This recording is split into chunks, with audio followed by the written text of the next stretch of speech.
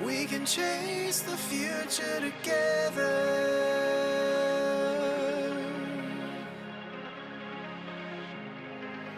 Tonight,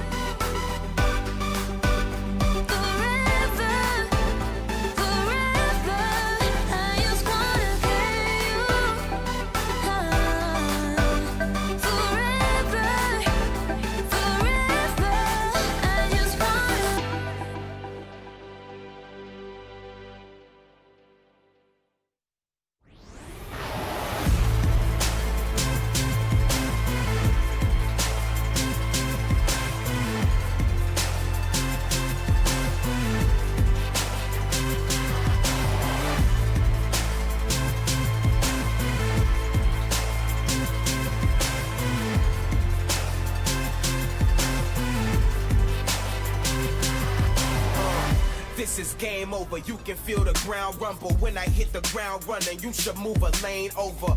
Rain holder, we don't run on the same motor. I'm a chain smoker, you a lighter to a flamethrower. I come from an insane culture, living like a trained soldier, just to make it a day older. No closure, remain closer to the days when I could feel the hunger pains I knew I would take. I made for this, and I ain't going out till I take it. What I came to get, I was made for this, and I will never lose, I'm the greatest. Just face it, I was made for this, and I ain't going out till I take it. What I came to get, I was made for this, and I ain't going out. I was made for this, and I will never lose. I was made for this. I feel colossal, choir sing the gospel. I can make the sky move, breathing through my nostrils. Sharks in the water, looking for imposters. You ain't in the bloodline, Prince in the popper. Stand between my digits, then you better be a comma. Leave you in the coma, you don't want no problems. Destiny designed us, made us for the finest. Born to be legend, long live your highness. I was made for this. I was made for this.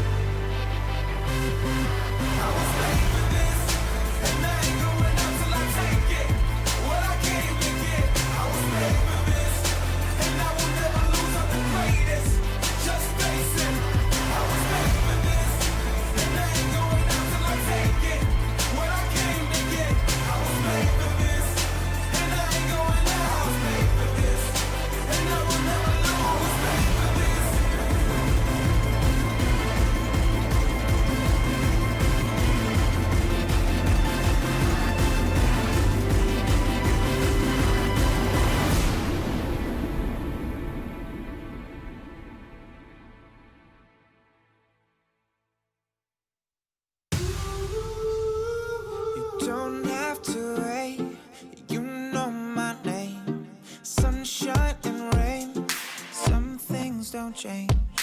Thinking about the days we were young, girl. Innocent in our ways, we were dumb, girl. But nothing really mattered. I could always count on you. Your touch will leave me breathless. Let me give it back to you. Back to you. Back to you.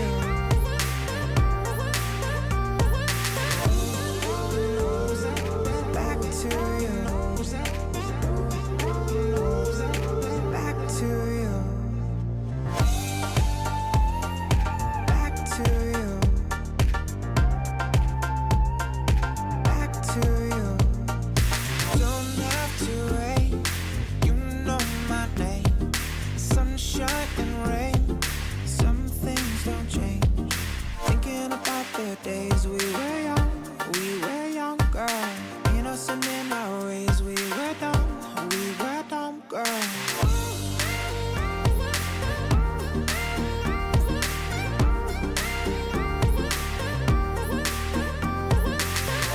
We were dumb, girl.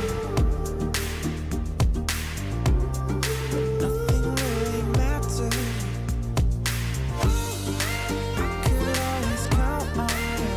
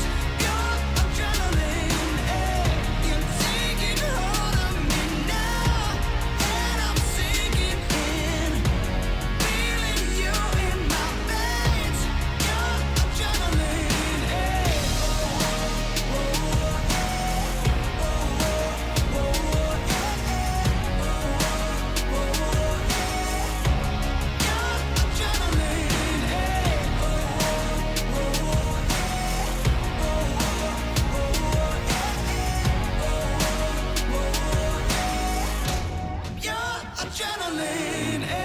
You take me to extremes, more than my wildest dreams.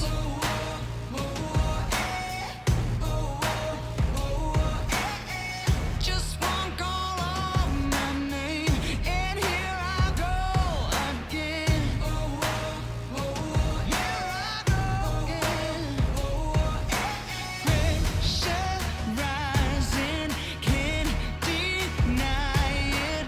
Body galvanizing, you know that I like it. You're taking over me now, and I'm giving in.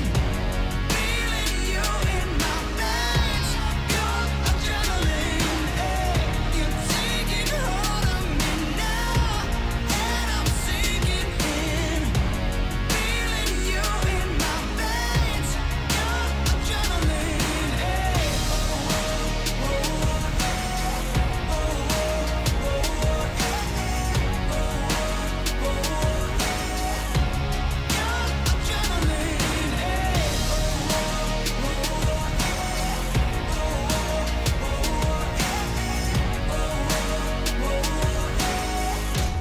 Your adrenaline, you're taking over me now, and I'm giving in. Feeling you in my veins, your adrenaline. You're taking hold of me now, and I'm sinking in. Feeling you in my veins, your adrenaline.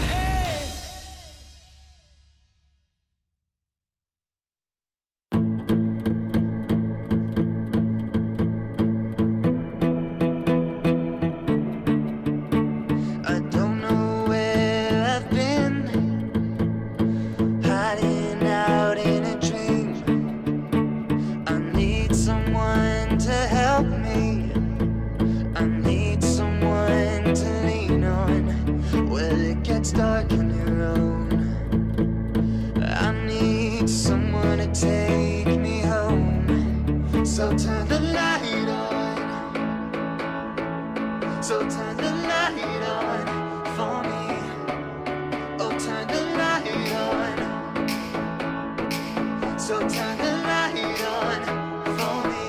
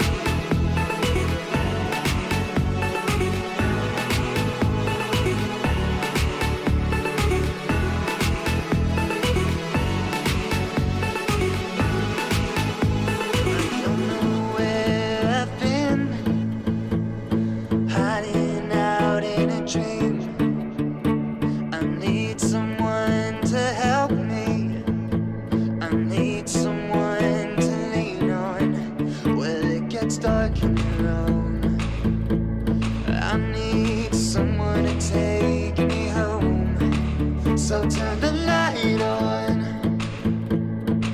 So turn the light on for me. Oh, turn the light on.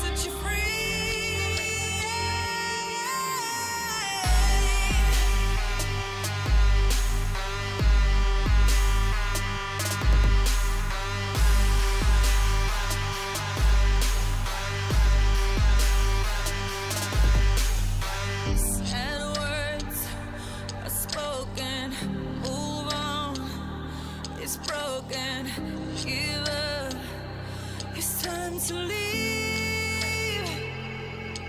I took the time to breathe, and now I see I'm just too good for you. You're no good for me, and I know what I need. So I'll set you free.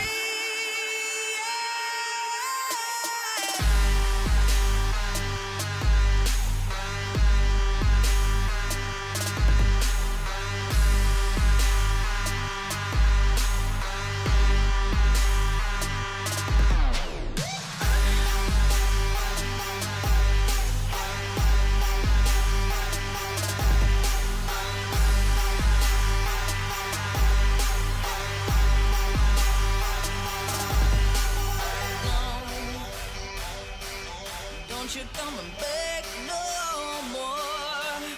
Oh no, 'cause I will never let you in.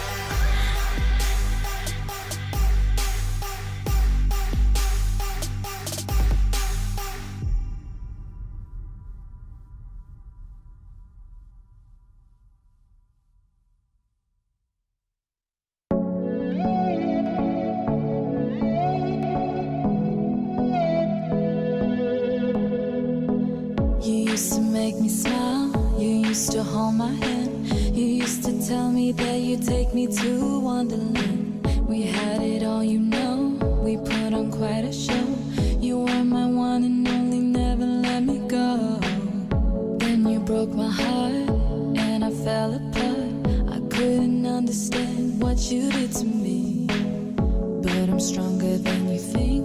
I'll make a brand new start, so don't come looking for a way into my heart. Don't come looking for me when the party's over. Don't come crying to me when the party's over.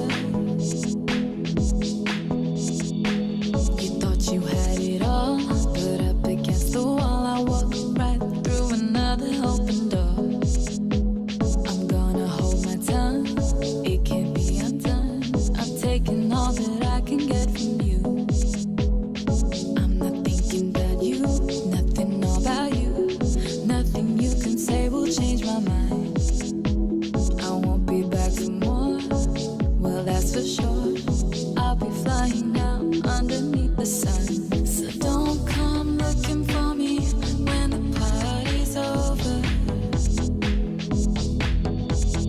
Don't come crying to me when the party's over.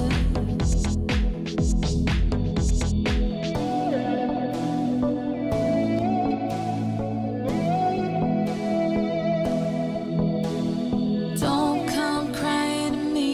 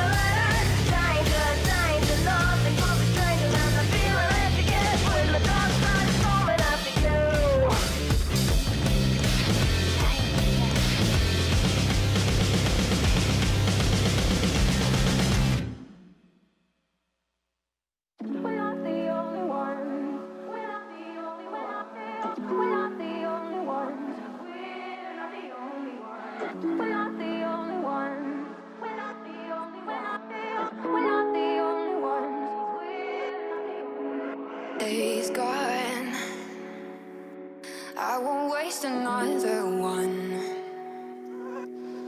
Oh, that darkness, it won't set me back again. Oh, I'm not asleep or awake. I won't let the future escape.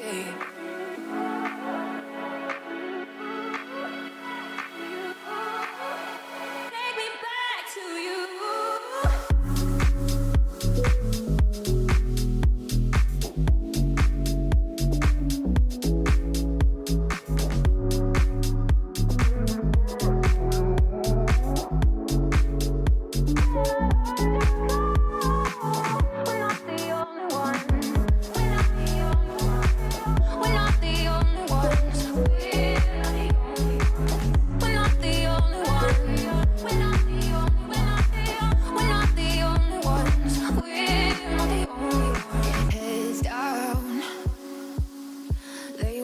Just shake the ground.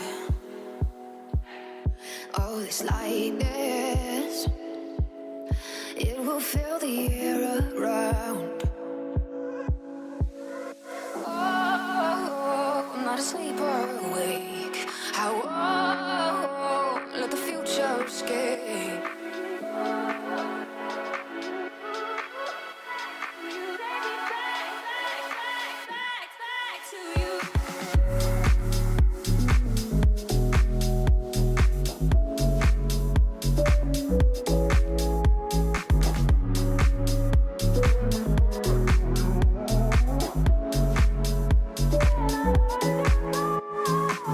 We're not the only one.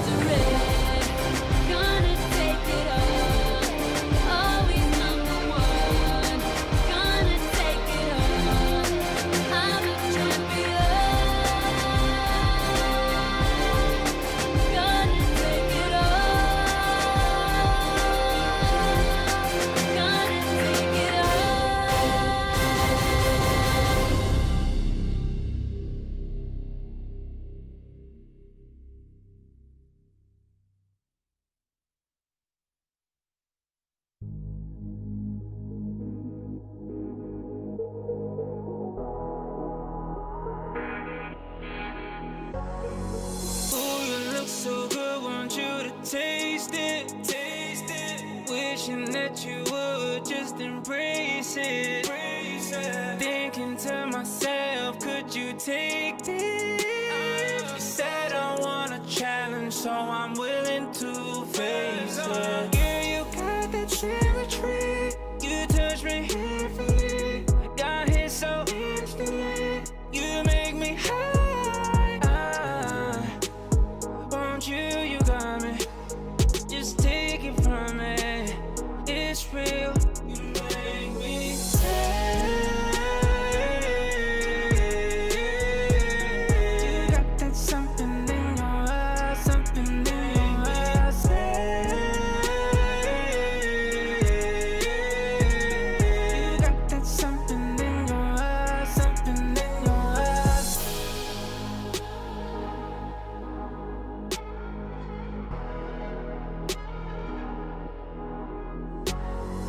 Give it to you right, there's no complaining. Have you climbing up these walls like you need saving? No, I don't care about your past and if it's tainted. She said I want a challenge, so I'm willing to face it. Girl, you got that symmetry. You touch me heavily. Got hit so instantly. You make me high.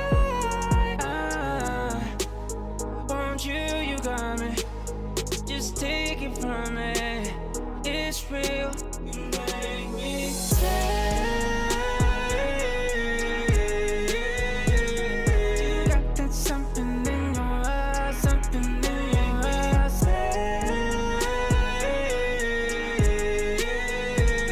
You got that something in your eyes, something in your eyes. You like it like that. Pleasure is pain, yeah, you're wanting to tap. Tell by your eyes, girl, there's no need to ask. You're so connected, don't wanna detach. You get me high, I don't wanna come down, and I mean it. Girl, you're the realest, want me to win it tonight. Is our secret, hoping you keep it. You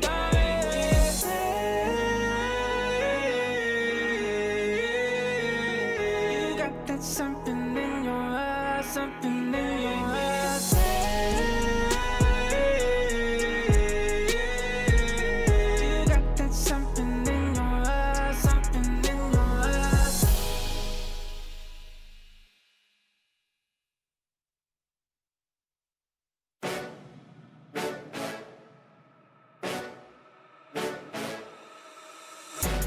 Body bad, that's baby mama. Pretty girls come and play in my arena. I'm so cocky with these bands, mucha bonita. She's so cocky with them hands, oh mamacita. Making money daily, it's a natural high. Focused on this walk, we're like a fiend day and night. Spinning bands, we don't see no price. Spinning bands, what a time of life. Wake up every morning and I'm counting on my blessings. Then I count the money cause I triple these investments. We stay lit and they mad, we don't care, get the bag. We stay lit and they mad, we don't care, get the bag. So let them lurk, cause we don't mind. So let them lurk, cause we don't mind. So let them lurk, cause we don't mind. So let them lurk, cause we don't mind. So let them lurk, cause we don't mind. So let them lurk, cause we don't mind. So let them lurk, cause we don't mind. Diamonds up, so let them lurk, cause we don't mind. So let them lurk, cause we don't mind. So let them lurk, cause we don't mind. Just let them lurk, cause we don't mind. Pull up to the spot and get them hype. My girl extra crazy, just how I like. She a ride or die, she here for life. If you cannot respect the code, then pay the price. Don't do drugs, it's a natural high. Making money daily, it's a natural high. Focused on this guapo like a fiend day and night. Spinning bands, we don't see no price. My team be the dream. Wake up every morning and I'm counting on my blessings. Then I count the money cause I triple these investments. We stay lit and they mad, we don't care, get the bag. We stay lit and they mad, we don't care, get the bag. So let them lurk, cause we don't mind. So let them lurk, cause we don't mind. So let them lurk, cause we don't mind. So let them lurk, cause we don't mind. So let them lurk, cause we don't mind. So let them lurk, cause we don't mind. So let them look, cause we don't mind. Diamonds up, diamonds up, so let them look, cause we don't mind. So let them look, cause we don't mind. So let them look, cause we don't mind. Just let them look, cause we don't mind. Let them look, cause we don't mind. So let them look, cause we don't mind. So let them look, cause we don't mind. Just let them look, cause we don't mind.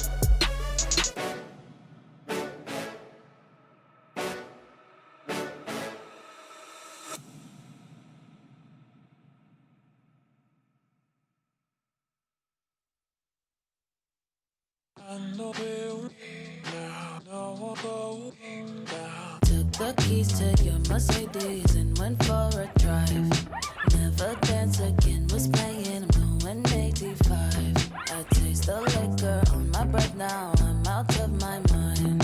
And you're the one who's burning bridges, so let's go for a dive. Got the gasoline, gonna make a scene. Standing on the edge of a cliff, I bet no one ever sees. You're dipping out on me, I got the receipts. I was hanging on the edge of the words you said, but I found your secret. Liar,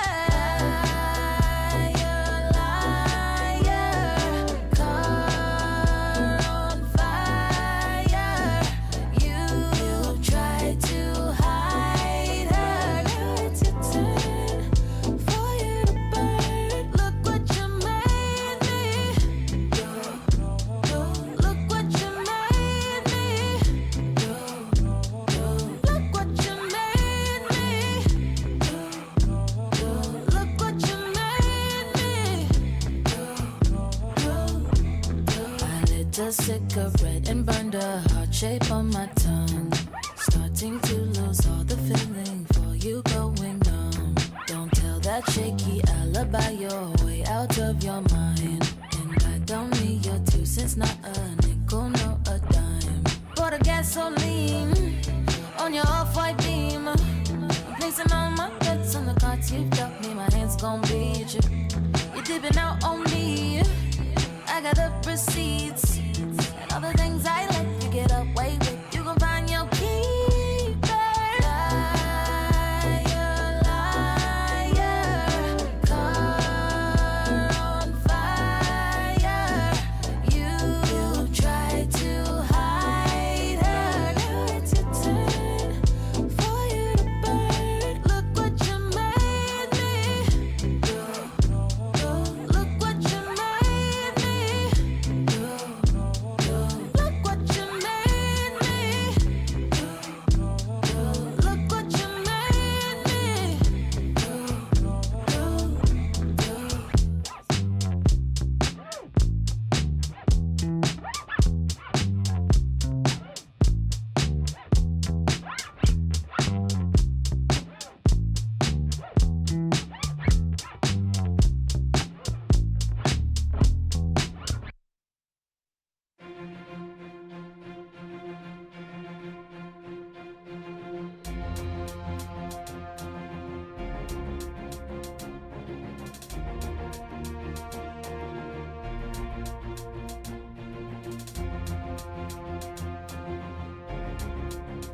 Yeah, picture yourself with your arm raised.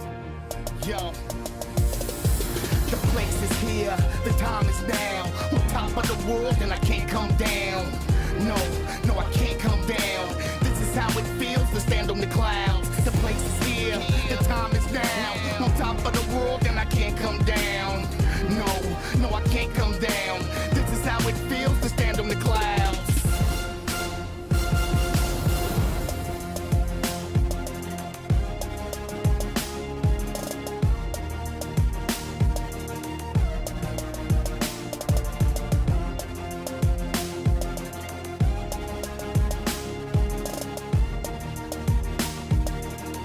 Yo, the place is here, the time is now. On top of the world and I can't come down. No, I can't come down. This is how it feels to stand on the clouds. The place is here, the time is now. On top of the world and I can't come down. No, I can't come down. This is how it feels to stand on the clouds. The place is here, the time world and I can't come down. No, I can't come down. This is how it feels to stand on the clouds. The place is here, the time is now. On top of the world and I can't come down. No, I can't come down. This is how it feels to stand on the clouds.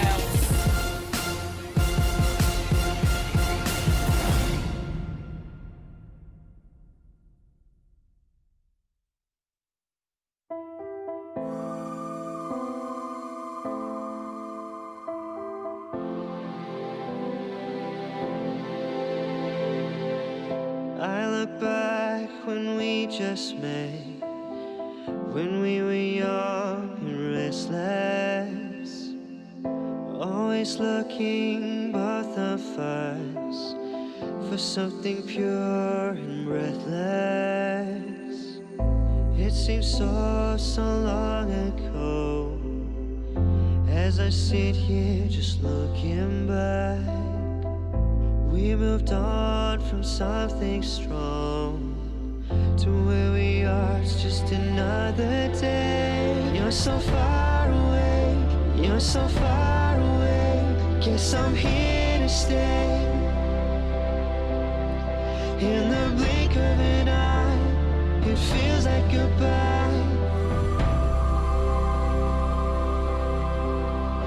You're the only one I'm feeling, the only one I believe in. But you're so far away, so I pray one day. In these worlds there's revelation. We are two, not really one. We live our lives in isolation of the friendship that has become. There's a wall that comes between us, 1,000 miles to overcome.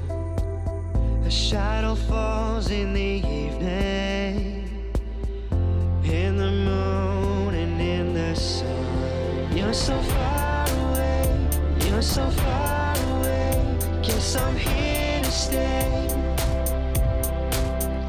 In the blink of an eye, it feels like goodbye. It feels like goodbye. You're the only one I'm feeling, the only one I believe in. But you're so far away, so I pray one day.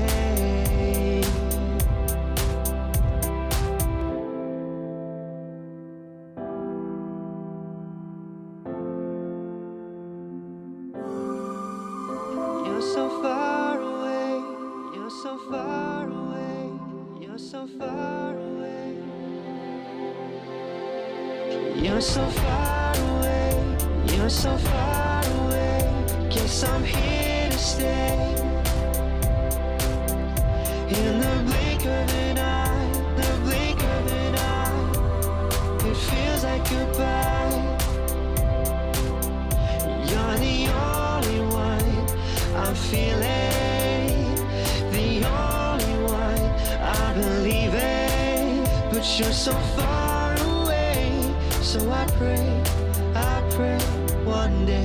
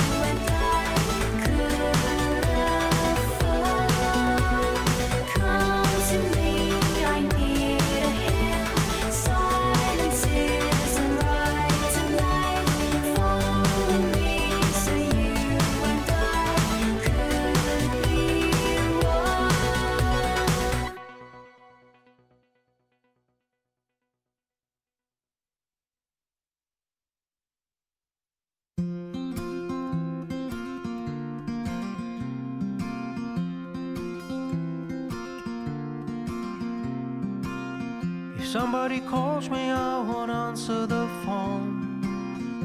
Feeling so lonely, won't you leave me alone? You think that you know me, but you don't know me at all.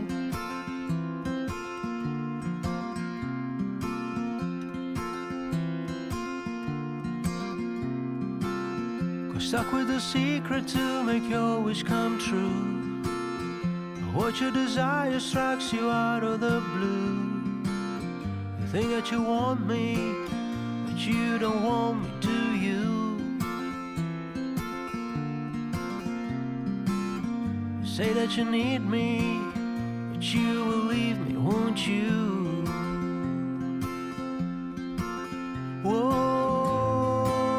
I'll be perfect for a day or two. Scratch the surface, dig it, why won't you? Why can't you?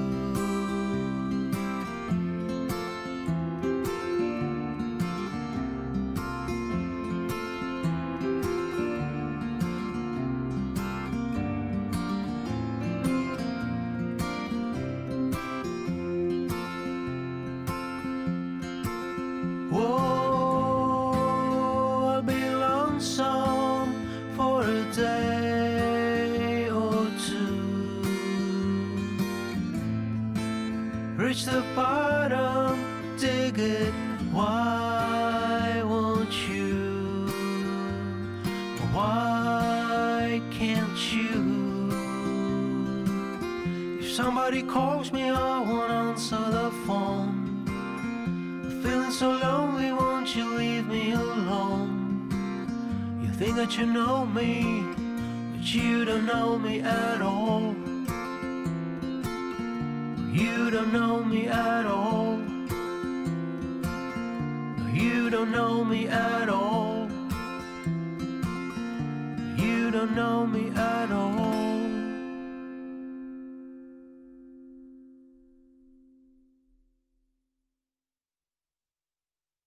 Yo, where my party people at? Aha.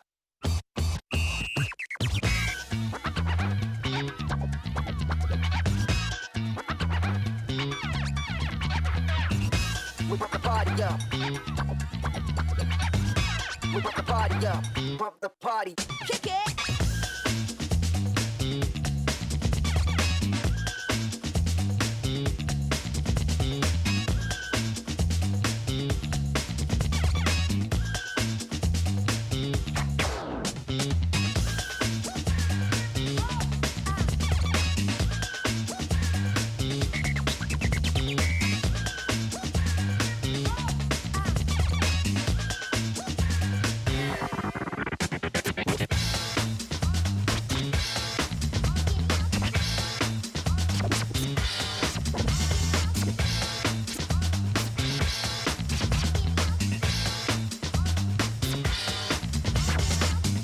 We pump the party up. We pump the party up. We pump the party up.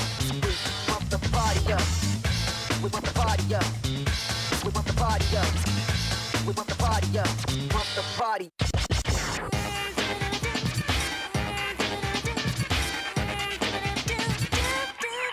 Get down.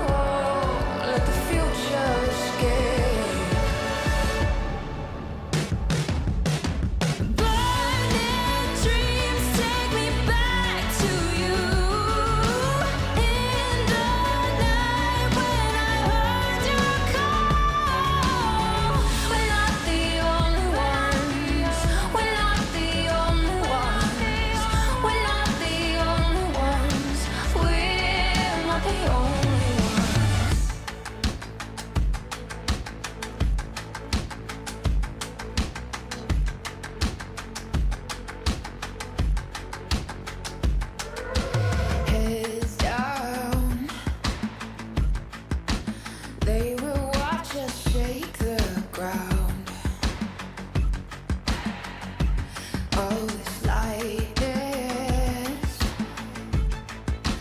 It will fill the air around.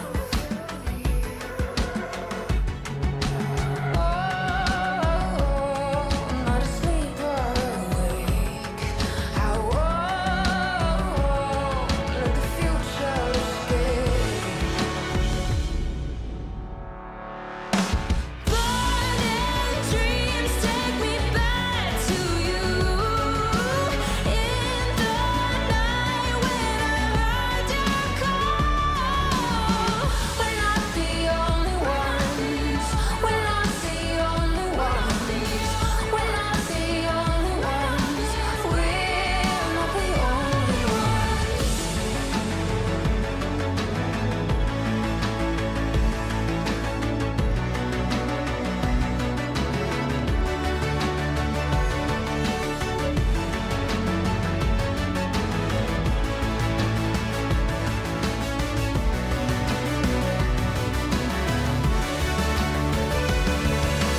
Burning dreams take me back to you. In the night when I heard your call. We're not the only ones. We're not the only ones. We're not the only ones. We're not the only ones.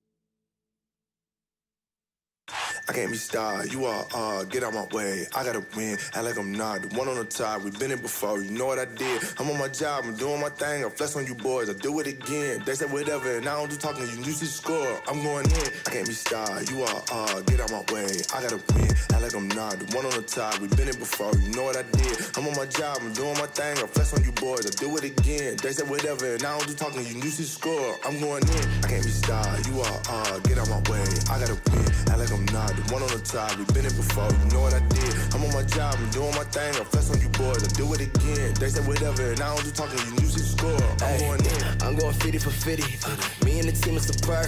I got it out of the dirt. I put it out of the ground. Everything on my own, Too cold to the bone, Top dog, I'm alone. Whole backtrack to the throne. Yeah, hey, look at the shine on the ring. Look at the ring, I'm a king. Look at the king in his court, it's a breaking report. I got time to make amends. Hey, time to get the win. Hey, flexing on you boys, working out again. 10 out of 10, dub yet again.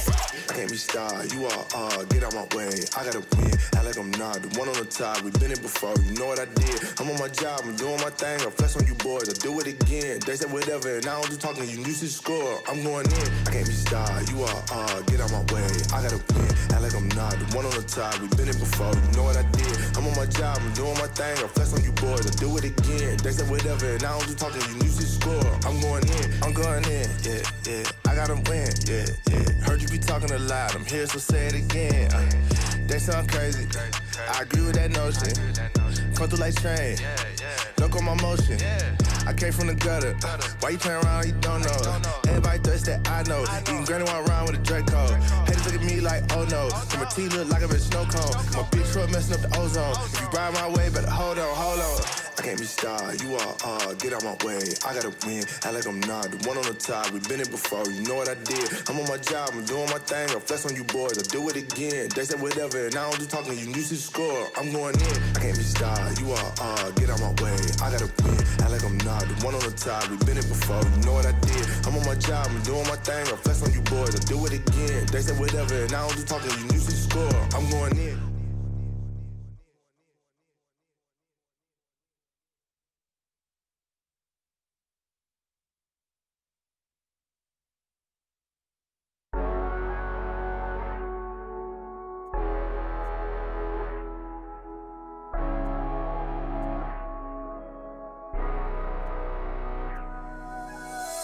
Ooh, girl, you look so good. I've been thinking about you lately. I'm thinking that we should. I won't say nothing, baby. Nah, where you been, girl? I say you looking hotter. You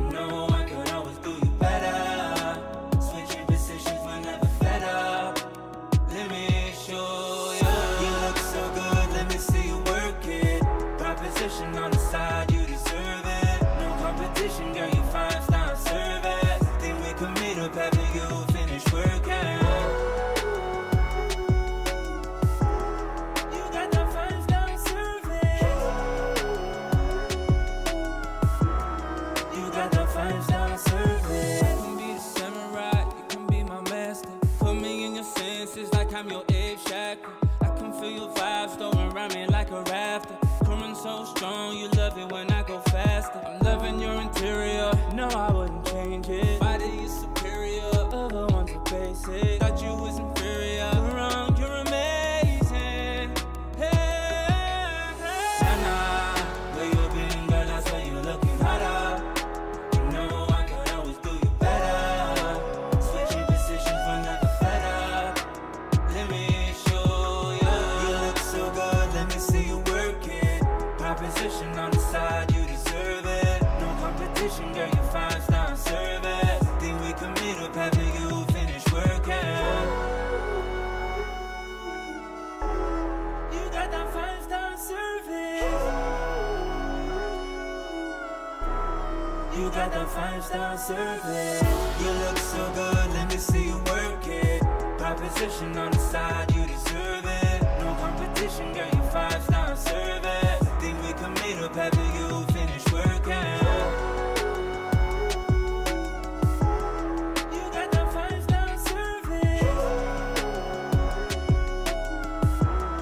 You got that 5-star service.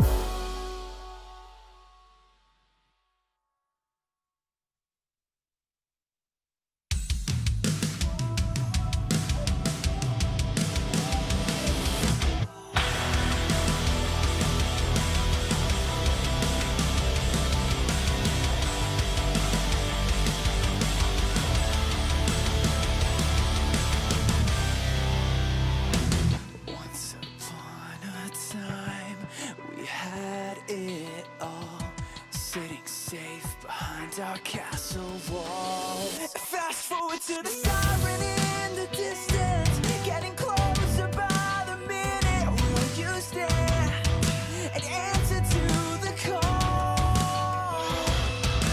Burn like a fire, willful and wild.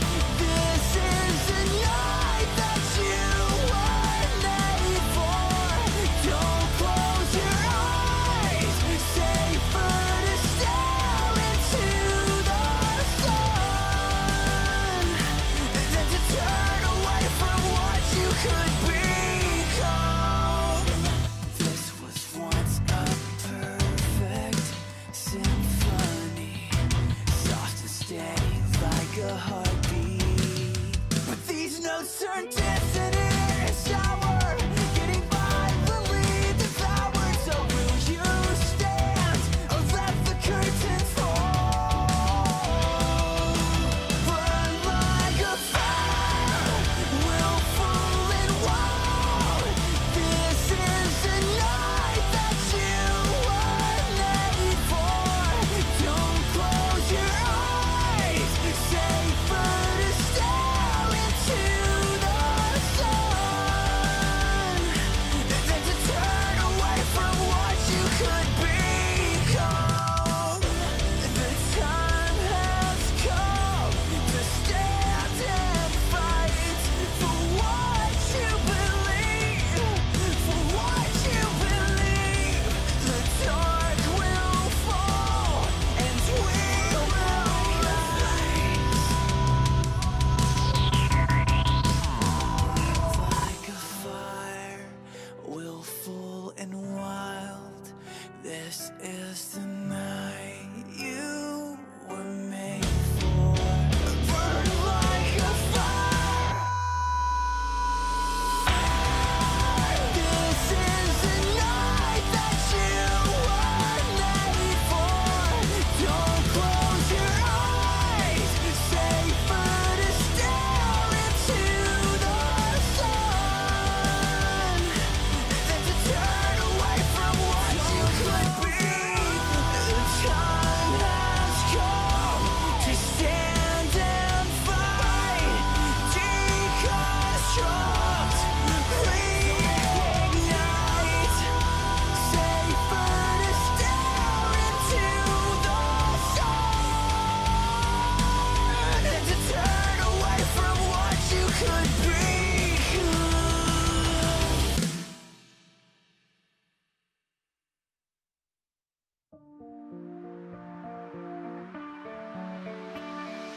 Once upon a time, you gave me love, you gave me lie, then you took it back. All I had, just like that.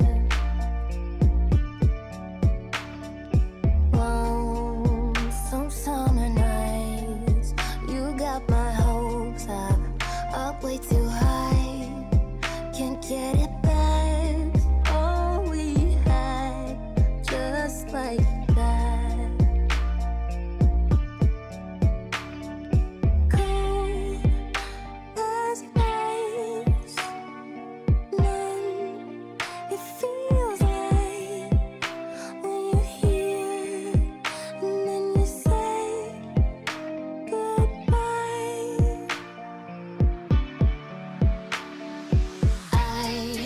I know better now than to let you let me down, let you let me down. I know better now after everything I found. You told me pretty lies, I let you let me down, but I know better now. Someone tell me why it's not enough. All of this time you took it back. All we had, just like that. Look me in the eyes, tell me how it was. We used to be so high, it fades to black. All we had, just like that. Cold as ice, numb. It feels like when you're here and then you say goodbye.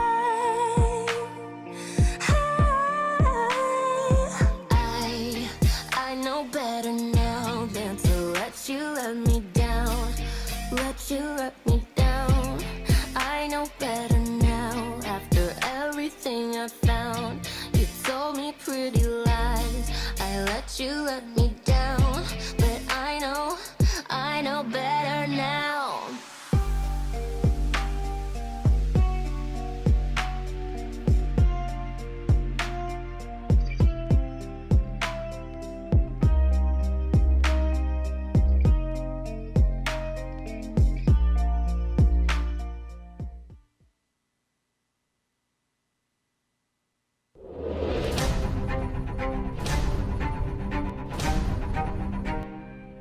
"夏季赛的 LPL 格局相较春天有了不小的变化，后起之秀们逐渐追赶了上来，经历季后赛洗礼的 WE 更加成熟，正在露出獠牙。自己也是被瞎子一脚踢死，Ruby 也被秒掉了，教主也倒了 ，W 要赢了。破而后立的威武也迸发出惊人的蜕变。令人绝望，太厉害了，令人绝望的一场比赛。反观以往强队，在新赛季则稍显坎坷。新科冠军 JDG 状态有所起伏，春天领跑的 IG 和 E-Star 不复之前的统治力。刚刚在季中杯完成交手的滔博与 FunPlus 再度碰面，滔博延续了强势的表现，给出了当前版本的最优解。被一个终极爆弹的尾焰给收掉。反观 FunPlus 从季后赛一直在不断调整与适应版本中，不过别忘了，除了团队联动之外，扬长避短也是 FunPlus 的拿手好戏。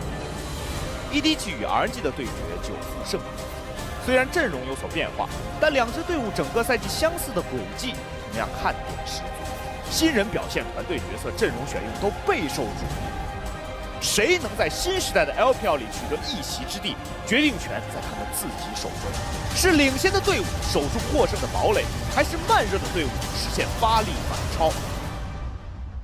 赛季的后半程会给你们答案。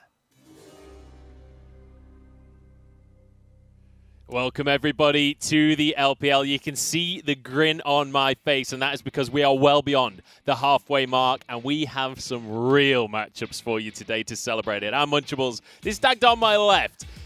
And boy, do we have a day for everyone, Doctor. I cannot wait for today. We both saw it on the schedule coming up, and we looked at it and went, hang on a second, DMO versus Rogue Warriors right down at the bottom, and then we got top versus FPX right up at the top as well. We got the worst versus the worst, Yeah. the best versus the best. Whatever the results are, it's going to be a fiesta today, boys and girls. First off, though, there's been a couple of days without an English broadcast, so let's recap what happened during that time. FPX, the team we're going to be talking about later, lost to Vici Gaming, Doctor. Yeah, I'm not quite sure how. I think a lot of people are confused and concerned by that one because it was all gone a bit topsy-turvy, and then FPX forgot that Elder Dragon existed and ended up giving over that win to Vici. Yeah, we'll talk more about that later on when FPX are coming up, but that was a weird one. We then saw JDG manage to finish off a series against LGD, a somewhat expected win for JDG at this point, who are looking like a top team once more. And then as we moved towards Friday, we had a little bit more expected results in the end, but not necessarily the smoothest journeys to get to them. Exactly. Sometimes it's more about the journey than the end goal. And for BLG, look, they look great in their series against OMG. IG, though, had one of the craziest endings to Game 3 I have ever seen, with attempted backdoors and people trying to stop recalls and all the sorts of shenanigans you love from an IG game. It was exactly what you want out of an IG game. Yeah. If you missed it, go back and watch the highlights for Game 3 because it was bonkers. But when we look at the standings, take a look at your top 4 because this split has been topsy-turvy. But once again, we're here with Top Esports up there, JDG up there, Invictus Gaming up there. But also, we have a 4-way tie for first place right now, which is absolutely insane. As you can see, 7 wins across the board there. And Top Esports are the ones that are sitting at the top because, honestly, they've just played less games. So we have to see as we start to move forward if they can keep that undefeated streak going. That will be the question for Top Esports, but when you look towards 16th and 17th, that's where my eyes are headed because our first series of the day, it's DMO against Rogue Warriors. And you know you're a true LPL fan when you're coming for this series because you know what? It's not going to be clean, Dagda. It's not going to be perfect League of Legends. But it is going to be an absolute banger. It is going to be one of the craziest, most fun series. I think that's why we were both so excited when we saw this one. We were like, right, we're in for all the crazy shenanigans that are going to happen. And then obviously later today, we got the match of the week and honestly, potentially the match of the split. Top Esports against FPX, rematch from the Mid-Season Cup. I cannot wait to jump into that one. But first, let's jump into DMO versus Rogue Warriors. And this is a matchup that, as we just said, I'm exceptionally excited for. Not because I think it's going to be the best League of Legends I'm ever going to see, but it is going to be the most fun League of Legends I'm ever going to see. And let's start off by talking about kind of where we stand here, because we've got 2 different versions, but this is definitely the 2 worst teams in the LPL. I'm not going to sugarcoat it. It's just the way it is. It's 16th against 17th. It's the battle for the bottom. And I don't know if you guys have seen The Simpsons, but it feels very much like this, the Simpsons monkey fight where they're there, they're circling around, people placing bets. And that's it. It's like, you know, we've got a couple of knives that have been given to these guys, and they're trying to figure out how to use them. And every so often, we see, okay, they actually have got a swing. They've got some stuff working for them where DMO can look absolutely amazing in the early game and take some games against the likes of Invictus Gaming. And you have Rogue Warriors as well, that sometimes their magic just works. It all comes together beautifully and they can take a game, but a series is not quite there yet. Yeah, I mean, we're talking about monkeys with knives here, but when it comes to the junglers specifically, it feels like they're carrying machetes because those guys are the heavy hitters of this matchup. And part of that comes down to the hyperbolic bench that Rogue Warriors seem to have for themselves, because every time a player from Rogue Warriors gets benched for a bit, they seem to come back indefinitely stronger. We got Harrow, who went out, came back, suddenly he's the best player on the team by far. Lei was pretty much running it down to start the split off, got benched, came back, suddenly is a god. And they're still trying to do the same here today, where we got Woomin stepping in for Ruby, we got Crazy in for Holder, but I want to talk about Lei, because him in this game against Vici Gaming looked absolutely insane. He came in, he was doing the old regular of setting Harrow up for these plays in the bottom lane, but his confidence in his Thresh play was exactly what I wanted to see. Hook after hook landing, flash hooks, these massive plays that set up Rogue Warriors to nearly be able to take down Vici. And I want to see the same here today with Lei having the same confidence. You can see it here, this flash hook straight onto the team of Vici and setting up Rogue Warriors for exactly what we want to see. The crazy thing about it is it's not just like the confidence, it's also just executing it. These hooks are like heat-seeking at this point from Lei. So if he can get the Thresh, that's going to be huge. The big question mark for Lei, though, is when he's not on the Thresh, sometimes there's something to be hoped for there. So we'll have to see how the draft goes for them. But I want to talk again about Harrow and against his opponent here, because Rogue Warriors and DMO are both teams that are very much driven by their junglers. They very much are. Xiaopeng has been the fire starter for DMO, where he'll play heavily towards Twilight in that mid lane, play a little bit towards Chili's in the top side as well, but certainly he's about these early ganks, he's about setting up his team for success. And when they get a lead, DMO are actually very capable of running away with the game. We saw it against Invictus Gaming, and maybe we can see it here against Rogue Warriors. When we look over at that Rogue Warriors roster though, Harrow is very much more about getting in, either playing through this bottom side and getting himself nice and fed, or he can also get in aggressive, start to move in towards the enemy side of the jungle and make some plays to, again, work in tandem with Lei to set himself up for success. Yeah, Harrow has been doing a lot to work with Ruby as well to set these plays up around the mid lane, trying to get these 2v2s, and also just, I mean, we could see here, going so aggressive into the jungle, just when he has an advantage, that's the thing, he is going to push that advantage as far as he possibly can. Yeah, and that's why all eyes are going to be on Harrow, but also on Lei when we come towards Rogue Warriors, and Xiaopeng when we look at DMO, because I think whoever gets control of this early game is going to just snowball this completely out of control. Both these teams like to get down and dirty, they like to scrap, they like to fight, whether they want to or should be. I want to add a caveat to that, because Yeah. whether it's a snowball or not, it ain't going to be clean. No. Like, these teams are not the cleanest in the LPL, so anticipate a fiesta. We're heading over to the arena, and we're going to start things off here talking about DMO. DMO technically the favorite coming in here. They're in 16th place, which means they have a series win. It was a 2-0 against EDG that they managed to grab for themselves.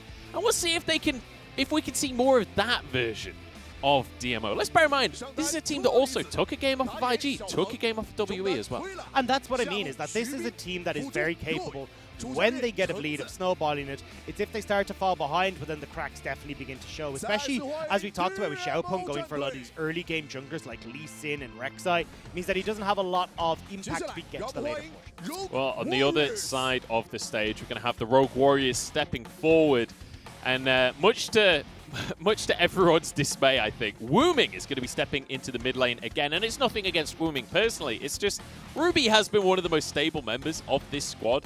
I'm surprised to see them shifting mid laners again after they've committed to Ruby for basically the whole split. Well, look, we talked about the hyperbolic bench. It's about training Ruby up in the background, but still bringing Wooming in. He's a different style of player. We obviously know Ruby for his Azir. When we look over towards Wooming, it's more about the likes of, he's a big Yasuo player, a lot of Zoe, but also has got some Galio and stuff that we saw back. Yeah, we'll see if the Yasuo is going to come out. I've got a feeling that may be for a different day. But, you know, I've been wrong before, and I'm hoping I'm wrong. I'd love to see it. He's an insane Yasuo player, but Yasuo not exactly currently in the meta, but we'll have to wait and see. Harrow likes the Gragas as well. If you think back to spring, Harrow played a good amount of Gragas. I'm just saying there's a chance, okay? Yeah.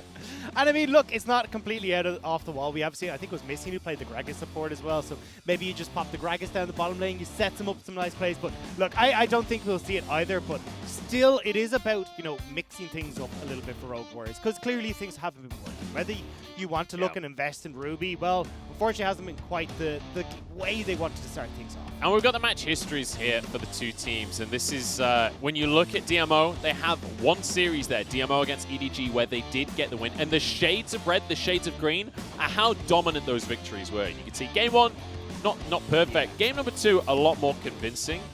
And we've not really seen that version of DMO much. We've seen them against Suning as well. Game number two of that series was a really, really convincing win. And it's like, when we see it, it's glorious. Yeah. It's just, we don't see it very often. And I think that's why, like, in my heart, I want DMO to do well, because you see these flashes, you see these moments of Twyla looking great in certain moments with, like, his Syndra or his Cassiopeia. You get to see Xiaopeng an awful lot of the time looking absolutely fantastic, getting these early ganks off and setting the team up for success. And even Chalitza looks great on his Wukong, but it's a case of getting that consistency there for the squad. Well, we're into Champion Select, Dagda. We're getting this series underway. It's 16th against 17th, and I am ready to get this one started. All of the mid lane bans, though, coming out from DMO here, they do not want Wooming to have a good time. They really don't, and especially when you know that it's Wooming stepping onto the stage. He has played once the split, did play the Azir, but definitely, obviously, newer to the stage, so just trying to make him that little bit uncomfortable. Yeah, we saw Rogue Warriors kind of mixing it around right at the very start of the split, and then they committed to Ruby. So we'll see what Wooming's going to be able to do with all these bans. But Shubin locking in the Ashe to start things off, and immediately Holder answers with a Wukong. Yeah, it's going to be a nice pickup there for Holder. He very much, on Rogue Warrior side, likes to command his first pick coming in on red side. But in this case, I mean, it does mean you still have to pick up that AD carry in the second rotation. And Haro's going to get his hands on his favorite champion at the moment, which is that Graves. Yeah, the Graves going over. In the meantime, Xiaopeng answers with his favorite jungler, the Lee Sin. So very much comfort across the board. And Twyla, one of his signatures, the Cassiopeia. This is all just exactly what you'd want for the two teams. I thought we'd see DMO go for something for Yue, though. I wanted to see something like a Thresh or something along these lines to set up that play in the bottom side. I know Yue's been playing a lot of Braum, and maybe they want to go for that Ashe Braum lane, but now you're kind of leaving Rogue Warriors to at least ban away things like that, and you can still go for... Oh, actually, if you go for the Karma here, your AD carry pool is going to be pinched pretty heavily for Rogue Warriors. Yeah, I mean, Ruby has played 3 games of Karma so far this split, so it doesn't surprise me to see them putting Wooming in a similar position to what we expect from Ruby. One important thing to mention is this Wukong pick was a high priority for both teams, so now in the ban phase, Rogue Warriors can try and work around that. Yeah. So I'm actually looking at the champion pool for AD carries that are left open. You still have the Kalista, you still have the Ezreal as well. So I mean, you can still go towards, even if those two are banned away, something like the Kai'Sa, or even we've seen Zhang Wuji bring out the Lucian to mixed success, but we've still seen it. We could see the Vayne. Yeah. All I'm saying is he's an old Vayne one trick. I don't expect to see it, but it would be hype. If there's a series to bring it out, this is the one, right? Do you really want to bring it out against an Ashe, though? Where it's like, okay, I'm getting hit by every volley. I can't move. It's not going to look as pretty, but here, look, we are seeing anyway. Yue is going to have his Braum banned away, so we're talking about the Ashe Braum lane being very strong together. The slows are obnoxious. It looks like DMO are still going to leave open the likes of the Ezreal and the Kalista here. So, I mean, not the direct bans that I thought we'd see go towards Zhang Wuji. Yeah, you'd expect maybe the Kai'Sa to come on through here. Kai'Sa's banned. It's still Kalista and Ezreal. Oh, sorry, yeah, the Kai'Sa was banned. So we'll have to see where he goes with this one. Also, things like the Misfortune, we've seen a bit of. Oh, so Xayah is pretty good right now. Like, we've seen inklings of this in solo queue. We've seen a couple of people leaning towards it. We've yet to really see it in the LPL. And you also haven't picked up your support yet, so you can get that Xayah Rakan bot lane, which is why I think Leona would be a really good pickup here. But this is actually something that I've been waiting for a little bit of time to come in. On patch 10.8, they changed the numbers on her feathers, so then they went from dealing 5% damage to 10% damage on all the extra ones. And as well, then her ultimate got a massive buff as well there a little while ago, so the ultimate ends up dealing about 125 extra damage, which that's is the key pretty thing, right? insane. It's no longer just a defensive ultimate. You can use it a little bit more aggressively now. So we'll see how that's going to impact things. The bans, though, for Rogue Warriors did not focus too hard on Chalitza, so he's going to have that Volibear. It's been a comfort pick for him. He's already played it 4 times this split. So Chalitza going to have a more than comfortable matchup up in the top lane. And now we have to see what this support is going to be for late, because let's bear in mind the Karma is still a flex. It is, but I'd like to see the Rakan here. I know it kind of sucks the lane that you're in against the Leona. It is a counter, but at the same time, I think you offer such a strong team fight, and the buff that you get in lane is massive. But looks like Lei may want to get his hand on his Thresh once again. It's one of those things where it's like, sure, Xayah Rakan's really good, but we got Lei, and he's really good at Thresh, and he kind of runs it down on other supports sometimes, so just get him Thresh. Well, the thing here as well is that it sets up beautifully for bottom lane plays, because you've got so much CC that can come through for both the Thresh and the Xayah. Then you can have that Graves come down once again. So it feels like Rogue Warriors are very much tending into their game plan of playing towards that bottom side. And now you've got a crit AD carry that when you get those 3 crit items, can work really well with this Karma to just fly those feathers everywhere. And then that big buff that we talked about in patch 10.8 where you do the extra damage off your feathers can make such a massive difference in these team fights. Yeah, the only minor concern I've got for the side of Rogue Warriors is the fact that they have a ton of AD. There is very little AP damage there. With Karma, obviously, it's going to offer some, but she's not primary carry. On the other side, though, huge pick competition coming out here for DMO when you've got the Ashe for the engage, you've got Cassiopeia that can follow up, you've got a Lee Sin, a Volibear. They're more than happy to push the envelope during the mid-game.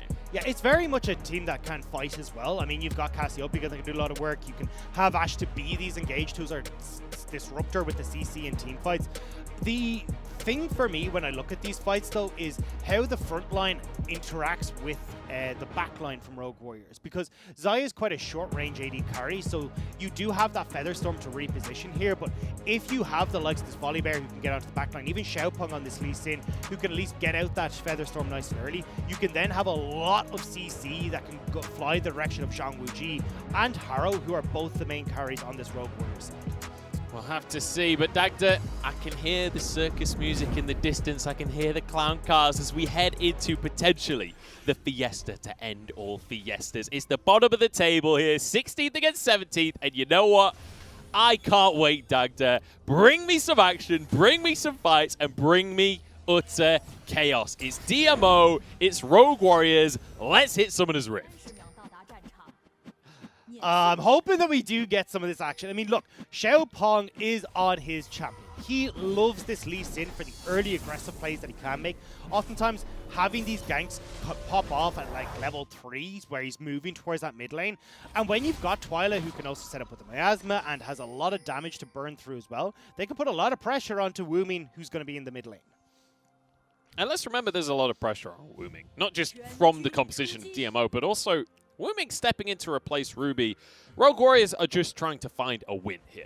They don't have a win this entire split so far. They are 0-8 right now. Another loss pretty much puts them out of the running for playoffs. So ultimately, they're just looking for anything. And Wuming now has to try and be the answer to that riddle. And it's a tough riddle to crack. Especially when you look at the lane situation for Rogue Warriors. Look, Holder's in a pretty terrible matchup. He opted into this Wukong, but the Volibear did really well, especially with press the attack, because he's got a bunch of mixed damage, which means the Stone Skin from Wukong doesn't do as well. Plus, Volibear just hits like a truck. So, still, we're going to see how Chalitza can look to punish that and work to set up Xiaopeng for these plays on the top side. And already, you can see at least Wuming pushing in. But I imagine Xiaopeng, who's already starting to hover, will put a lot of pressure towards this mid lane. So Leona going to have a lot of strength in the laning phase. Lei going to pull him back in to try and extend the trade a little bit, but bear in mind, Xayah needs a couple of items before she really comes into her own strength. Well, it's level 3 as well in this bottom lane, because you want to have access to your Q to put down more feathers, W for the attack speed, and E obviously to pull those feathers back in and get the root, get a bunch of damage off. So definitely you're looking at Zhang Wuji having a bit more control around that level 3 mark. And as well, Lei is actually really good against this Leona from UA. You can play that engage, you've got that lantern to reposition, but you don't even have to worry about repositioning Zhang Wuji as much, because when you do hit that level 6, he's got his own Featherstorm. The Thresh versus Leona matchup always going to be slightly in favor of the Thresh. Chalitza going to be just trying to, I guess, get some deep vision there. He didn't place any wards. I think he was just checking if Krugs was up to make sure that he knew where Harrow is going to be around on the map. Now he knows Harrow's probably on the bottom side, so he can continue to be as aggressive as he wants. It's also to set up Xiaopeng to decide which Rift Scuttler does he want to go for, because he wants to try and avoid Harrow on these early Scuttlers. So at least knowing that that Krug is still up, and also kind of baiting out that maybe he's placed a ward. You don't know for certain on Rogue Warrior's side, so it could be that he's able to hold on for a little bit. Yeah, there you go. This is why this is a Volibear favored matchup. There is very little Holder can do about that one. So Xiaopeng? Oh, hang on, he follows the Q. And he backs away again. Okay, I got a little bit more excited than I needed to there, Doctor. Well, you don't, because Yue's now going to get caught. Oh, hang on, here we go. Leona is tanky, though, so he's going to be able to soak up a lot of this damage. Knight is ticking away, though. One more auto might just finish the job, but the flash keeps him safe. Lei jumps on in with a lantern as well. Wuji's low, though. Flashes out to safety, and Xiumin can't quite finish the kill. So damn close, but so far. And somehow it's DMO that ended up getting caught out. They are the ones who opted into this play to try and go for the Rift Scuttler. I thought Xiaopeng was just going to try and avoid Harrow at this moment in time, but instead ends up baiting Xiumin and Yue into that river. They get caught out by Zhang Wuji and Lei, who could already transition. And you see there the difference when you hit level 3. Zhang Wuji and Lei are just stronger. So I'm pretty sure in the meantime, Wuming died to Twyla as well. Xiaopeng has been found here in the jungle, but they're ready for another fight. Teleport comes on in. This is the fiesta that I wanted. Chalitza hooked in. Wuming following up here. Xiaopeng is here as well. They've committed teleport, so they're going to go for this fight. Shield comes through. There's a Sonic Wave. Doesn't have kick yet, obviously, so can't really commit to this one. It's 4v4. Let's just bear in mind, Herald doesn't even exist yet. There isn't much of a reason to fight, but they're going on to Xiaopeng, and Holder's found himself a kill. Now 3 members strong for DMO as they're getting chased on down, and Twyla might be the next one to fall, but a shield there means Wuming could be in trouble himself. Twyla falls as does the enemy mid laner here. Chalitza walks back up to the top lane. Rogue Warriors win again. Oh, I love this series already. I mean, look, who wants a Rift Herald when you can get 2 Rift Scuttlers? That's true. the main thing here. And it goes to Harrow anyway, so DMO are just overextending so much. And just look at the summoner spells. There is a smite and a flash on the side of Rogue Warriors. There is a smite on the flash on the side of DMO. Yeah, so this is the replay you were talking about where Xiaopeng and Twyla do go on to Woomy, which is why you see that delayed reaction to everyone from DMO trying to get down to help their bottom lane. But it does mean Rogue Warriors, at least at the moment in time, 4-2 in kills, have a 600 gold lead for themselves. And I mean, they're looking, at least at the moment, like their game plan is in much better shape. Harrow's got 2 kills. He's going to be accelerated and be able to play super aggressive now against Xiaopeng and could possibly pick off Chalitza with no summoner spells top lane. They're going to try and find themselves a little bear in the top lane. Chalitza won't find a picnic for himself, and Holder forced to flash. Good effort there, honestly, by Chalitza to turn it around. I was very close. If that Sky Splitter had actually connected with Chalitza, that shield that had come through and that extra damage onto Holder could have been enough to kill him, but does manage to step away. DMO, though, will respond with Dragon on the spot. So let's just bear in mind like what the strengths are for these two teams, because when we talk about Rogue Warriors, the thing that makes them a team that you can never quite underestimate, like they're 0-8 in the standings, and I never count them out of a series because when the game comes to sheer chaos, that is exactly where Rogue Warriors thrive. So far, Dagda, all we're seeing is chaos, and Rogue Warriors are the ones that have found themselves a goal. And look, we said it was going to be through the junglers, right? And so far, Harrow has had a far bigger impact in these early skirmishes, which is setting up Rogue Warriors for success. And honestly, I prefer Rogue Warriors' composition when we hit the late game. You've got a crit AD carry, you've got Harrow on this Graves as well, double AD carry set up by Karma. That is so strong, plus this incredibly strong engage with Lei and Holder. So I think DMO will have their work cut out for them, and if they continue to fall behind, and if Twyla is not able to be that big late game carry, well then it should be Rogue Warriors able to run over DMO. Well, Harrow's been spotted out there by Shubin, so we're talking about how the junglers are the ones leading the charge. While DMO know where Harrow is, they shouldn't necessarily opt into these fights. There's a smite from Xiaopeng to secure his Raptor there. I wasn't sure how hard these two teams are going to commit, because here's the thing. They fought without a Herald. They're definitely going to be willing to fight again for not much of a good reason. Let's bear in mind the first Drake was already taken. It was an Ocean for DMO, so there is no Drake on the bottom half of the map right now. It's about setting up for me, though, a future play. Rogue Warriors now have a lot of control when it comes to vision on that bottom side. They can spot out what DMO are going to be doing. And with Harrow now playing towards this bottom side, he can work with Woomin to either have Woomin come back to lane and move down into that bottom side. I honestly feel like watching games like this, Dagda, this is really why I came to China. These are the kind of games that I actually want to cast. Like, a lot of the time, the top teams are actually playing a lot slower these days, a little bit more calculated, actually thinking about macro and things. I'm not interested in macro.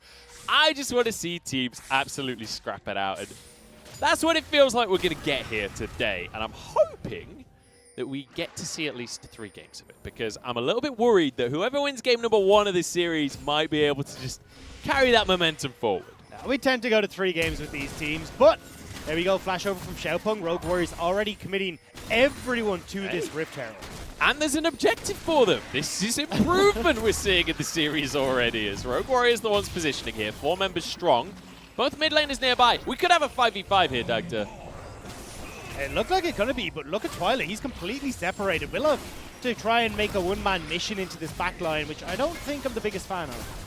Here's a Cassiopeia, so there's always potential with that ulti, and there goes an arrow as Lei finds himself a hook as well as Twyla pulled in, but he gets a 2-man stun as the rest of the team cleans things up. Knockups from Holder here, but it's a double kill over to Wuji, and now the chase down as Rogue Warriors. They got the Herald, they're looking for the fight, but there's an Ignite ticking. Triple kill for Wuji on the Xayah, and Lei survives. Lei survives, Holder survives, everyone on Rogue Warriors survives, and you talk about it right there.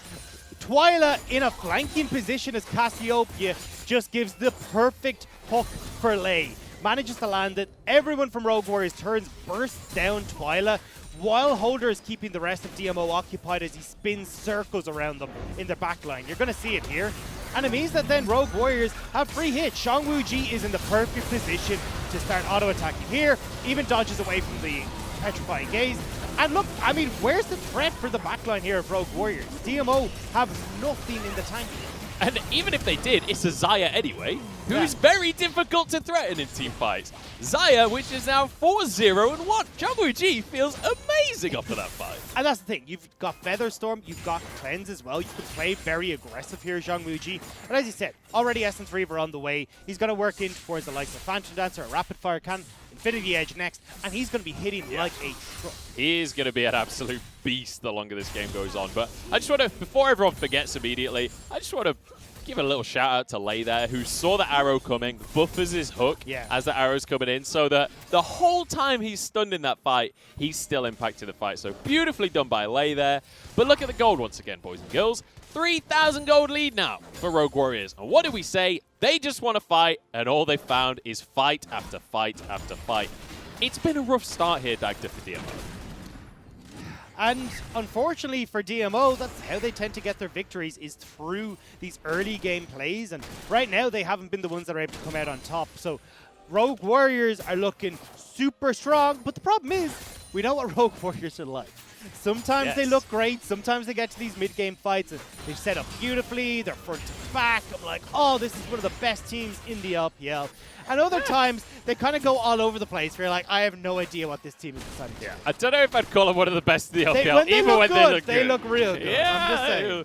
I don't know. I need to see a win on the board before I'm willing to make any crazy statements. But one thing I do want to mention about the draft specifically here is we talked about the top laners. We talked about this Wukong being not just a really great pick for Holder, but also a takeaway from Chalitza. Well, when all we're going to do is team fight all game, the fact that he's against a Volibear in lane doesn't really matter that much. And honestly, at this stage, he's 2-0-3. Like, the thing is that, yes, Chalitza is going to have a lot of impact in the early to mid stages against Holder, but he's getting to the point where he can just hold his own off of the sheer extra gold that has been punked into his pocket. So right now, it's not like it's just straight up, oh, well, Chalitza wins out in the side lane, let's try and play through that.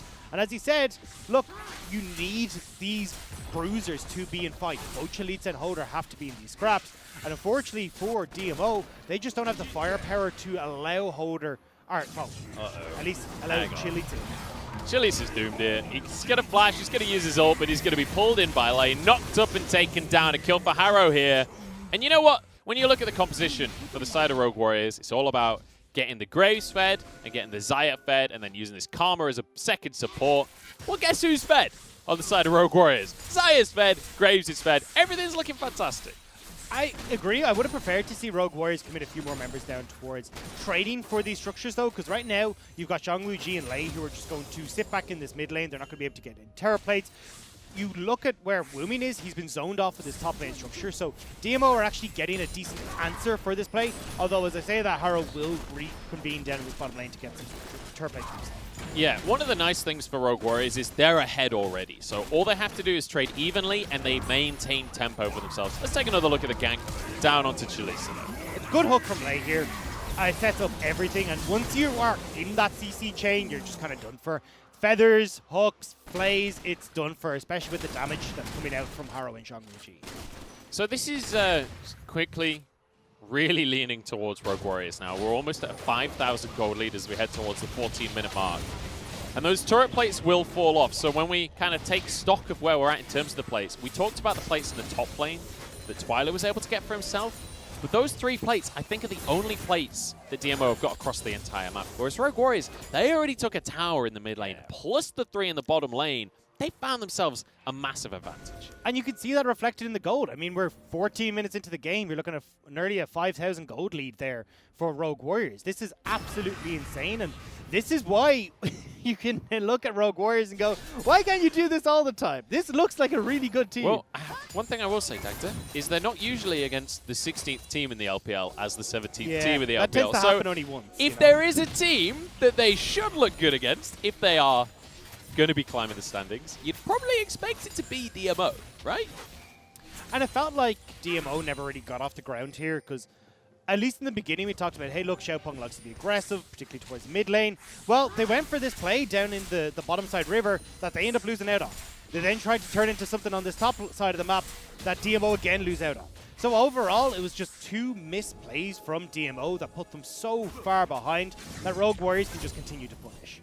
This honestly feels like the kind of game now for Rogue Warriors where it's time to make some montage clips. It's time for Lei to show off his thresh a little bit here. It's time for the rest of the team to. You could do that when you have a win. When you've got 1 in the W column, you could do that. Right now, it's okay. We're going to play this stock standard, and we're going to get ourselves across the finish Trying to get montage clips is stock standard for Rogue Warriors. That is how they get the wins that they've managed to get, and it's looking good for them right now because they're trading a tier 1 in the bottom lane for a tier 2 up at the top side, and Herald's up. Exactly. They can just turn back towards Betrayal and start to add a few more of these turrets into their hands. And look at the gold there. I mean, 7,000 gold for Zhang Wuji. He's 1,000 gold ahead of anyone else. And on for team. Harrow.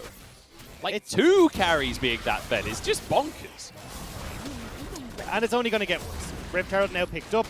You do have the dragon that's about to spawn in 50 seconds, but it gives Rogue Warriors plenty of time to back away, spend the gold they've just picked up on their last set of plays, and then still make it down towards that dragon if they really want to contest it. So now the big question is like, all right, DMO, what have you got? Because like we do have some late game strength here. We've got some mid game strength as well. Like we're going to see Shubin finishing off the Blade of the Rune King. He literally does it as I speak. We've got a Rod of Ages on the side of Twilight as well. So there is power that can come out from this roster. It's just, I don't know. I feel like they need a really big team fight to be able to get themselves back in there. It's going to be hard, though, because, look, you've just got Blade of the Rune King complete onto Shubin. Right, as you can go for these pick potential options with Wei and Shubin, but the problem is Zhang Wuji has got his Essence River completed, the most part of his Infinity Edge completed as well. And you look at Harrow, Black Cleaver nearly completed. They're getting to their second item way quicker than anyone else on DMO. And that's where, as we talk about the later game options coming in for Zhang Wuji and Harrow, they're just going to outshine Xiaopeng and Shu.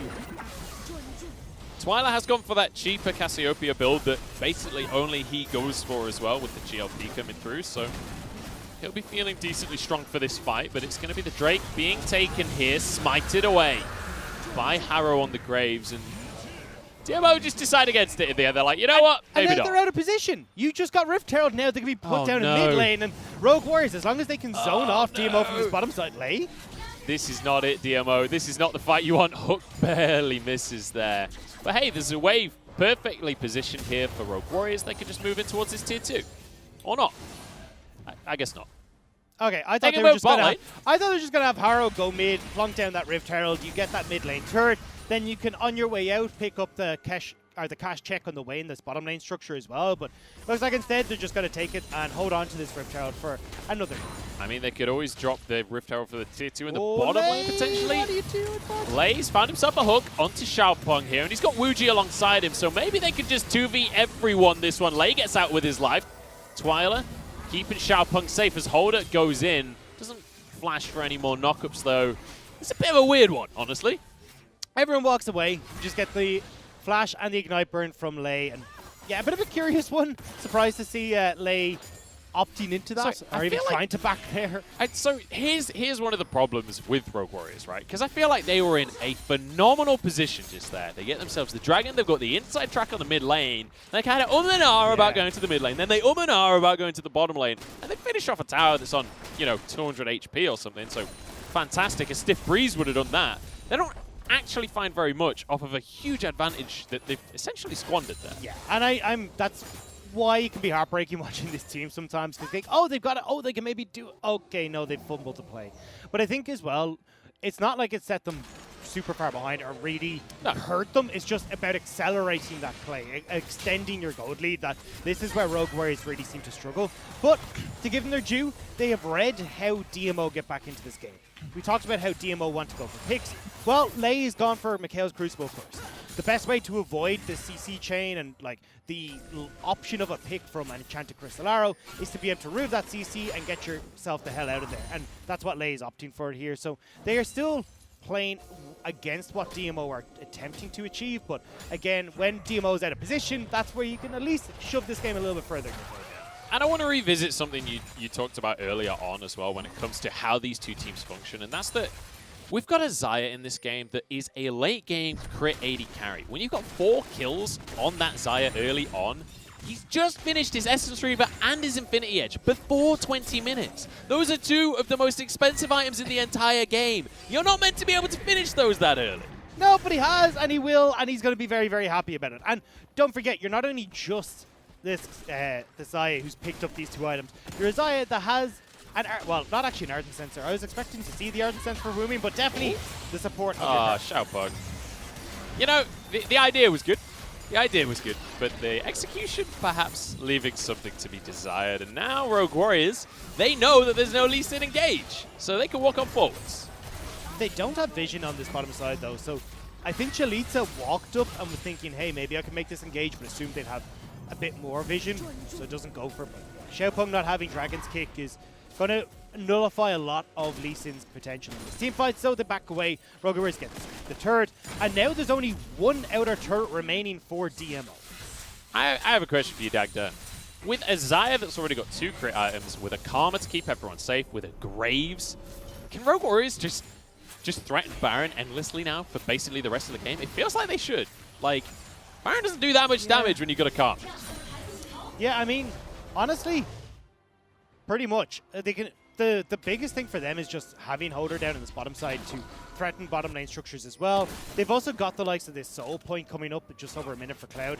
I think if I'm DMO, Cloud Dragon's not the end of the world. I think I just give over Soul and just let myself try and pick up some more items before fighting Rogue Warriors. But yeah, it's a tough one here for DMO as to how you actually try and fight against Rogue Warriors at this stage. Yeah, it's going to be a challenge for them. Because here's the thing, like, oh, sorry, there's something going on the map. Tell me about it, Dagda. I know, I just wanted to go in on, I really don't like Woomin's build. I was just saying, I wanted to see, because we were talking about how fed Xayah was, I just wanted to say, I would have preferred to see Woomin when you get a Xayah this far ahead, and you've got Harrow this far ahead. Yeah, pick up the Ardent Sensor. Look, at this point, you know your position. You're not the carry. Don't go towards the Luden's Echo. Go in towards that Ardent Sensor. Prep Xiangwu-Ji, set up Harrow, and just allow them to be the carries here. So I'm surprised to see the build that he is going for. Yeah, I can get behind that, Dagda. I'm on board. You've persuaded me. But I want to talk a little bit here for a second about DMO and like how we got to this point in the game. Because let's just consider that the win that they have in the LPL so far, it was against EDG. What is the weakness that we all talk about when it comes to EDG? It's lack of decisiveness. If there is one thing Rogue Warriors are, it's decisive. Are they making the right decisions? God only knows. But you know what? They're making decisions. And when it comes to DMO, it feels like they've struggled to match up to the decisions that Rogue Warriors are making and match the pressure that Rogue Warriors has been layering on in the early game. Well, you say that, but I mean, we just saw Rogue Warriors have this play that they could have made mid with the Rift Herald. They're not exactly the most decisive bunch. Look, they just made 2 decisions at once, and that was the problem. They were too decisive, if anything. True. Maybe that's the problem. But still, I think when I look at this, DMO's early game is what makes them shine. If they can get ahead, they can take these games. And you talked about EDG. It was the win over EDG, that 2-0 win, that gave them their first victory in LPL Summer. And that came off of 2 superb early games, off of Xiaopeng, setting up Twilight, setting up Chalitza. But in this game, that early game went completely the wrong direction for them, giving over several kills to Rogue Warriors, and now it's Rogue Warriors with the scaling comp that are just able to keep playing like this. Yeah, and while we talked about the Baron threat, hang on, Lei with a flash. I mean, we talked about him. He's willing to make that play. Holder is dodging absolutely everything, finds the knockups. That was beautiful. Absolute monkey business as Xiaopeng can't get away, and neither can Yui. He's going to be hooked on in. Lei knocking everyone back, but somehow falling on this one. Twyla now on the front line, but Rogue Warriors are losing this fight somehow. Yeah, they're not exactly being able to follow up on the engage from Holder. He kind of had to use his ult more defensively, so there's no way that Rogue Warriors can get into this fight. They are going to turn back and try and threaten this Baron, though, with the low health bars on DMO. But for past 20 minutes, that home guard buff is there. They can get towards this Baron before Rogue Warriors can start it. Lei will be respawning in 5 seconds, so he'll be able to move back over towards the team here. Wuji can lifesteal off the Scudder Crab a little bit. But DMO know what's going on. They're going to answer. Wuji with a nice sidestep, because that Sonic Wave could have killed him there, but he walks straight back into the Lee Sin. That is not the play, and he goes down for it. What a mistake to make. Now Twyla moving into the backside of the pit as well. He's going to have his ult up shortly. This is all going wrong, Rogue Warriors. This is not how it's meant to be. Holder has to get away on the top side. DMO stopped any kind of Baron threat here and found a shutdown. Yeah. Explain it, Dagda. Take a look at that play and explain it to me. They were decisive. They were too decisive. I don't know. Look, when I'm looking at this, Rogue Warriors, they tried to go make the play in mid. That was trying to force this fight here, which I don't mind, but the problem is when that, like, you're in two minds here. The flash hook from Lei was ambitious, and this whole play revolved around that hook hitting. Because then Holder has this great line in towards the back line and you set up the play. Unfortunately though, when it doesn't, Holder's overextended. He can't actually set up this engage properly for the rest of Rogue Warriors to follow up on.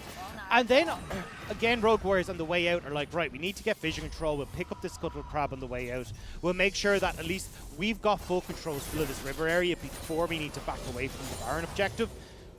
But Zhang Wuji trying to make that play was just completely the wrong call.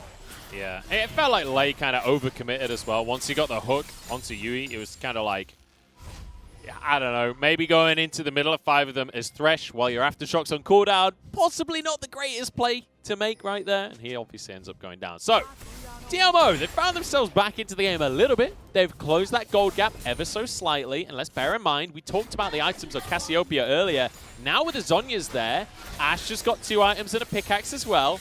Look, all I'm saying, Dagda, is there's a chance. You're looking like you don't believe me, but I'm just saying, with team fights like that, anything is possible. I'm just laughing at Twilight's build. It's like, go for the GLP and then get a Rod of Ages as well. It's just like, okay, well, he finished Rod of Ages first and then went GLP. Yeah.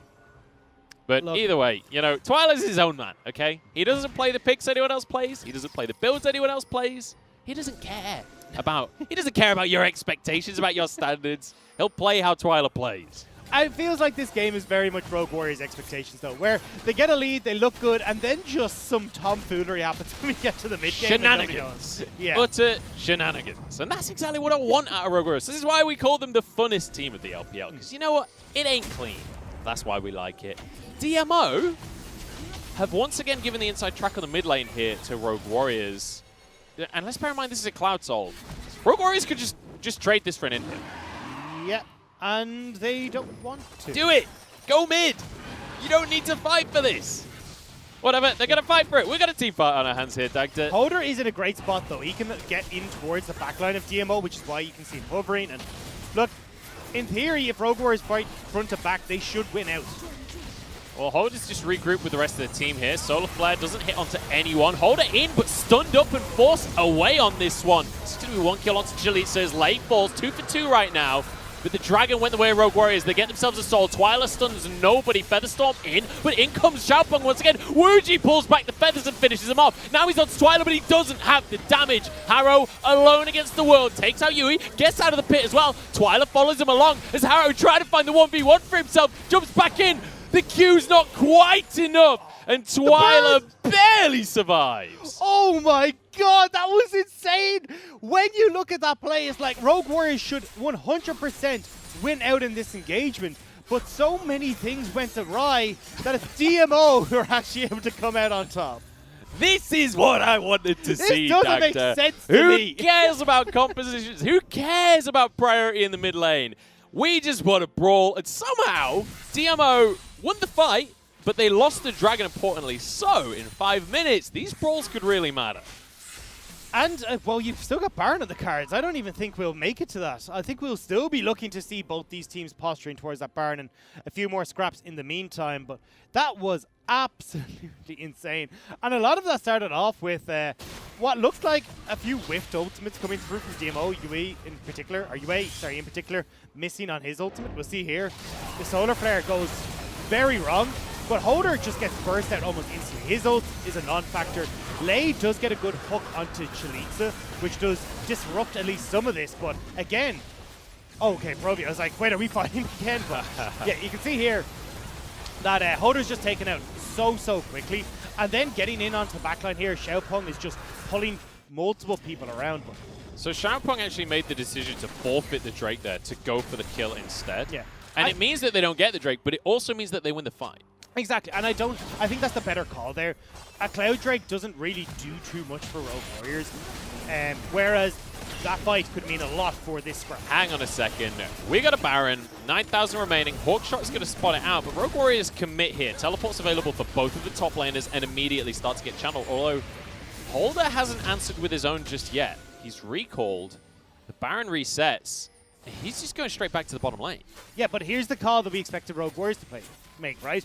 DMO realized, hey, look, you're caught between a rock and a hard place. We're just going to turn towards this mid turret and pick it up. Nicely done here by DMO. Great as well from Rogue Warriors to bait out the teleport. Now they potentially have side pressure, but it's a long time until Holder can threaten any kind of towers. There's the TP from Holder as well. They realize that Chalitza now will spot out Holder and is actually... This is a weird fight. This is a weird position to be in. Chalitza, the one that's going to take the brunt of the damage here, has to ult away from the fray. Will keep himself safe here. Holder can't chase that one down. Xiaopeng over the wall as well. Rogue Warriors are getting relatively low.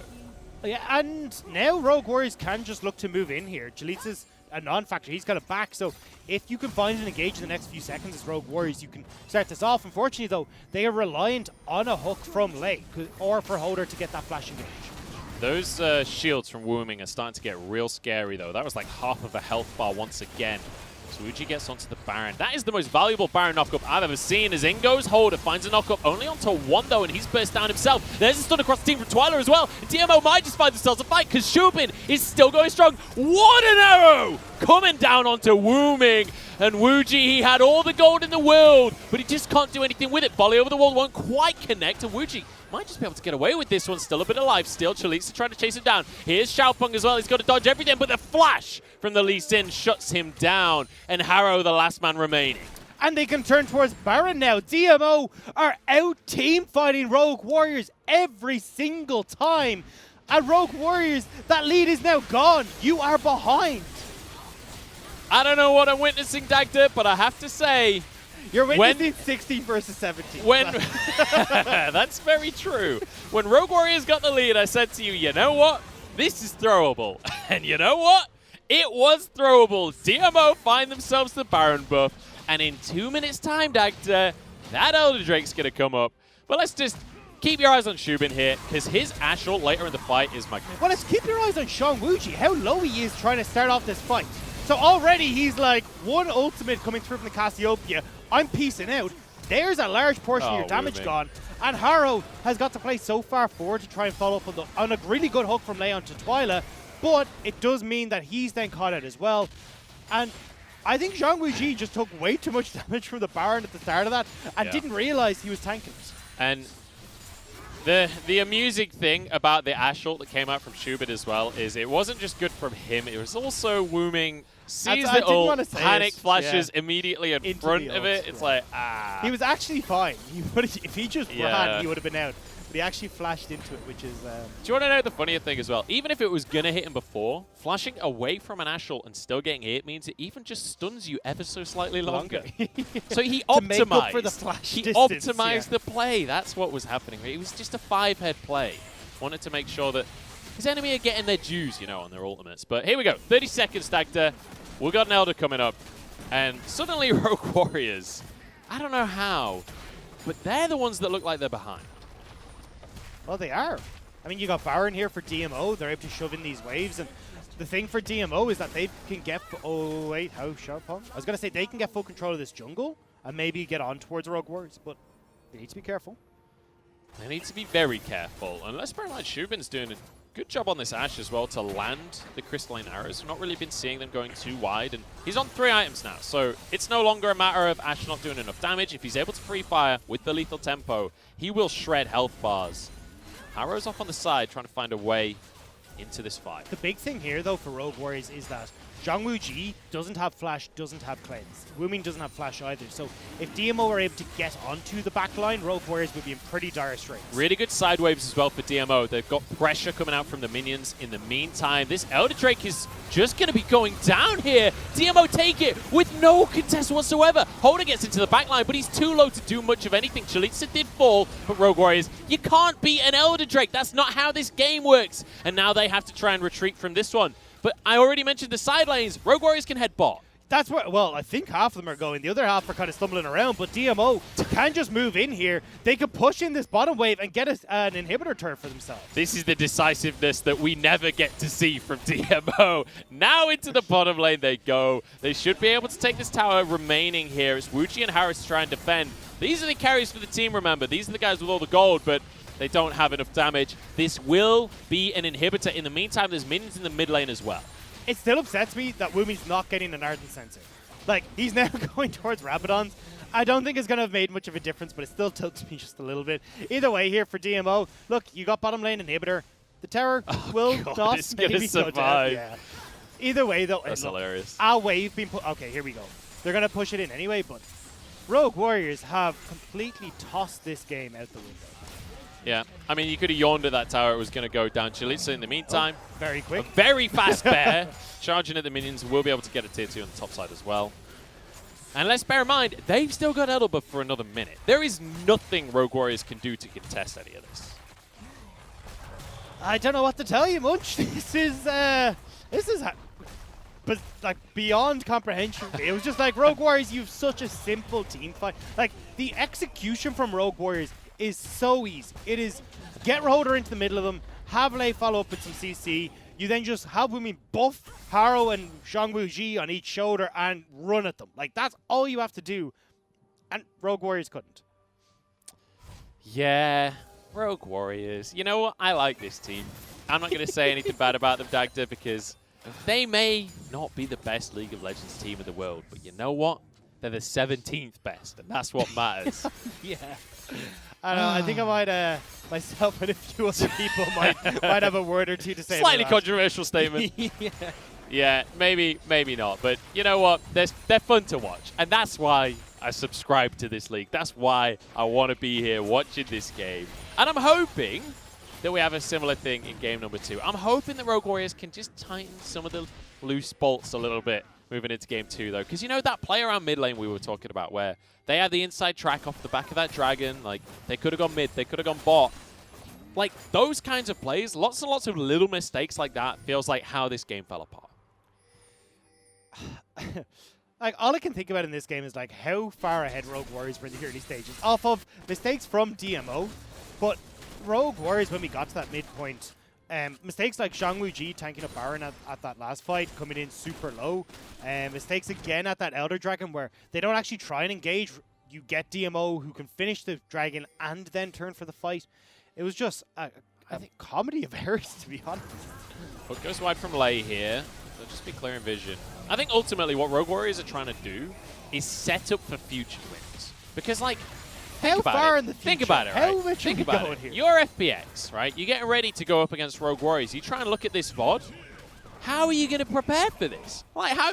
If you don't know, if they don't know what they're going to do, how can you know what they're going to do, Dagda? This is all just part of the strategy for 2021. Go 0-9 to give teams false hope, and then win the next 7 games in a row. I get miracle run to playoffs. I'm ready. I'm all aboard the Rogue Warriors hype train. Here we go. Baron's on the map again. Hook once again wide from Lei. I feel like I was talking up his thresh a lot earlier on, and it's not been looking so good halfway through this game. And Super's in the base in the meantime. No one from Rogue Warriors answering. Holder does have his TP, but he's just going to sacrifice the Nexus Tower. Yeah. And there's no pressure on Baron right now. They've not even started it. There we go. DMO now starting this one off. But in the meantime, we do see Wooming went back now to clear away those minions. So they're not going to lose the whole base. Rogue Warriors move in. They've got to make something happen. Ash Arrow goes wide. But it just gets the TP out. And honestly, okay, it's taking too low. Never mind. Hang on. Harrow might just be able to get a smite, but he's forced out of the pit himself. Has flash available as Yui tanking up a lot of this damage. Harrow's going to try and get back in the pit. Lei flashes out to safety himself. Let's bear in mind, Wuji is on the Zaya. He can still make things happen. Baron was taken by Harrow. Wuji's jumped up by a bear, though, and there's nothing he can do about that one. The snake now trying to slither away. Is Lei threatening. Xiaopeng went way too deep. He did not want to follow that one, and Harrow should finish the kill. Twyla coming from the side, though. In the meantime, Harrow is going Super Saiyan, takes on 2, and once again 1v1's Twyla, but Twyla wins. And that's the thing, Xiaopeng just wanted to stop the backs, force Rogue Warriors to fight, because Chalitza's in the base, one Nexus turret has gone down, and Twyla's on the way. He is tearing the base apart, and you know what? There's a mid laner there, but he's on Karma. There's nothing Woomin can do to threaten Chalitza. He can move back up towards the top side as well and help out Twyla. And DMO, just like that, are able to once again take the fight against Rogue Warriors. Not as clean this time with a good hook onto Shubin from Lei, but still, Rogue Warriors can't capitalize. I don't know if just like that is a phrase I'd be willing to use about either of these teams. Like, I don't know, what's a slow decline of my mental stamina? But either way, DMO, they're able to find this fight. Haro committing to this Baron, I'm actually not a fan of. I think at this stage you need to fight. Like, look at the low health bars here on DMO. The amount of DPS from Haro that went into the Baron rather than into DMO could have been the fight changer here, and then giving an opportunity for Rogue Warriors to reset. But not being able to take down Shubin before everything kicks off here means there aren't enough members to turn on to Twyla. And Rogue Warriors, well, they're looking for another round here as Elder Buff is up. I feel like the long range! Oh, the arrow comes in. It's on delay, so not ideal. Chalitza is massive in the backline, and he's invincible as well. Knockups across the team from Holder. Everybody's going to back away, but everyone's still good from Rogue Warriors. They can keep this fight going right now. Elder Dragon is going to decide this game. That is what it's down to now, ladies and gentlemen. So you do see the recall. It's going to be committed to there from Chalitza. He doesn't have teleport available. Xiaopeng has Dragon Kick. They're going to either look for a steal or the play. Dragon resets, though. Holder recalled as well, so both top laners just call a timeout. Teleport comes through, and it's Elder taken by Rogue Warriors.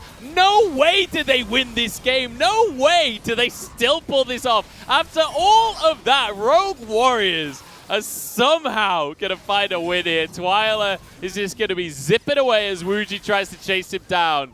But they won't be able to close the gap. Chalitza there to protect it. Rogue Warriors kind of in the game either. Oh, there's minions in their base. They got to go and clear. Bot lane isn't in a position like...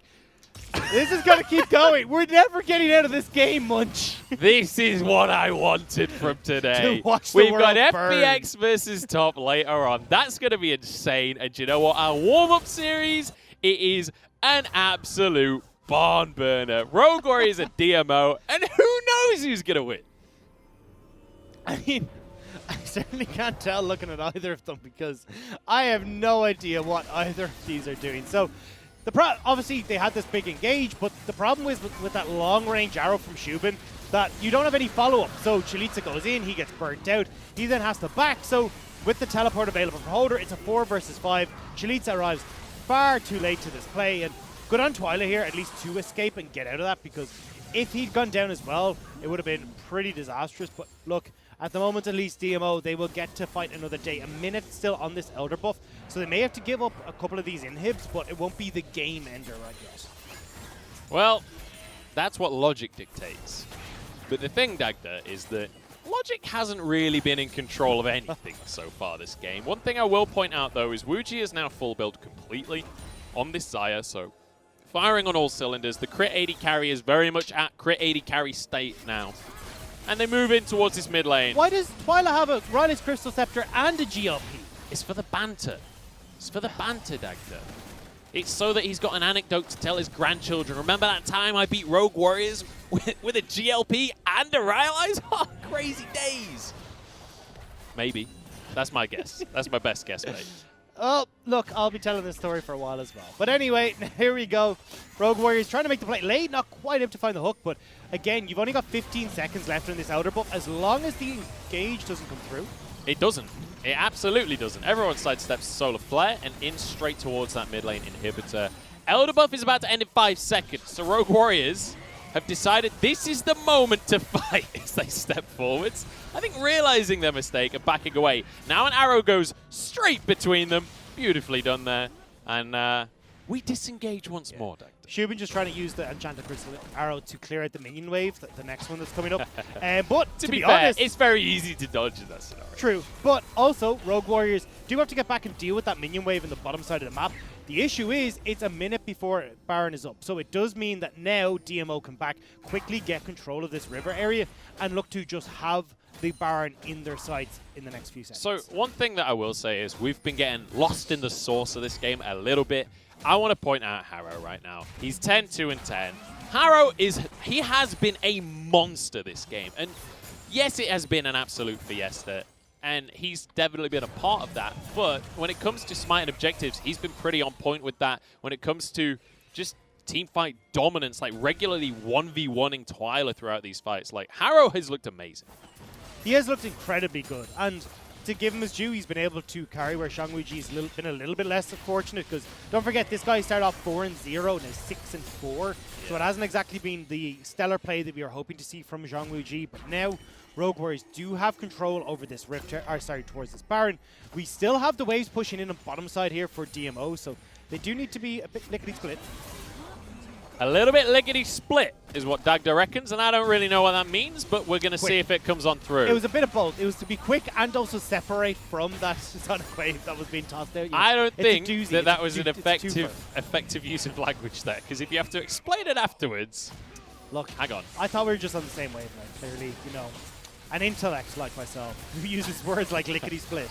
I'm not clever enough to keep up, I'm sorry, Dagda, but here we go. Dragon, or Baron, sorry, going to go down. Twyla is the one to get it, and now everybody knocked up by Holder, but is the damage there to follow up?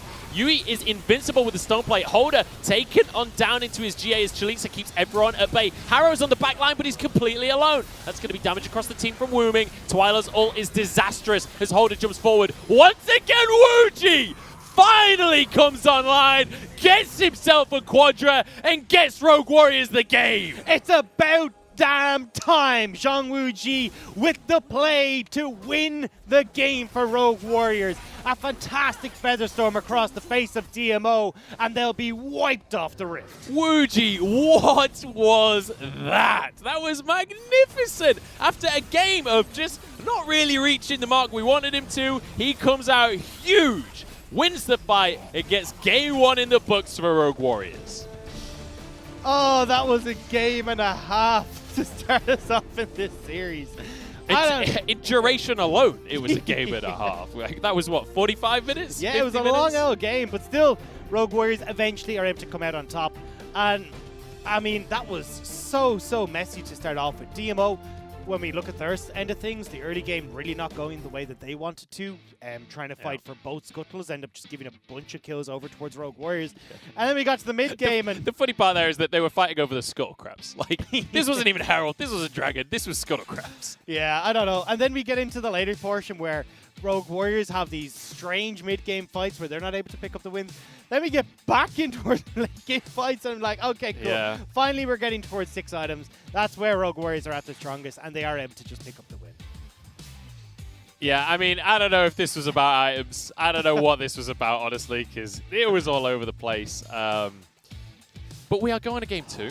That's one thing that I am sure of. That is about the only thing I'm sure of anymore after the back of that. Hey, but hey, you know what? I came into this game, I was like, this is going to be a fiesta. This is going to be great. It was an absolute fiesta, and it was absolutely great. It has delivered. It has delivered exactly what I expected. I just didn't quite expect as much of that as I expected. You underestimated them, I see. You can never underestimate 16th versus 17th. I don't know if it's underestimating or overestimating. I'm not sure what way I fall on this. Yeah, the macro was suboptimal, I think is a good phrase for that one. I have to say, the one moment where Rogue Warriors were just like in the mid lane, they had a wave, Inhibitor was right there for them, and it was like, oh, the enemy's going to take a singular Cloud Drake. They're not even close to Soul. We should defend this. We should fight them for the Drake. Like, I don't know. That decision blows my mind. Yeah, there's a lot of decisions that were a bit questionable in that game. But look, at least when we look at it, here we go. Zhangwuji is going to be the one that comes out with the most damage. And honestly, he was set up so well, I'm not sure what happened. Rogue Warriors won with like a 200 gold lead at the end of the day. Look at the gold chart right at the very end. There's a tiny little smidgen of red. I thought that they'd won with DMO in the lead, but my goodness. I mean, also, Twyla really struggled in terms of just finding good Cassiopeia ults during these later stages. Like, during the team fights, the fight for Baron, he did a good job, but then following that, wasn't really able to get these multi-man ults. And even in that last fight we saw it felt like very much a panic ultimate coming out where he just wanted to try and create space from lane. If he'd maybe held on to that a little bit longer, dissuading Zhangwuji going in, you've got a little bit more CC there, but not the case, and unfortunately means that DMO do find themselves one down coming into this series. Yeah. One thing that is exciting is, hey, we get Xayah again. Like, Yeah. I love watching Xayah. I mean, obviously, I think a lot of people at home are a little tired of Xayah after how much Xayah we got to see in previous seasons. But I'm excited to see a little bit of a mix-up because we got a lot of Ezreal, we got a lot of Aphelios. Like, it's good to see some other AD carries being played when there are 19 AD carries spammed. Yeah, I think it's nice as well to see something that's a little bit more playmaking orientated in the good way.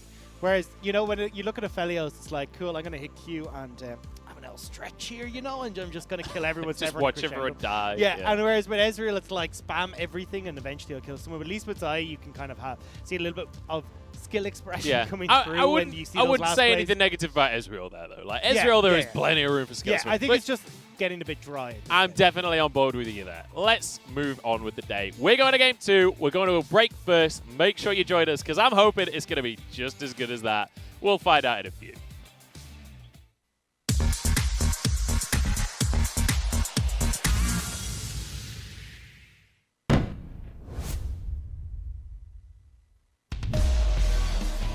但现在黑切还差了一些，纷纷在侧翼。哦哟，直接被盲钩勾到了。宝蓝这个预判绝佳，后续大招也跟上，逼出了纷纷的一个闪现。黄牌再出去的话，闪现直接跟人头，再度让宁王拿下，已经暴走了。没什么问题能够控下的，因为看南枪，看一下南枪这个位置想试一下吗？直接下来还要接这波团战，龙是谁的？龙被国豪拿走，而且正面的话，第一时间直接被控起来后，巴老的闪身往后拉，但是没有办法输出，差距实在是太大。南枪好在是能偷到这个 Kingen 的人头啊，但是左一这个位置又被包了。面对到1包4的残局，左一选择往上闪现，进化再交以后选择再往后拉，且战且退，但是没有办法。而对于Star来说，拖字诀就拉住啊，来上路抓。戴哥这个位置有闪有大，感觉很难抓死啊，直接甩大有点太强行了吧？推棒想躲，连闪现都不要，反杀都要反杀。哎，这个位置伤害够了吗？反身过来以后扛住他，小白这个位置感觉死定了呀！而且 Rookie TP 过来后，V这个位置也卡到回廊，很难再走，平 A 致死。大龙选择 IG 反开，正面过来后要秒 Rookie 这个位置就要秒表拖时间，正面的大龙应该是快打完了吧？还剩一点点血量，3圈血 ，EZ 刮大以后应该是意识到抢，这个 EZ 要来接，被抢到了，这要惩戒失误了，而且后续纷纷已经绕过来，IG 这波要出大问题，反身宝蓝向死而生。把团开了起来，但是只能选择后撤。那这样面对追击之势的情况下，宝蓝应该是要被卖掉了，而且侧翼全被留住以后，可以选择向下拉开，泡芙也倒。这波 IG 要出大问题了。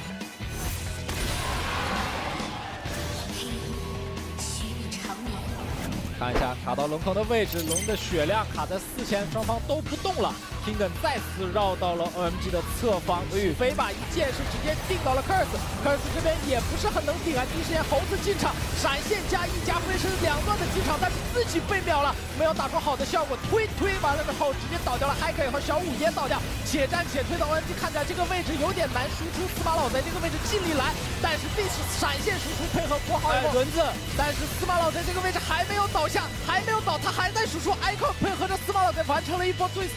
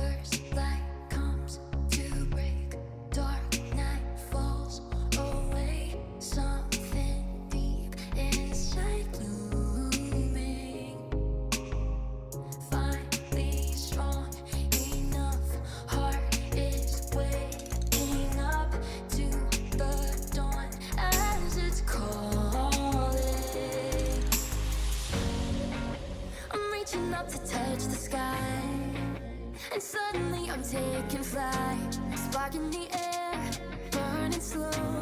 I'm catching fire as I soar. I'm never touching down again. I'm sailing on eternal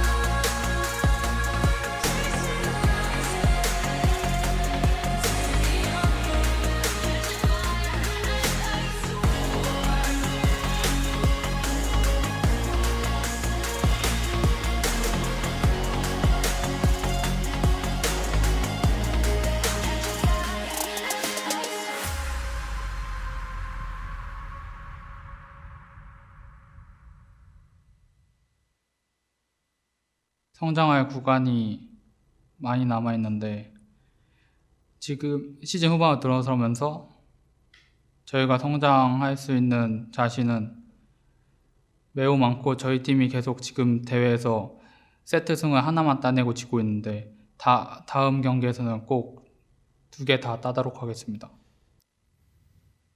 It's good to hear that Rogue Warriors are still feeling good about like potentially finding wins later in the split. Like, it's not just a story of kind of I mean, I don't want to say anything, but V5 definitely sort of gave up towards the end of last split. I feel like Rogue Warriors are actually still continuing forwards. How much was this Dagdo by left? If you missed it, we just had a fiesta to end all fiestas for Game 1, Dagdo. Yeah, we definitely did. And to be honest, I'm quite glad I didn't have to try and vote on who the MVP was going to be for this game, because I couldn't have had any idea where to go with it. I mean, ultimately, it went to the crit 80 carry. Jugwuji going to be the one to grab MVP. And you know what? Off the final play alone, he deserves it. He did really well in the early fights. Kind of fell off a little bit in the mid game, struggled a bit, but when it got to the late game, I'm sure we've got a replay of it. He got an insane quadruple. And a lot of the plays that were set up off of these early aggressive plays that were coming through from DMO. We saw it on this bottom side where you do get a kill going over towards Jungwoo. Then again at Rift Herald, he manages to pick up a triple kill at that fight as well. This one just here. And from that point forward, it was just, okay, we've got a super fed crit 80 carry with the karma. Let's just let this snowball roll. And I like that Rogue Warriors, intentionally or not, had this late game composition and found themselves in these late game team fights. Granted, they maybe could have ended the game earlier, but ultimately, this was the fight that really set Wuji apart. Take a look at his ult later on in the fight. Yeah, and you can see here, look, he's doing a good job. He's keeping himself distant from Chalitza, but realizing when is the right time to just all in onto the middle of this fight. And you see the big play here, flash forward with the Featherstorm, recall into damage galore. Yeah. And that's what we wanted to see from him. We wanted to see him really stepping up and making a mark on this game, and that's how he does it. And the beautiful thing is that he starts the Featherstorm, then flashes forward, so it's basically undodgeable unless they have their flash available as well. So really nicely done. Sets up the team for a win. I mean, at that point, they did win the game. So Wuji really well played on the Xayah. I'm just excited to see Xayah again, once again. But now it's Rogue Warriors moving to the blue side of things. So the draft changes up once again, and we'll see what they have up their sleeves for game number 2, and whether we see so many 80 carry bands coming out from DMO. Yeah, it'll be curious to see. I mean, there was still a lot of the core 80 carries that we think of in 10-13 still available, like the Ezreal and the Kalista were still up and available. They opted into this Xayah, so clearly it was, as you were kind of talking about, that decision to go towards the later point of the game, and it worked out for Rogue Warriors, where not only did they control at least the early game and the late game, it was just about solidifying that middle portion. That's the part we need to get going. Yeah, I mean, hey, if we could say something positive about DMO, it's that their mid-game looked way better than Rogue Warriors. Even though they were like 5,000 or 6,000 gold down, they were contesting these Drakes and they were finding themselves small advantages. And granted, there was some poor decision-making from Rogue Warriors, but ultimately, DMO found advantages. And when you are that far behind, the way you get back into the game is not necessarily being super proactive. It is punishing your opponent when they make a mistake. Rogue Warriors made mistakes, DMO were happy to punish. And they did a great job. And to be honest, I didn't expect them to do as good of a job, but definitely being able to bring this game back when they were, 7,000-8,000 goal behind, and then we get to that 35-minute mark, it's actually them getting into the lead again. So there is still a lot of fight in DMO, it's good to see, but junglers have been the ones for the focal point. They're the ones that are controlling this early game, as we saw in game number 1, and I want to see if Xiaopeng can try and fight back now in game number 2. I'm a little bit heartbroken for Harrow that he wasn't the MVP for that game, honestly. When you think about the scoreline he had towards the end of things, he was like fucking 11-3 or something at the end of the day, but that's going to be that. So we have a Cassiopeia and a Nidalee banned away from Rogue Warriors. And DMO going to ban the Varus, going to ban the Karma this time, respecting that pick from Woomin. It's curious to see as well, because there was so much pressure put towards Woomin in the last one. This time around, it looks like they're kind of going, right, well, look, we're not that worried. We want to more hit them where it hurts, making sure Woomin isn't on something where he can't just play it back, and same with Harrow. Surprised, though, to see the Aphelios get through. I would have preferred to see the Graves and the Aphelios ban rather than that Karma ban. Yeah, the Aphelios, the lock-in here, and even with just the Varus banned, we might still see this Xayah come through, this time on the opposite side of the board, so maybe there's some shenanigans going on behind the scenes. Or maybe this is just DMO going, look, hey, it worked for you last time, maybe we go for that one, but at the end of the day, I think they're going to fall back to comfort. I'd be surprised to see the Xayah locked in against the Aphelios. Aphelios likes champions that are short-ranged, like that Xayah is, and he can get in on top of, get a Gravitum down, force these engages where you really don't want them. So having something like an Ezreal and Ashe where you can keep that distance does a lot better. And even though you think, okay, well, let's match the crit scaling with the crit scaling of Aphelios and Xayah, it doesn't quite work out when you look at the lane. Champon going to grab his comfort champion in this Lee Sin. It's what we saw in game number 1. He looked alright on the Lee Sin, although a couple of the kicks a little lackluster, but we are going to see that counter pick in the jungle for Harrow as he grabs himself the Rek'Sai. We talked about Lei's Thresh already. When you've already got the Aphelios, this is just the perfect lock. I'm surprised to see Harrow go towards the Rek'Sai though. It's the first time we've seen him in the split, and although we know that he can play super aggressive in the early stages and go for these ganks, it's not something that I usually associate with Harrow, where I want to see him more on these carry styles, and that's kind of where he's found the most success. But we have seen him hard carry on Elise, we've seen him look great on Lee Sin. It feels like the Rek'Sai is just playing into that early game style. We'll see if they're going to try and set up Wooming to be more of a carry with this Karma band away. Twyla on the other side of the scoreboard, though, is going to lock in this Syndra for himself. So he's certainly going to have carry potential in that mid lane, and I wouldn't be too surprised to see some mid lane bans here. I'd imagine so, although you got with the Syndra there, you've got a lot of power in that lane. Could go towards something like the Zoe, it has been something that Woomin is, it has, by the way, for Woomin, he's played that most in his career and has been something he played a lot of in the LDL, so you're gonna, as you're saying, gonna see a bit more attention towards that mid lane. But I think as well, when we look at DMO, they need something that is going to set up and engage to it for them. So you can look towards maybe something like the Ornn, but I'd like to see focus towards preventing some of these more engage-heavy tools for DMO, not so much the disengage like that talent. Well, it's the Tahm Kench been banned away, as is the LeBlanc. So Twyla just wanting an easier laning phase, making sure that he has a really great matchup for this Syndra. And in the meantime, Rogue Warriors trying to get UA out of the equation here. And I mean, something like a Bard goes very well with the Ashe, but whether or not UA plays the Bard is a different question. UA may not be going towards it, but still, Braum banned away, so a lot more of these defensive picks that we talked about for UA.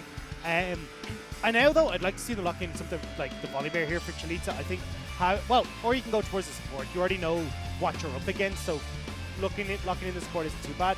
But I would have preferred to see them opting in towards one of these big bruisers where they know they're going to win out in top lane. The Volibear is the one that stands out towards me.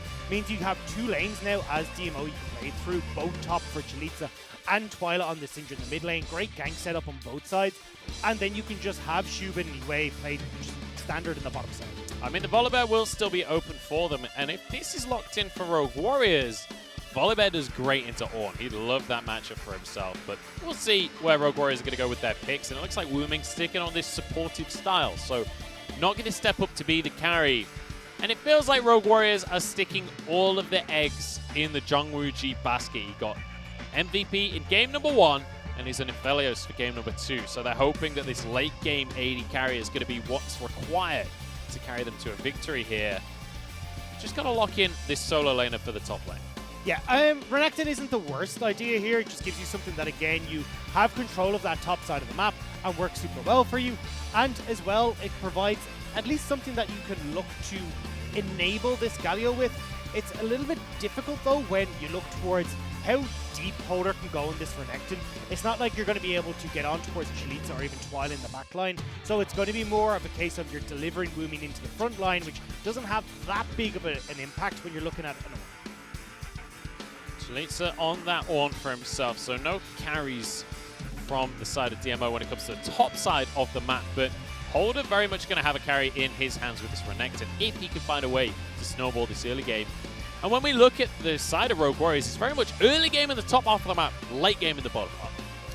Certainly so. And I think that's where your Rogue Warriors are going to try to win out in this game, is trying to have clear lines where Harrow can play through. Both in top lane now for Holder, where you can try and set up the Renekton onto this Ornn and at least set yourself up for a nice early game of both top and jungle. Same when you look certainly towards the mid lane as well. If you can close that distance onto the Syndra, you have so much prevalent CC that you should be able to lock down Twyla pretty aggressively and make sure you can pick up a kill there. So I think that's where the main focus is going to be for Harrow. But if you notice, that's also the two places we pointed out here on the side of DMO. They like to play towards mid and top. So again, we're going to have this battle between the two junglers to make it happen.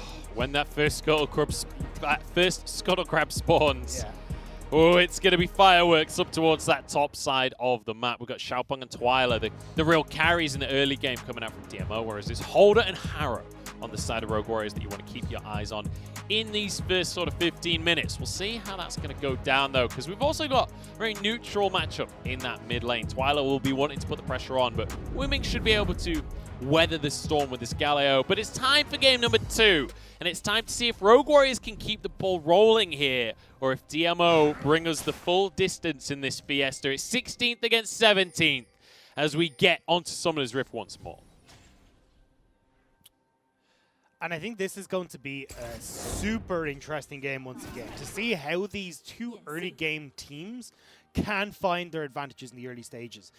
Don't forget as well, Xiaopeng, you do have options down here for Shubin and Yue. Even though we usually don't see DMO playing through that bottom side, an Ashe and a Nautilus can set up really well for the likes of this Lee Sin. So a lot of opportunities on DMO's side to make plays mid and towards bottom if they really want to. But look, Rogue Warriors came out the better in that last game, so I'm not certain which way we're going to see this go.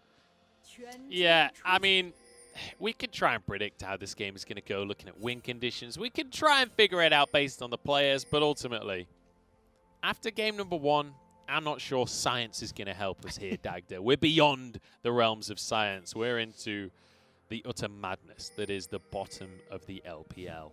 And you know what? Game number 1 showed us exactly that. And I'm hoping game number 2 will be a similar affair. But Rogue Warriors fans are hoping for a much simpler game.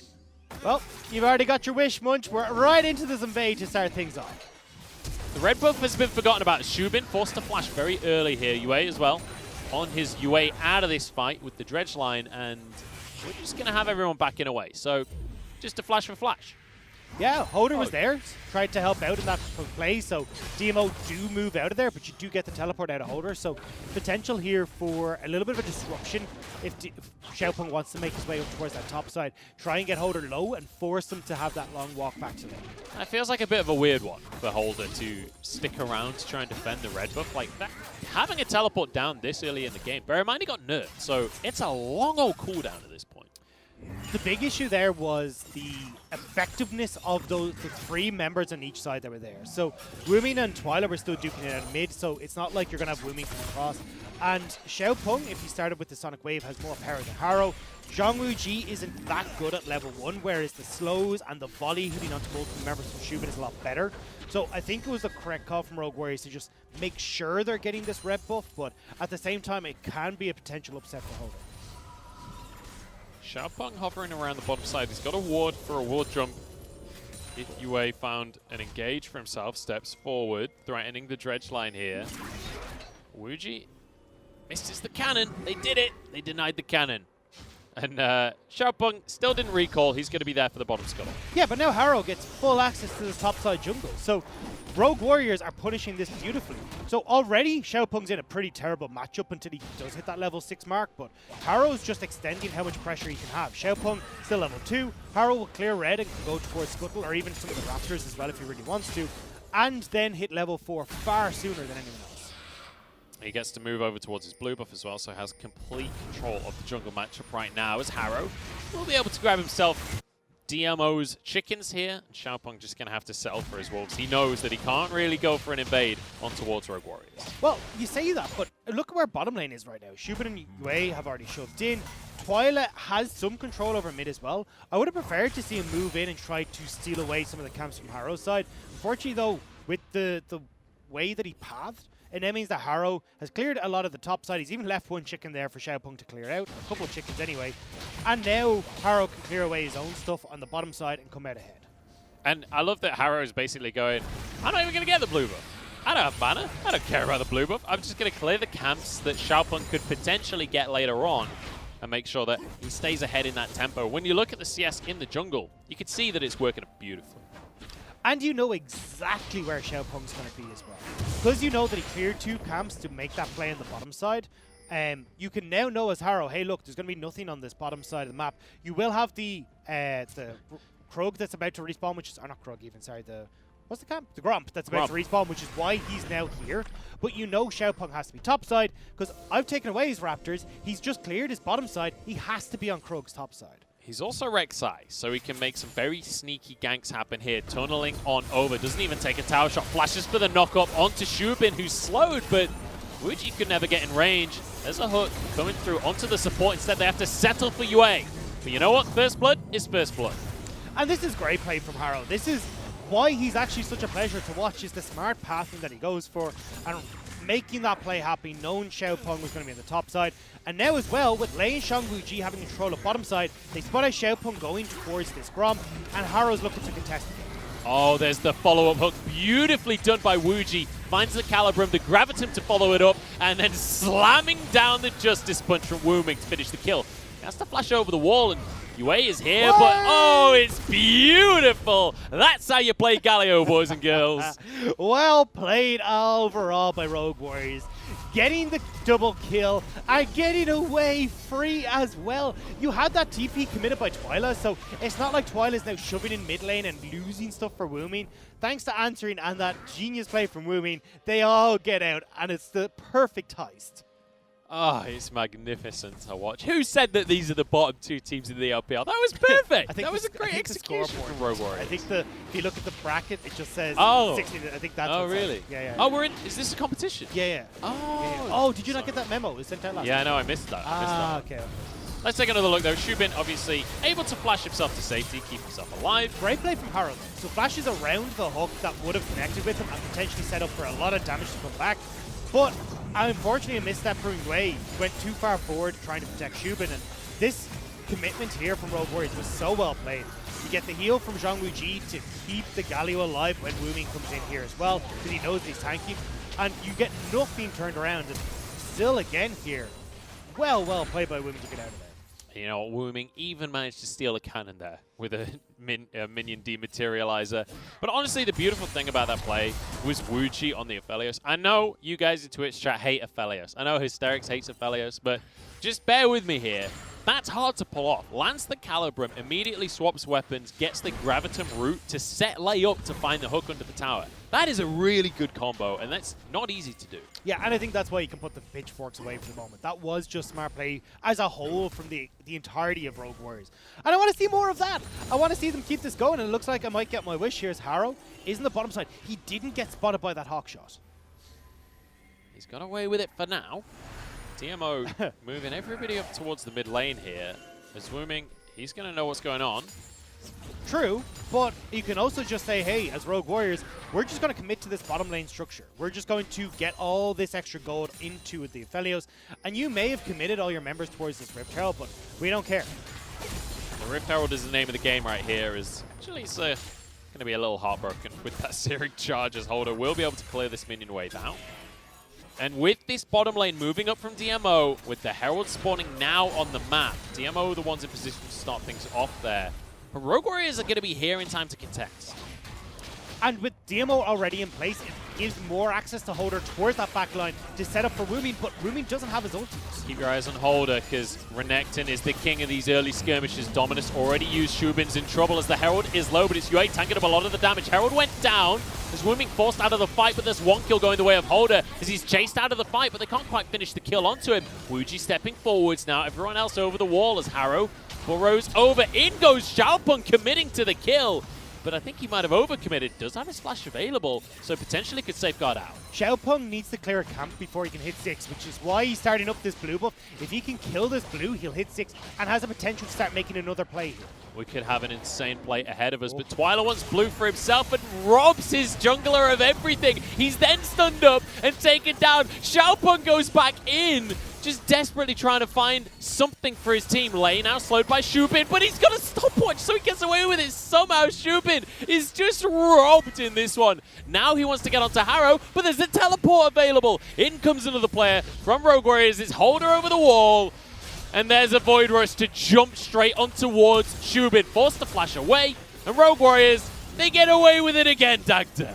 How do they keep doing this? Every single time they manage to find these fights. And it is far from clean. But Rogue Warriors, you said it in game number 1, Munch. They thrive in this chaos. They create the chaos, and then it's like arguing with an idiot, Dagda. They will bring you down to their level, and then they will beat you through sheer experience. That is Rogue Warriors in a nutshell. And I mean, look, you can see that experience shine in that last fight. It is everywhere. It is all over the place. There is questionable decisions all the time. But Rogue Warriors still managed to come out on top. And right now, it's 5-1. You've got a 3,000 gold lead again opening up for Rogue Warriors. And we'll have to see with their, again, later game scaling comp, if they can keep that going. Yeah, we'll have to wait and see. Because you know what? We've seen this before. Rogue Warriors have had leads earlier on in this series, if you cast your minds back. And in fact, they had an even more significant lead in game number 1. The mid-game did not resemble that, though. Everything went skew-with, and from that point on, honestly, I don't know what to expect. I daren't say that Rogue Warriors are way ahead in this series anymore. Nah, because you never know, right? But we do have DMO trying to make plays on this bottom side. They assume Harrow will be trying to play down towards this bottom side as well, because you know Rift Herald is here for Xiaopeng, so they're going to want to give that gold to Shu. Play going to be stunned, but once again finds the hook while that's going down. Xiaopeng pushed away from the play. Nice damage out of Wuji, and now the chase down as Harrow flashes for the knock-up, and it's Shubin in trouble. One more auto. Wuji finishes it as Harrow gets the killing blow. In comes the Galio. Finds a knock-up onto Yue, but can't quite finish it off. Calibrum goes wide as well as Xiaopeng forced away once again. Twyla's in, but he doesn't have any damage. Can't finish off Wuming, who jumps forward, gets himself a taunt. He's got a stopwatch as well, so he gets away with it. Oh. Once again, one more auto goes through from Wuji as he chases them up the lane. They'll find themselves some plates here. The big thing, though, is DMO's play was stopped. You don't get the Rift Herald charge onto that bottom lane turret. It's going to time out now before they can actually make a big play and get a lot of that gold into the likes of Shubin. And as well, Zhang Wuji is getting nice and fed here on top of the turret. This is feeling like the patch where Stopwatch first came out, where everyone was buying it and nobody knew quite when to expect it. Everyone was getting baited by it. Rogue Warriors keep on getting away with these plays because of Stopwatches. Yeah, it is a little bit silly, but again, Lei on these hook timings is so good. Every time eating the ult from the Ashe, but getting that death sentence off sets up this play. Harrow goes deep to try and nearly get the kill there, but they do manage to finish it off. Unfortunately, though, the Galio ultimate comes in a little bit too late to try and keep him topped up. And Wuming, a bit questionable with the Justice Punch there, ends up going straight into the wall rather than really being able to compound the CS difference that was there. But still, Rogue Warriors come out on top. He got away with it, so what do they care? DMO, in the meantime, though, have got themselves 2 Drakes. So at least there's some benefit here. There's some silver lining for the side of DMO, and it's going to be an Infernal Soul. So last time it was a Cloud Soul, so it was a bit of a meme. This time around, Infernal Soul means these teams are going to have to protect these dragons. The problem here is, though, that Rogue Warriors have been pretty far accelerated, and if you're just compounding a whole bunch of different Infernal Souls onto that... Oh, hang on. We've got a play coming out from DMO this time around. They're onto Wuji, and the damage is coming out from Shubin here. Knockups and stuns across the board. That is clean from DMO. And that's what we see from DMO in these early stages. Xiaopeng with a great kick on towards Zhang Wuji. Gives enough CC for Shubin to finish off 2 members. Twyla gets the double kill. And it now means DMO is starting to come alive. I'm starting to understand this series now, Dagda, which is something I never thought I would say. It's when Rogue Warriors are making the plays that it's all complete chaos. But when DMO have their way, when these set plays can be made, it looks fantastic. They honestly look so well executed. And again, it's a lot of this coming from Twyla moving down alongside Xiaopeng. This seems to be the mid-jungle 2v, well, duo at least, that want to try and have a big impact on this map. Oftentimes, Xiaopeng needs to set up Twyla to enable him to get out of lane, but at least with all the chaos that we've seen so far, Twyla was able to get out of lane. And watch this kick from Xiaopeng onto Lei here. Kicks him straight into Zhang Wuji, gets enough damage there where you can set up for 1 kill for yourself, 2 kills for Twyla, and the turret plates to boot. So, you mentioned Zhang Wuji there. He's moved up to the top side of the map now so that they can set up for the Rift Herald that will be spawning shortly. DMO are here to answer, though. They've moved people up as well, and it's going to be Julissa versus Holder in the bottom side of the map. Worth mentioning, once again, Twyla, no matter what the champion, he's gone for the GLP again, this time on the Syndra. And tower plates a lot more even this time around. Yeah, there's not much of a difference, or at least to write home about. Lei looking for the hook. Swing and a miss, though. So I'm going to miss indeed. Yue going to be okay on that one, but with Rogue Warriors now moving everybody in here, bear in mind Wuming could just stay in that mid lane and still be a part of the play because he's on The Galio, Tira's entrance always available. UA, the one to tank things up as Lei takes himself an arrow, but he's happy to be the target of that one. You got Twilight on the back line, but in the meantime, the rest of his team is taunted up. UA somehow surviving in with the Hextech Protobelt as well, as Wuji now suddenly finds himself on the front line, needs to be careful. The Herald reset during all of that chaos. The Rogue Warriors are happy to start it up again. Yeah, DMO are very separated. You don't have a lot of these key ultimates now available for them, and he waits back in base, so Rogue Warriors again find the fight, find the objective. You know what? Wuming is looking great. Like, in game number 1, he was pretty decent for himself on the Karma. Obviously, you can't really shine that bright on a Karma necessarily, but now on the Galio, 3-0-3, he's looking good in these fights. And I think this is what I wanted from Rogue Warriors in a lot of situations is, I mean, look, you have seen Ruby play the likes of Singer and the Zoe and stuff, but he's always felt more at home on the likes of these here. But having a mid laner that can focus on these mid-game champions and give a little bit more agency towards Rogue Warriors and how they want to play is clearly working a lot better for them because they have their carries. They have Harrow, who wants to be the carry for this squad. Zhang Wuji as well, the Vayne one trick, you know he's going to want to go and be the carry. So enabling Harrow and Zhang Wuji, I feel works a lot better on this team. And it looks like Wuming's able to provide that. They're going to find themselves the first tower of the game as well. So now as we head just past the 16-minute mark here, we can kind of take a bit of a recap of where we're at on the scoreboard because the gold lead has somewhat diminished here. DMO catching up, closing that gap. And let's bear in mind, in a couple of levels, Chalitza with the Ornn items will close that gap even further. And the mid-game here is going to be a little bit topsy-turvy. As you said, you do have the Ashe and the Sindra who will be getting a lot of these Ornn items in, so they do tend to be quite strong. But you still have an Aphelios on the other side. You still have to deal with how strong this Aphelios can be. So when we get towards those later game portions, definitely Aphelios will be stronger. But at least that mid-game portion where DMO can win out in these fights, like at moments like this, cannot be understated. Yeah, the hard thing for DMO is it's like when it's a set play like that bottom dive, it's great, but it's harder to execute a set play around a neutral objective because there's too many factors, there's too much going on. And it feels like when there's too many factors, that is Rogue Warrior's true comfort zone. Ooh, Lei with an attempt onto UA there. Let's bear in mind, Infernal Drake spawning here in 5 seconds. And the thing where we've seen the victories for DMO is that it tends to be when they have these big early game leads where Xiaopeng has had a massive impact and they can just carry off of the weight from those early fights. But unfortunately for DMO, our team fighting hasn't been stellar enough to be able to bring back some of these deficits, and we'll have to see if they can now. Hook onto Lei here. Chalitza with a call of the... Oh, he missed the ult. Chalitza, come on, man. Knockups from the Galios in the meantime. It's Wuji that went down, and this is a great fight from DMO as they're trying to clean things up. Holder doing what he can in the back line, and he will find one for himself. He's got a duel between the junglers off towards the side of the fight. At the end of the day, though, it's DMO with 2 kills. And they can now turn towards this dragon as well. This will put them on that soul point, which is so crucial for DMO. But unfortunately for Rogue Warriors, too many missteps here, and they're not quite able to find that victory. Chalitza somehow missed his Ornn ult during all of that.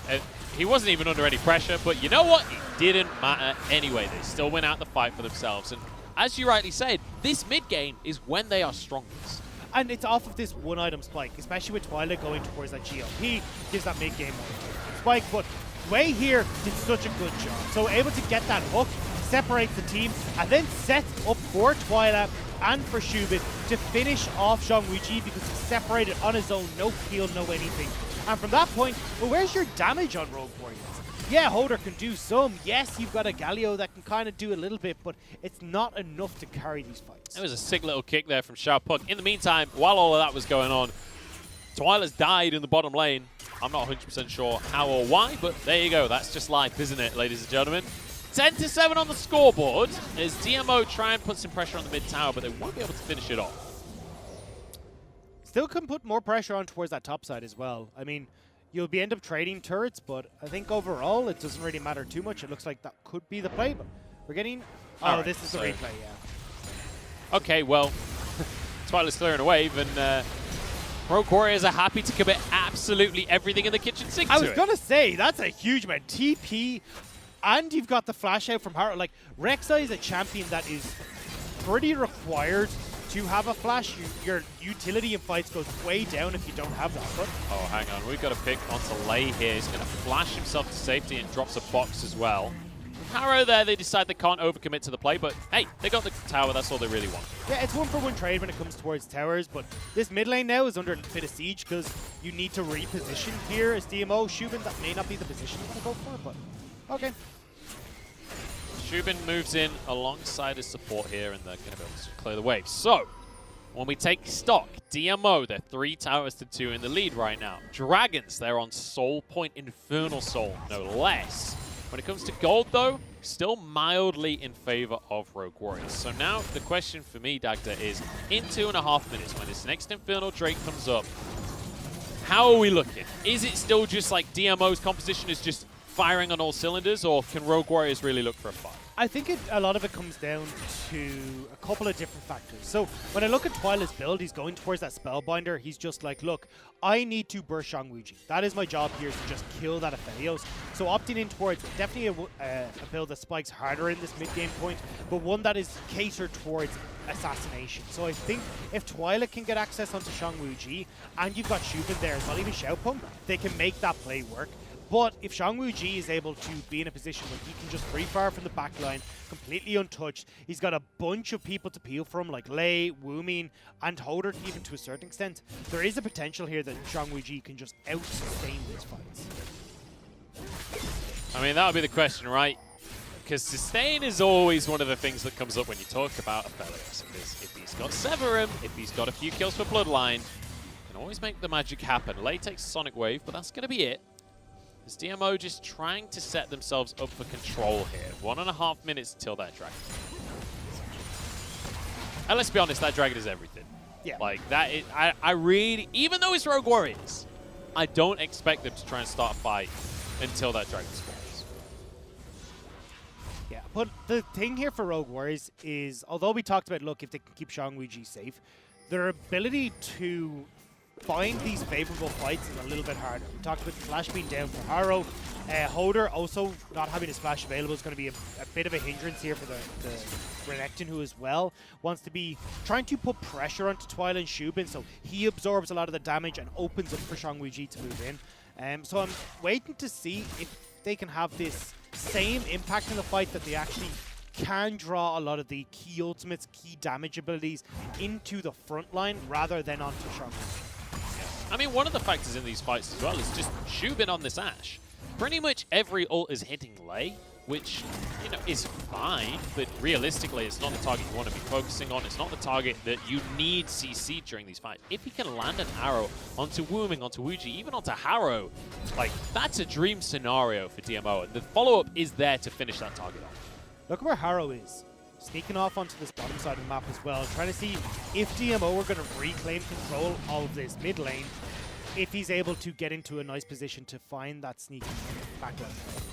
It's 10 seconds until this Infernal Drake, and that would be sold for DMO. As you rightly say, Harrow already in a flanking position.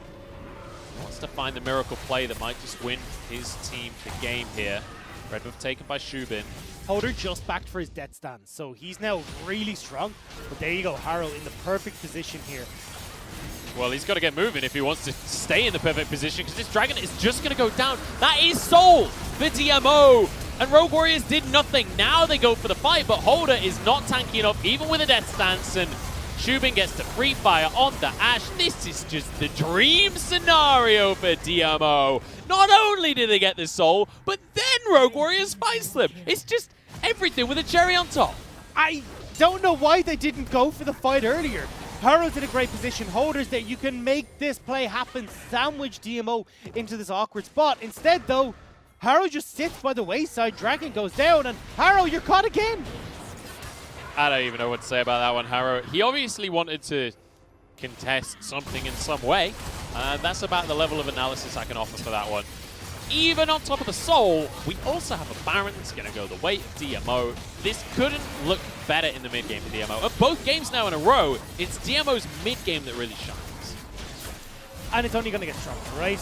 Because, look, you've now got your Orin items that are going to start coming through. You just picked up a Baron buff. You can really start to turn up the heat here on Rogue Warriors. And look at the wave clear here for Rogue Warriors. Wuming can provide some, yes, you got a little bit that can come from Shangwu-Ji, but in a siege scenario where you're against an Ashe and a Syndra who's free firing underneath that turret, it becomes so much more difficult for Wuming and Shangwu-Ji to approach these waves to actually clear them out. So let's take another look at everything that went. Like, Harrow didn't even move until the dragon was taken. But look at Shangwu-Ji. He's consistently trying to catch up to this play. Harrow, as he talked about, doesn't actually get on towards Twile and Shubin. So when we come to AD carries and backliners who are free hitting, DMO are shoveling out DPS in buckets and spades, but you're getting nothing coming out from Shangwu-Ji. Wuji unfortunately not able to get in onto the play here. And now suddenly, we talked about the goal being exceptionally even just a couple of minutes ago. It's 4,000 in favor of DMO. They've got everything. And you know what? We were talking about win conditions. We were talking about, hey, the late game with an Aphelios, with the Galio looks pretty good, blah, blah, blah. Well, not anymore, because there's an Infernal Soul for DMO. Now they have a late game advantage as well. They're just going to continue to scale indefinitely. Ornn items starting to come through. You can see Shubin, he's got 2 items for himself, including that upgrade on his Blade of the Ruined King. So, honestly, he could be in trouble, is the actual conclusion here, because Harrow trying to get onto him, and UA flashes over the wall. Everything is nullified, and in the meantime, there are towers falling. This is disastrous for Rogue Warriors. Very well played by UA to get out of that spot and then giving that opportunity for Shubin to get away from there. You're now getting 2 towers picked up by DMO. Oh Potentially this inhibitor turret broken as well. They're just taking the entire base. They're taking absolutely everything. And Rogue Warriors, as soon as Dragons spawned, they seem to just not be sure what to do about this one. The siege will just continue from DMO as well. There's no reason for them to back away. I mean, DMO have, although that early game scraps haven't quite gone their way, they did a great job of collecting these dragons, and now off of that dragon play as well, getting the Baron, they're cracking open the base. This is looking like the DMO who are gonna push us to a game 3. It's feeling that way, isn't it, Dagda, as they just continue to pressure in all 3 lanes. This will be the bottom inhib going down. Rogue Warriors trying to make a play onto Chalitza, who has to stop watch to buy himself a little time. He gets away with it! Dagda, what is going on? If I knew that, I'd try and fill you in, but this is just... I mean, Rogue Warriors haven't made up a decision at all about what they want to do. They can't commit to anywhere because, hey, look, you don't have these big engage tools from Wuming, like that ultimate to follow up on Harrow, on Holder, and that play that they tried to make mid is now costing. A little bit disjointed there from DMO, but you know what? They get 3 inhibs, so they don't really care. And, you know, we talked about it in game number 1 here. Hang on, we might just have the end of the game here as there's a kill going on towards Lei. Chalitza is tanking everybody up. Holder gets into the back line. He's doing a lot of damage on this Renekton, and he's winning out the fight for his team. Chalitza taunted as Wuji is still just firing away. Xiaopeng tries to get onto Holder, but their healing is too strong. There's a kill for Wooing. Rogue Warriors have held on. They have, but they're also down 2 inhibitors. The 3rd one is exposed. I mean, I think you're a little bit more excited than I am for that play. Yeah.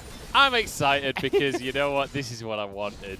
I'm glad that Rogue Warriors haven't just accepted their fate in this game, because that's not the Rogue Warriors I know. I mean, they have been trying to make plays, right? We saw it in the mid lane. We saw that one there to at least hold on for a little bit longer. But this was just a strange call from DMO to try and force a play here. UA thinks he can hack onto Lei, but again, it's the tankiest member here. So as long as you're churning all that damage into this Thresh, you're perfectly happy. Plus, none of those key ultimates are down. You don't have the Enchanted Crystal Arrow.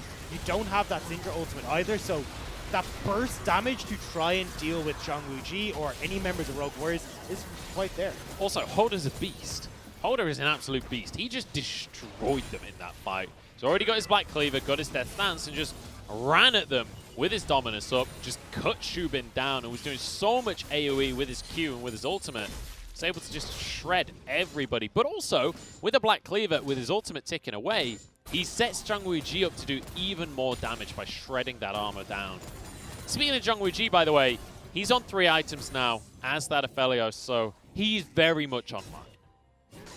And it's going to be on him to try and carry this game if Rogue Warriors have any sort of chance. Elder Dragon is up in the next few moments, and there is the potential here that if Rogue Warriors can find the right fight, they can win. But Harrow's trying to Come rinse on, and mate. repeat what happened. But look at the pings. I mean, DMO are well aware of this, so they're just saying, hey, look, we might just push in towards the base and take this inhib instead. They'll do what Rogue Warriors weren't willing to do last game. Just threaten the mid lane instead. Harrow, in the meantime, threatening to start up the Elder He trade. can't. I mean, look, he's going to get spotted on these wards now. They know he's behind them, but DMO have just completely outplayed Rogue Warriors and are going straight towards this inhib. They didn't even have to do anything to outplay them. Kick across the team from Xiaopeng, and, well, goodbye, Lei. That's one nice, easy kill coming through from DMO. Harrow's barely even arrived on the scene. He's going to throw a Prey Seeker, but it's not going to do a whole heap of anything. Zhang Wuji is still playing Aphelios, though. So all I'm saying is it's still possible here, and he can clear these minion waves like nothing. Has managed to clear them out, but now you've got no Lei.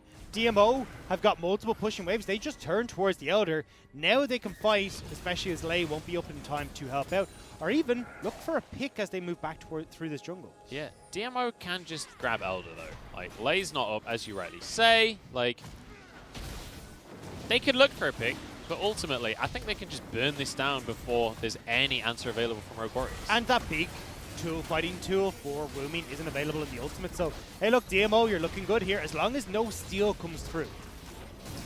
Keep your eyes on Harrow, as he could be the determining factor here. It's Holder that's taken low to start this one off. Woomin flashes on forward. Holder still surviving for now, but he's slowed and might just be finished off as well. But Shubin hooked. Nice little QSS from him. Keeps himself safe. Chalitza is so damn tanky. They just can't do anything to him.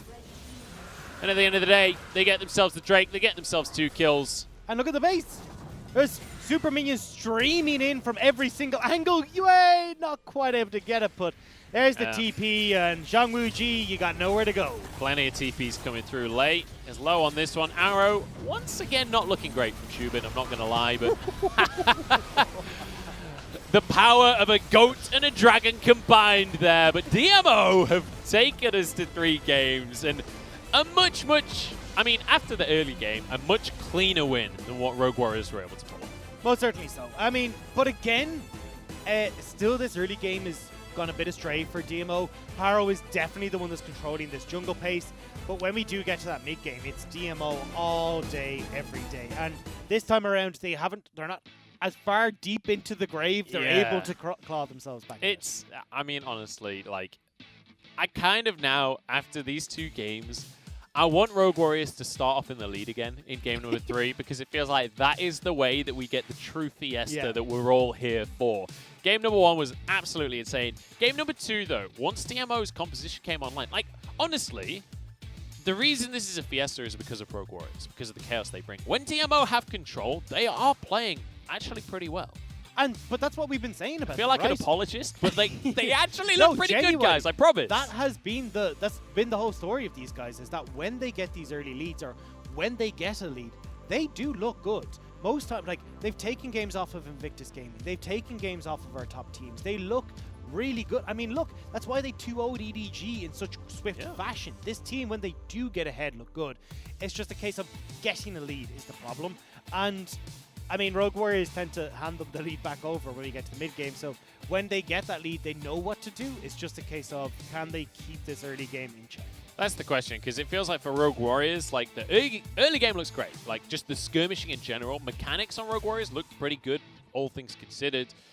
And the late game, you know, similar situation where it's all about the mechanics of the team fight. The mid-game is just, I don't know. I honestly don't know what to expect out of this team any single game. It doesn't even matter what the composition is. They just seem to be running around like headless chickens. Yeah, and I mean, even the plays that they try to make are kind of Hail Marys. Like we saw in that mid lane in the later portion of the game was, okay, well, we got Harrow's going to go super aggressive. We're going to have Woomin come in with the ultimate of Gallia. We're going to try and get them, and it's just like, this play is taking so long to come together. The Shubin has just walked out of the ultimate, and then you get Yue who's just flashed over the wall. There's no issues here, and I mean, it just never really felt like anything happened for them. I love how the gold graph looks almost the same as last game as well. Yeah. But yeah, 10k gold lead at the end of the day for DMO here. It means we're going to 3 games. Twilight with the most damage. And I have to say, I think the highlight of this game for me was the play that they made onto Twilight. I think it was like 25 minutes into the game or something. Twyla's just like, I'm going to take a minion wave. They're like, teleport comes through, flash comes through. We're going to use everything on the bottom side of the map. Get him! Shut him down. You'll never take another minion wave in this town again. Then everyone high fives, they crack up the beers, the pizza comes in, it's like, yeah, we did it, but it's like, and in the meantime, they lose everything else on the map. But that's the thing, you know, it's not about having the brain power to go, yes, this is the right play. It's just about showing your muscles, flexing on them a little bit, and then just kind of worrying about the problems that come later on. They're called the Rogue Warriors, not the Rogue Mathematicians, guys. Like, what do you expect, realistically? But yeah, no. Game number 2, a little bit cleaner, coming out from DMO at least. Not contesting Infernal Soul and then fighting immediately after the Infernal Soul. Probably not the greatest line of play available. That is the greatest League of Legends. That's the best timeline. It was just the fact that Harrow was just sat there. Yeah. Like, you watch Infernal go down and be taken, and you kind of just watch Harrow go. So, like, to be fair, they didn't have vision on it, so they didn't know when it was going down.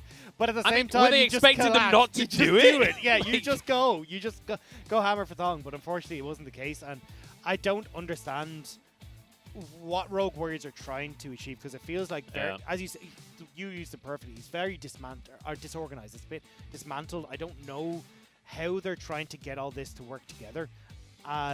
And unfortunately, it feels like Harrow's trying to do one thing. You got Crazy, who's not quite able to get into the fights in the way he wants. Lei can find these hooks, but then there's no follow-up, and it's just all looking super messy. I mean, well, you start that sentence with, I don't understand, and I think you could have just ended it there, to be quite honest, because that's exactly how I feel as well. We're going to Game 3. That's all I know. That's all I care about. And I'm hoping that it's going to live up to this series so far. We'll have to find out in a few minutes' time.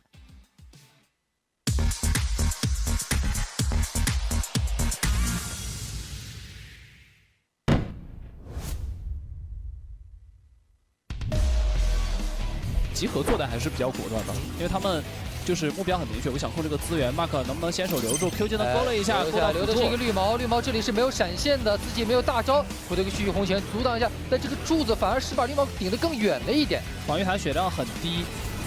哇，这波把 Loken 直接打成一个残血，后续启发飞轮直接给 A 掉了，一个高的飞轮，再加上通臂的一个 Q 技能，成功收到这个人头 ，Loken 有一点不太小心啊。牙膏来这里，直接闪现踩是被这边 Karma 的闪现给躲掉，而且回头还要继续 A， 这里反而是男枪有一点危险，人头上巨魔给收了下来，妖姬赶紧交易到 W。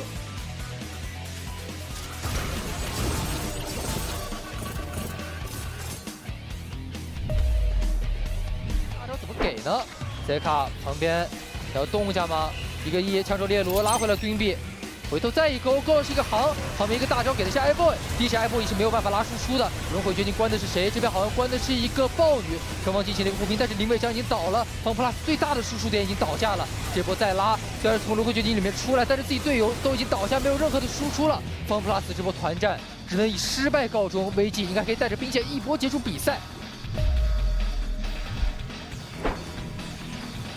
这边是有火甲了 ，Cube 想要来线上实现，被定了一下，但泰坦给了一个大招，这脚踢反而是把 Cube 给送走了。旁边一雕是被这边汉子哥的一个闪现给躲掉了。这边关了一个轮回绝境，是扛的 solo， 但是对面扛塔扛到死血，塔梅关只爆回来，小天在原地也要死，而且航这里也是躲掉了一个单体的 Q 技能，自己并没有死，豹女拿了一个双杀，这一波应该是收下了一个3杀。京东是有下路超级兵的一个压力存在。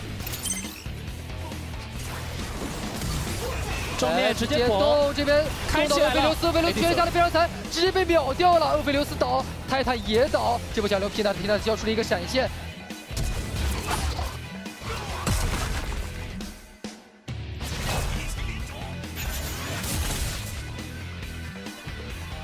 我就是风暴，想让你直接打。蓝色方集结众人过来，艾希离的可能距离稍微远一点，但是这里先爆过来，E技能马上拉到了 Karma 这个区位置非常危险，这妖姬收掉了这个终结的人头，而且 Zoom 这里还有一个大招跳下来，马卡还有最后一次也开了一个金针，旁边这一箭射到是一个纳尔是个小纳尔还没有变大，还有最后一下 Zoom 收到一个双杀，又是一个E技能下来，虽然没有杀到护盾，但是已经可以把对面给逼开了。牙膏不太好追了吧？这波直接逼了个闪，逼到了一个闪。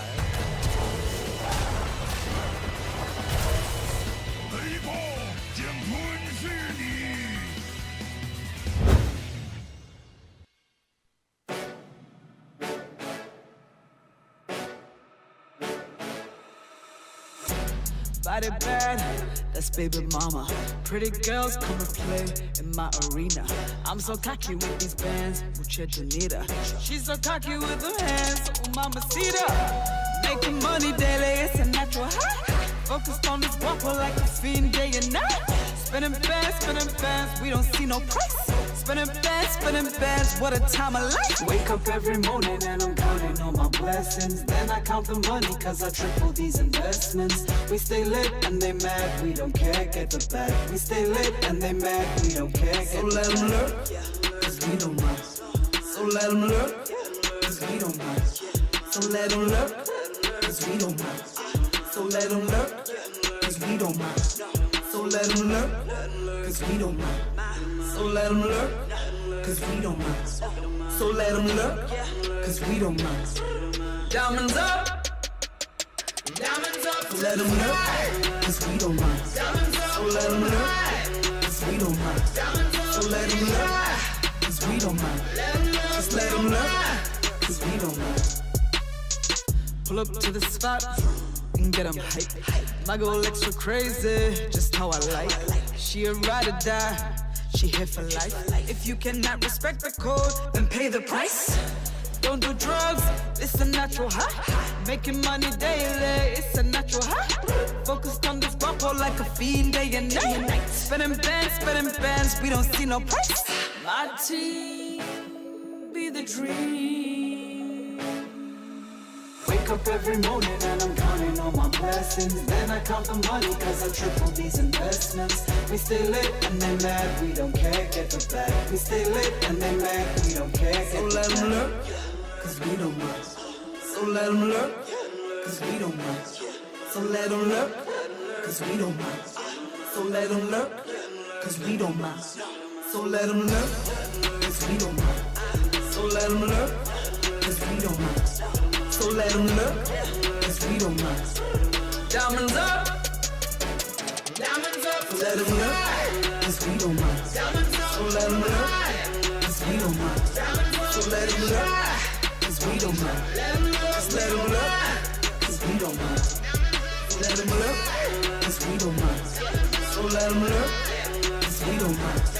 So let them look, cause we don't mind. Just let them look, cause we don't mind.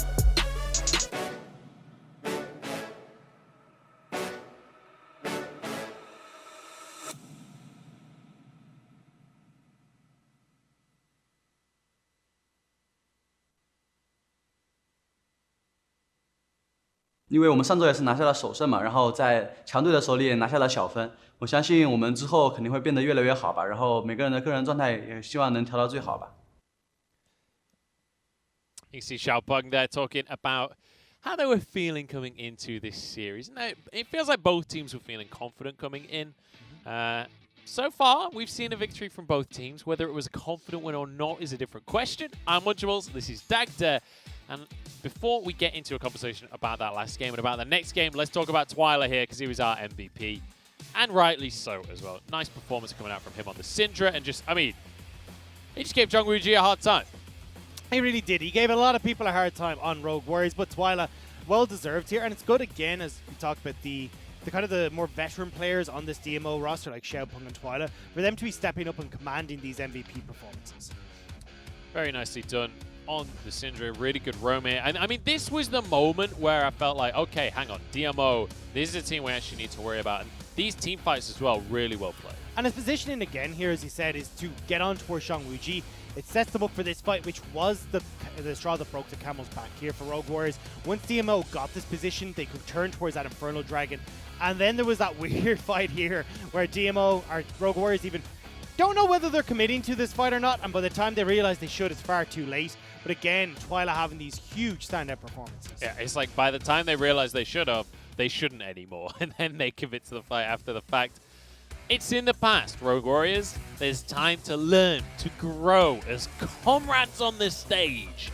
And we'll see if they have what it takes to get back in this series. DMO feeling good though, and it has to be said, the win for DMO here was a lot more confident than the win that Rogue Warriors got for themselves. Certainly. And I think that's why, in my eyes, the favourite coming into this game was DMO. I think they've had at least some semblance of how do we actually turn an advantage into a win. And you can see it very clearly in that game. Like, even though they didn't quite have that early game advantage, they were still able to set up these plays, and then when they got a lead, they looked super clean. So we've got some mid lane bans coming out once again here, trying to shut Wooming down. As you ban the LeBlanc, the Karma, and then the Cassiopeia is respect banned away from Twyla as well. So a lot of bans towards these mid lane players, but Rogue Warriors also just want to get rid of that Aphelios now they're over on the red side again. Wonder if the Graves will once again be the ban here for DMO. I think it's a really strong one, unless they want to first pick it for Xiaopeng, but definitely in my eyes, Xiaopeng's had a better impact on the Lee Sins, the Rek'Sais, these type of things. Yeah, Xiaopeng always looks fantastic on the Lee Sin, and the Graves will be banned by DMO. It's answered by a Syndra ban on towards Twyla. So we have 4 mid lane bans here in the first phase, but it means... Holy moly! Varus has made it through, which we don't get to see very often here in the LPL. Honestly, it didn't even click with me that Varus was going to be a pick because it's been that long since I've actually cast a Varus game. He has a 0% win rate because he got through one time and it didn't look so good. But I assure you it's busted. In the meantime, Nidalee also made it through. So we've got super strong arrows on one side of the map, and we've got super strong spears on the other. And I want to see now what Rogue Warriors' game plan is here. So if they're going to double down on this poke composition, go towards something like Corki for Wuming, and then go with an Ezreal for Zhang Wuji or something along these lines. But we'll have to see what the game plan is here. But already Rogue Warriors definitely looking like a very heavy mid to early game team with the Renekton and the Nidalee locked in. Definitely feels like mid-game power, but it also feels like comfort, right? Because Holder looked great on the Renekton in the last game. We've seen Harrow play the Nidalee before plenty in the past. He's only got 1 on it this split, but we've seen it in times gone by. But the Lee Sin going to be locked in here once again for Xiaopeng. We already talked about it. It's definitely one of his comfort picks. And now I imagine that we're going to see an AD carry locked in here for Rogue Warriors. I think going towards something with a mid-game or early-game focus would be best here. Kalista, I think, would be a perfect spot because when you look at the team comp that they have, you're definitely like, Renekton falls off when he gets past 2 items. Nidalee begins to fall off that stage as well. The Kai'Sa, though, is basically, okay, well, we want to get in and try and dive in on top of DMO, and I don't think this is the worst call either if they're not going to go towards poke, because there is an opportunity here for Shuba to just sit back with those long-range missiles and try and pick you off. So at least if you want to go heavily into get in on top of the team, well then Kai'Sa can work well to close that gap and not give the opportunity for his poke to come in. Yeah, it looks like they're going to commit to like full-on dive here from Rogue Warriors, where they all just want to jump in together. We'll see how that's going to work out for them. And I wouldn't be too surprised to see DMO ban something like the Galio, to be quite honest, just to stop Wooming being able to jump in alongside everyone and get knockups across the team. Potential there. You can already see, though, they're eyeing up the likes of the set, which does fit into that dive style of composition. Stuff like the Nautilus as well could also be another ban, potentially, because just the guaranteed CC off the ultimate and also just how potent that hook could be could work out quite well, but Lei has been going towards the Thresh a lot, so that could also be the ban here from DMO. Irelia Soul, just for anyone that doesn't watch DMO regularly, that is a pick that Twyla goes for. It's Twyla and Teachmar kind of the 2 players that are willing to go for the A-Sol. But you mentioned the Nautilus ban. It's going to be Thresh taken off here by DMO, and that's purely because Lei has, whenever it's available, he's going to go for that Thresh. He's pretty much becoming a one-trick, honestly. Okay, that's another pick, though. Oh, no, come on, give me the Pantheon. I was going to say that's another pick that works super well here. Gives you that guaranteed dive and backline access because you can have the ultimate that comes in from super far away. It's not something Lei has played yet, but we have seen it in the LPL. But unfortunately, we aren't going to be getting it. It will be Nautilus and potentially Leona here, giving a strong bottom lane matchup for DMO. Yeah, it certainly feels good for them. And I mean, Leona with Lethality Varus is actually terrifying because it might not sound like they go together well, but the all-in potential there is horrific. Especially against something like a Kai'Sa, a short-range AD carry, even onto the Nautilus as well. Like, the W from Leona gives you so much inherent magic resist and that defensive stats that you just can't really deal with it as Kai'Sa. Yeah, I just want to clarify, I mean horrific in a good way, like as in like something out of a horror book, like horrifying kind of thing. Anyway, Orianna gonna come through here from Twyla. We usually see him on the Zillion, and he's gonna be sticking to the clockwork theme here with Orianna in the mid lane. And now Rogue Warriors have to decide what they want to go for in the mid lane. And it's looking like maybe not the Galio, maybe something that can be a little bit more proactive and do some damage. If there's ever a time for Woomy to bring out the Yasuo, it could be now. But there is a lot of AP, but no. Gonna go towards the Silas. I mean, look, it makes sense here. Again, heavy dive focus, trying to get in onto the likes of DMO. It just... Oh, actually, it's gonna be Renekton mid. So, I was curious to see what way they're gonna play this, because, look, the Silas can steal away the Ornn ultimate and be that big engage to help with this dive prospect. And now Woomin on this Renekton can actually get and be quite aggressive against this Orianna. Orianna doesn't have a huge amount of ways to escape away from the all-in. You do have a little bit of speed up, a little bit of shield, obviously, but still this Renekton can do a reasonably good job against the Orianna. I'm really curious how this one's going to go down with a Renekton in the mid lane. It's the Croc against the Clockwork Girl. But we're jumping into game number 3, and you know what? It couldn't have gone any other way, could it, Dagda? We're going to 3 games here for our first series of the day. It's Rogue Warriors against DMO, and in the draft, we've got some craziness from Rogue Warriors as they've got that Nidalee in the jungle. They've got a Sylas in the top lane and a Renekton in the mid lane. I mean, we're going full LPL, Dagda. We definitely are, and it feels like a lot of the weight of the Rogue Warriors composition is going to be on Xiangwuji's shoulders and a certain amount on Holder as well. Trying to have that Sylas set up super effectively for these fights, trying to get in on towards this back line. But definitely Xiangwuji, you're on a short range AD carry that wants to be diving in with this composition, but you've got CC from Ornn, from Varus, from the Leona, and even from Xiaopeng as well, who's going to be gunning for you. So the ability of Xiangwuji to operate in these team fights is going to be really difficult. It's going to be tough in the lane as well because we've got this lethality. I'm assuming it's lethality virus at least. It could be on hit, but I mean, the odds of that seem pretty slim to me. We'll have to wait and see once we get the runes back up on your screen. But yeah, Varus has got through. This is the second time this entire split that we're going to see Varus in the game. It's going to be in the hands of Shubin, and it is going to be that lethality virus that we all know to fear. And that level 6 in the bottom lane is so nasty. With Shubin having that Chains of Corruption into all the CC this Leona can offer, if Xiangwuji gets hit, I don't care if you have Cleanse. There's so much follow-up there that you are going to go down. So honestly, I think if I'm Xiaopeng, I'm playing super heavily down towards this bottom side. Maybe helping Twilight out to a certain extent, but I don't think that's your main port of call. It is certainly to try and set up Shubin here. Electrocute here on Harrow as well. That's how you know he's going to be going all in for these fights. And once again, 2 pretty aggressive junglers coming out from this jungle matchup. This is the matchup we were talking about coming into the series at the start of the day. Harrow against Xiaopeng. And it has very much lived up to the expectation here that both of these junglers have been the driving forces for their teams, the ones setting up the plays in the early game. But it has to be said, in the early game specifically, it's been Harrow coming out on top. And he has the potential here to do the same. You are in the Nidalee, you can... It's not so much focused on ganks, it's more so on trying to clear out the enemy jungle and get into fight against Xiaopeng. Oh, what a hook out of Lei. This is a really nice early trade straight on towards Shubin. Yue will answer it somewhat, but if Lei could keep that up, maybe Varus ain't so good. Yeah.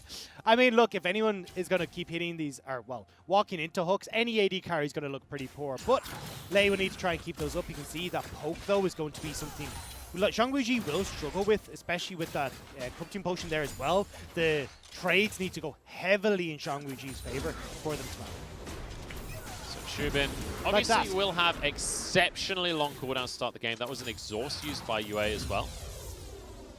But we will just reset in that bottom lane. I don't anticipate too much aggression out of DMO for the first couple of levels, just because that lethality virus, you do need to poke them down a little bit first, but also, as I mentioned before, your cooldowns on your E and on your Q are like almost 20 seconds to start the game off. Harrow, though, has made it towards this top side. Holder, kind of low, though.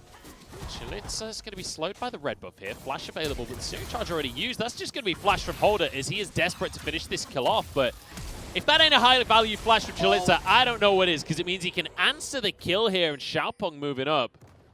No way is he going to commit to diving this one. He might do. Is Holder sticking around? Oh, hang on. Chalitza teleports in. Holder could be baited here, because you can see Xiaopeng hovering in the tri-brush. She's going to move towards this lane. They're looking for the dive. I think you might just be right on that one, Dagda, because Chalitza He may be slow as a snail, but he is eventually going to push this wave under, gets the knock up straight onto Holder. There's the Sonic Wave. Beautifully done here by DMO. And that was a fantastic play from Chalitza to set up that event. But Harrow's back in mid. We are going to have non-stop action this game. Flash for the stun from Wooming. Twilight gets over the wall. One more spear would do the job from Harrow if he can land it. He's not even going to go for it.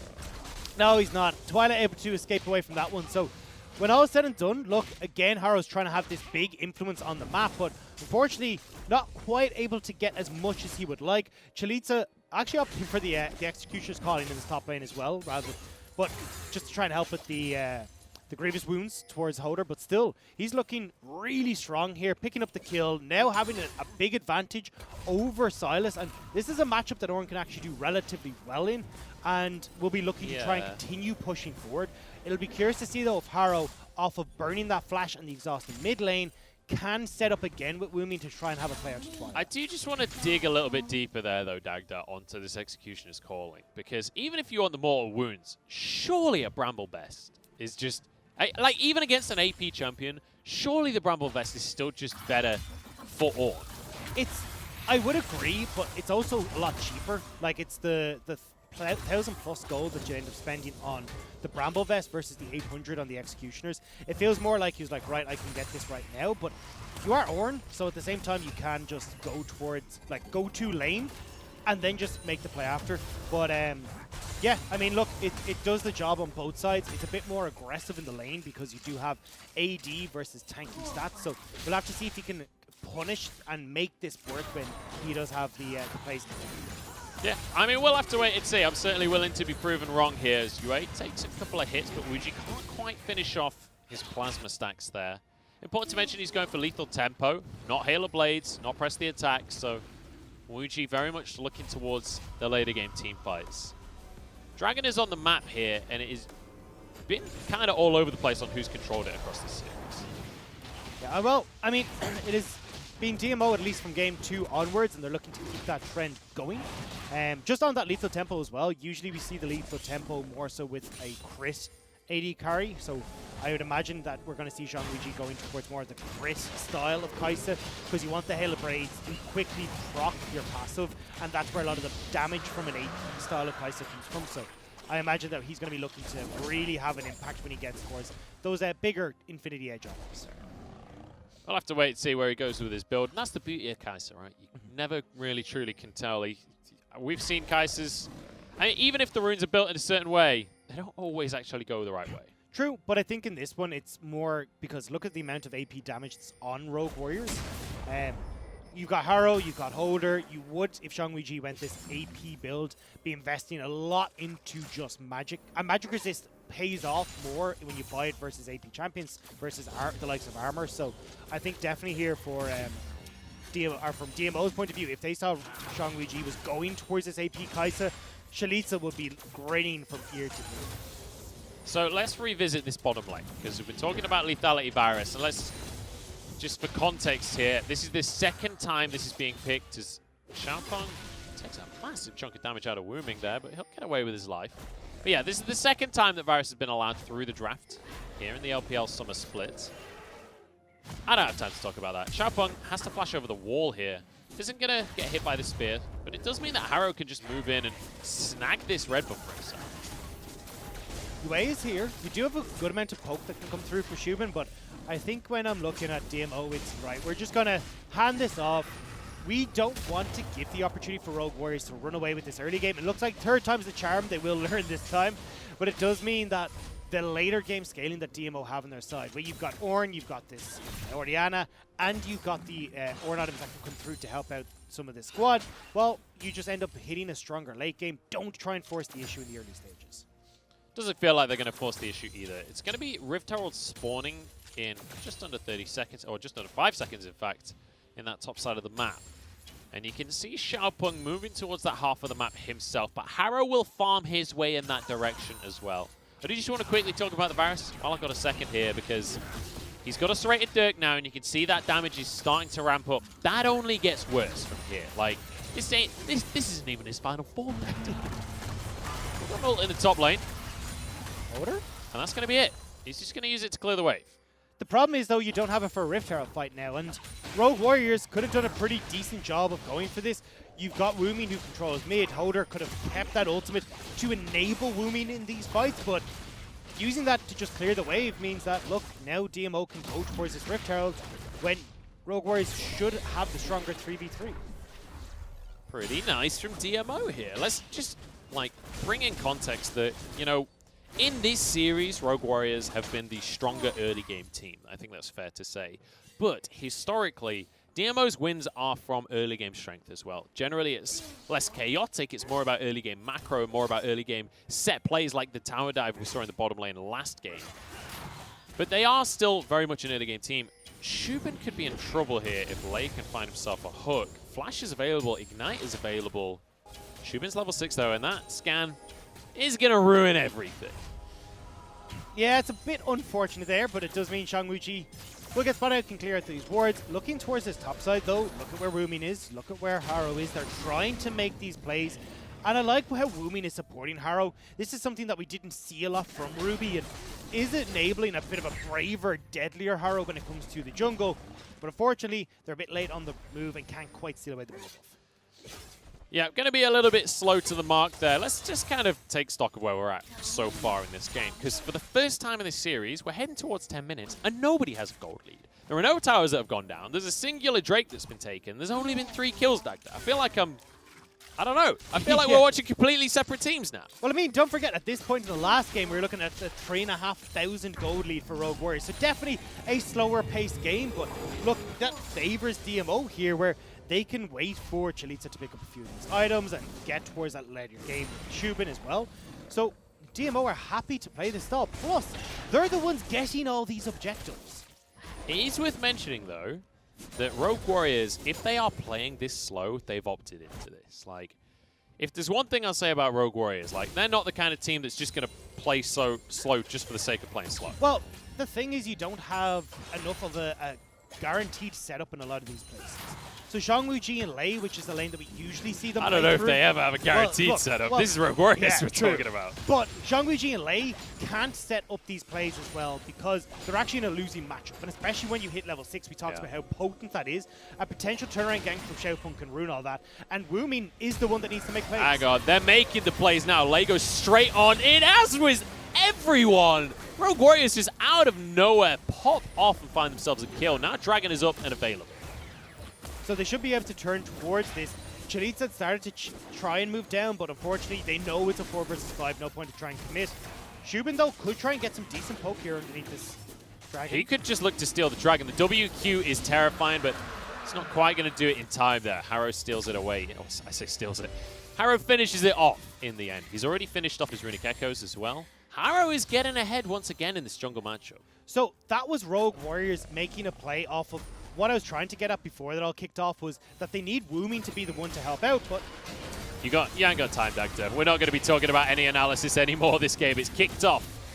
Is Wuji just going to get some damage down onto Yue? But that's what I mean, is that even if you make this play onto the bottom side, yes, you can try and make some plays, but you don't have enough damage right now to try and burst out the bottom lane, especially if you don't get onto Shubin. So you need Woomin to interact with this bottom lane to set up plays, and he's only getting brief windows because it's Renekton versus Orianna. Top side, though, DMO will get to use this Rift. I'm a little bit surprised they're going to commit it to the top tower when they've got Norn, but this... Oh, what? Holder!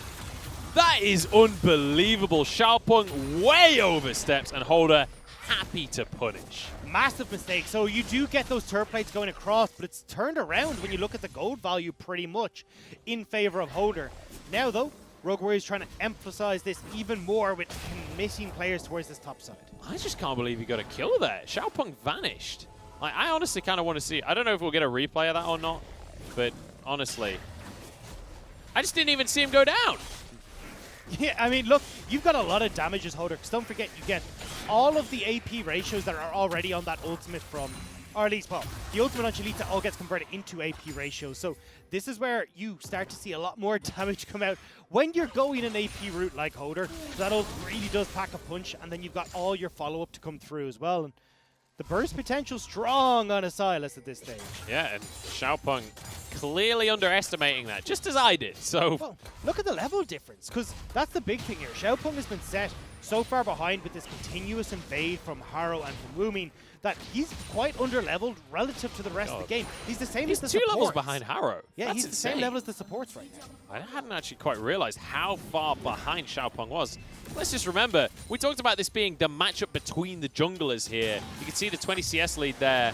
Xue tries to find a way onto Wuji. There's a teleport coming through. Wuji's got some backup from his squad, but as does the rest of DMO.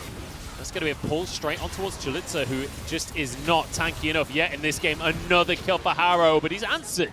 Let's kill over to Shubin, which for DMO, they're loving to have kills on this Varus. Now it's Lei, left out to dry by the rest of his team, and Twyla finds a slow, will pull back Wuji with the shockwave in the meantime. Another kill goes the way of Shubin.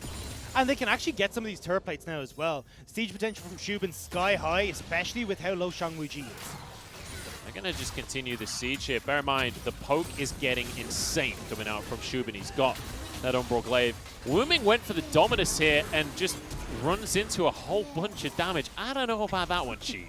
That was a lot of mistakes coming through from Rogue Warriors. Zhang Wuji hit level 9, decided he needed to level up his Q. I think it was his Q. Yeah, it would be Q at this stage. So that means that then he ends up getting hit by a bunch of damage from Xiaopeng. And Wuming as well ends up taking a bunch of damage. So you can see anyway, the turret plate gold, a lot going over towards DMO. And these early plays are really starting to rack up for DMO. But in terms of the gold, we're still pretty much even at this point. Haro steps into the jungle. We got a 2v2 on our hands here. Twyla decides he has to back away. He doesn't have any mana. But don't forget, the team fighting and that late game scaling is on DMO. So if this early game is going even, it's a win for DMO. I'll keep that in mind, but one thing I will say is this series so far, the teams have kind of ignored their win conditions. They've not really listened to scaling necessarily, and especially with a Mountain Soul in play, that certainly can change things. We've got a fight on our hands here, Dagda. I was kind of hovering to see what way are we going to have this start off, because I never know with Rogue Warriors. What do I need to keep my eyes on in this fight? Poke from Shubin right now, and if they can actually get access as Rogue Warriors to Shubin with the dive potential. Let's have to see what Shubin can do. He's got 2 kills. He's got himself a second serrated Dirk here as well. It is a great call from DMO. Rogue Warriors need to be set up properly to try and have flank positions onto DMO, but with where the vision for DMO is right now, Rogue Warriors can't find that. They threaten the turret, drawing Rogue Warriors back in towards the mid lane, and it sets up for an easier front to back for DMO. And it's bought a little bit of time, enough time for this Mountain Drake to be spawning in 10 seconds now. So if Rogue Warriors commit to this Herald, they're going to trade a Drake. And honestly, you can have Xiaopeng just try and solo this off as as the rest of DMO take the mid lane structure and the dragon. Rogue Warriors are caught. There's a macro play being made before our eyes in DMO against Rogue Warrior. I'm too happy to believe it. I'm speechless here. Is UA going to be locked up by the Varus ult? Holder try to get over the wall. Nice little snipe from Chalitza. Knockups across the team as Twyla gets a shockwave only onto Wuji. And Wuming pops Dominus once again at the end of the fight. I'm not going to lie, Wuming don't look great on the Renekton. So here's the thing, you got to remember, when you're a Renekton, it's about managing your Fury. So oftentimes you will just pop the Fury, or pop the Dominus to set up for having enough Fury to burn a bunch of damage out, but hang on. Blade pulls someone in here, and it's going to be Wuji trying to get damage onto Yue, but Yue is very tanky on the Leona, especially when he's got the Eclipse available. But Rift Tower comes down in this mid lane, and it's actually Rogue Warriors that are going to be the ones to find the mid lane tower in the end.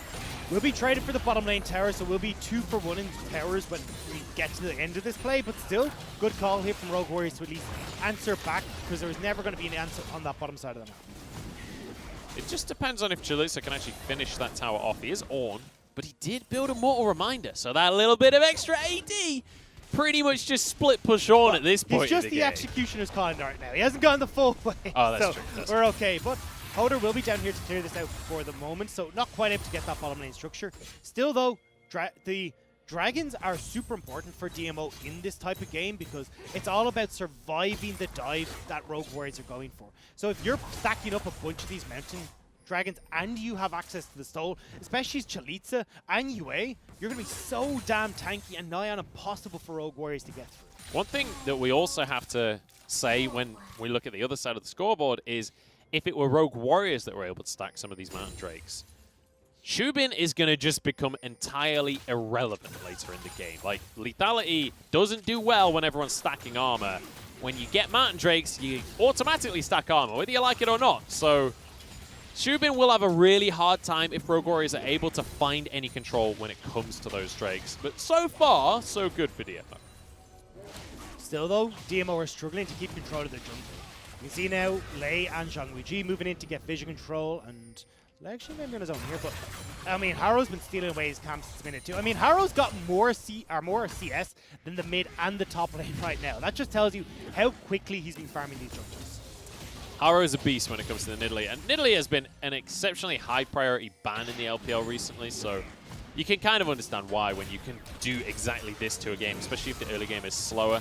Tower finally goes down here, but the answer from Rogue Warriors is going to be to fight, apparently. Lei is pretty low, though. Needs to be careful. Ults galore across the fight here, and neither of them get hit. Somehow, Wuji gets to the back of the fight, finds himself killed straight off the back of this one.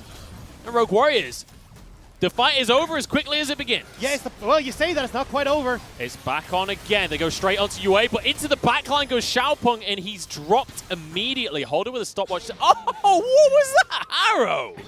Nice little javelin, and on towards this mid lane. That was the perfect fight for Rogue Warriors. They've managed to completely swarm around DMO, which is why it was so convincing. And now they're cracking open turrets. Could continue to push it. Look at Harrow's score right now. 5-2-1. He's got more CS than half the carries in the game, and they're straight in towards his mid lane. They're not going to commit to the inhibitor, but you know what? You'll take a 2-tower push. Exactly, and terrible call from DMO to try and go for that mid lane turret. There was no minions there, which meant it takes you longer to get through that structure. But look at where Rogue Warriors are coming from. It's all different angles. Shubin gets caught. I think, to be fair to the guys here, a lot of Orin ultimates, nobody knows who's is who. But Shubin does get caught out by the depth charge, which just means the Varus goes down. Twyla's not in a position to be the big carry here yet, where he can actually turn these fights again with the damage that this Orianna can put out. So as long as Shubin's dead, Rogue Warriors are free to continue pushing forward, and Harrow gets a nice double kill. Beautiful little snipe at the end there. That was disastrous from Xiaopeng, though. He tried to make the play, tried to be the hero, just gets bopped as soon as he flies into the fight. And now, we've got 50 seconds until another Mountain Drake spawns. DMO are the ones with the priority when it comes to these Drakes so far in the game, but with the way that Harrow is right now, I don't know if they want to fight. I think they do, to be honest. It's DMO, if you can set up properly, where you've actually got your front line in the front, you're not getting flanked on multiple sides. Ooh, hey. How often do you see a Kentucky Fried chart like that? 50-50 right now from the Colonel at 21 minutes in the game. In game number 3, this is what I'm up for right now. Woomin trying to get into the back of the fight as the Solar Flare goes down straight away. Goodbye, Harrow. Goodbye, Gold Lead for Rogue Warriors. Knock up onto Holder as well, but he turns Gold in the back of the fight. Wuji with a 1v1 onto the jungler, but Twyla finishes the kill in the end. And now it's Woomin. He's onto the backline himself, trying to finish off Twyla. Just annihilates the little clockwork girl. And now Holder straight back on in. UA is going to be the one to fall as he flashes over the wall here. Chalitza getting away as well. But with no jungle, hang on, Chalitza should not get a kill here. This is not how that's meant to go down. But you know what? It flashes out.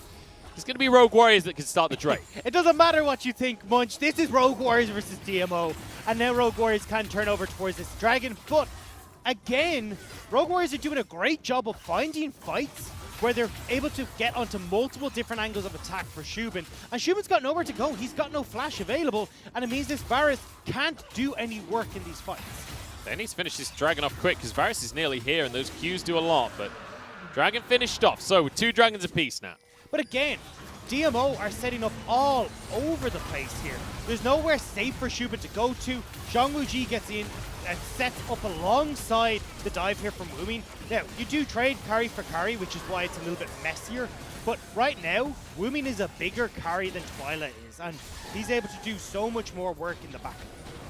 Yeah, I mean, we talk about it every time we see a Renekton, right? This is the point in the game where they really want to fight. This is the strongest Woomin is going to be. And he's able to show that just 100-0 on Twyla.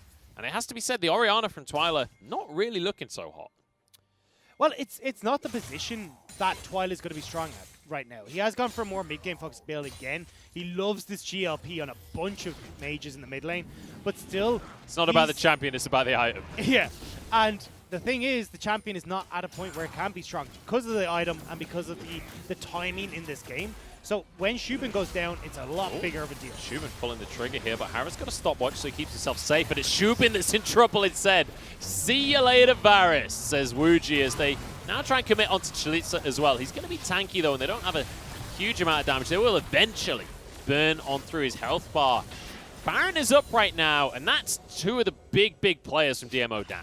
This is after how good of an early, well, mid-game, I'm going to say DMO had in the last game. They have completely lost the plot here in game number 3, where Shubin is consistently being left out in the open. He's been dove on, and you're trying to fight 3 versus you don't know how many are coming in on the Rogue Warrior side, so DMO are losing. Play going to play keep away here as Twyla is knocked up time and time again. Bounce house and a half as UA goes down as well.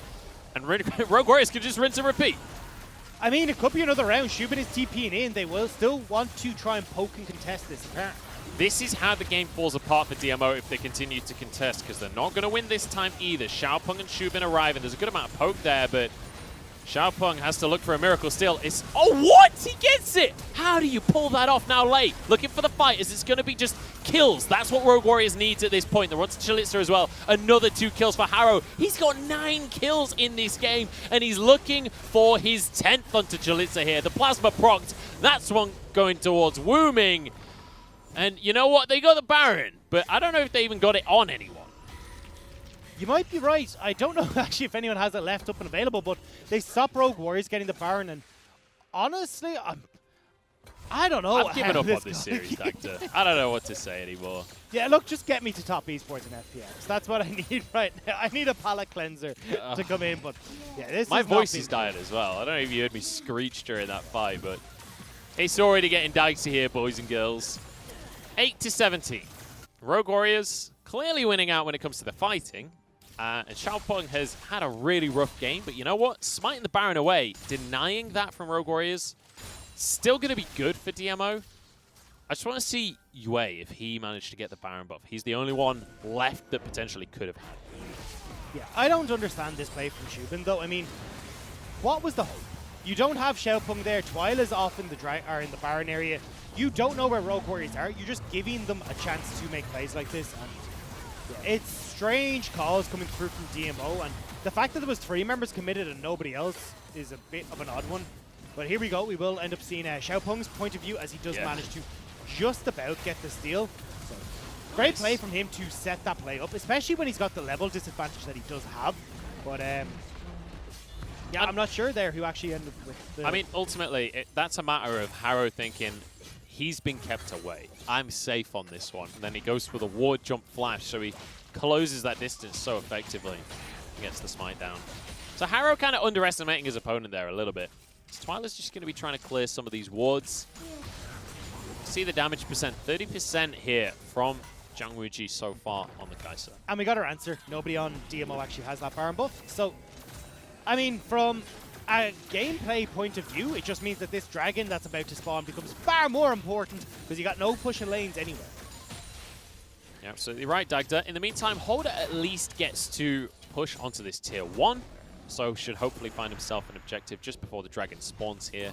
And realistically, even if you could contest this, it's just not worth it from the side of DMO. That is not the objective you want to fight for.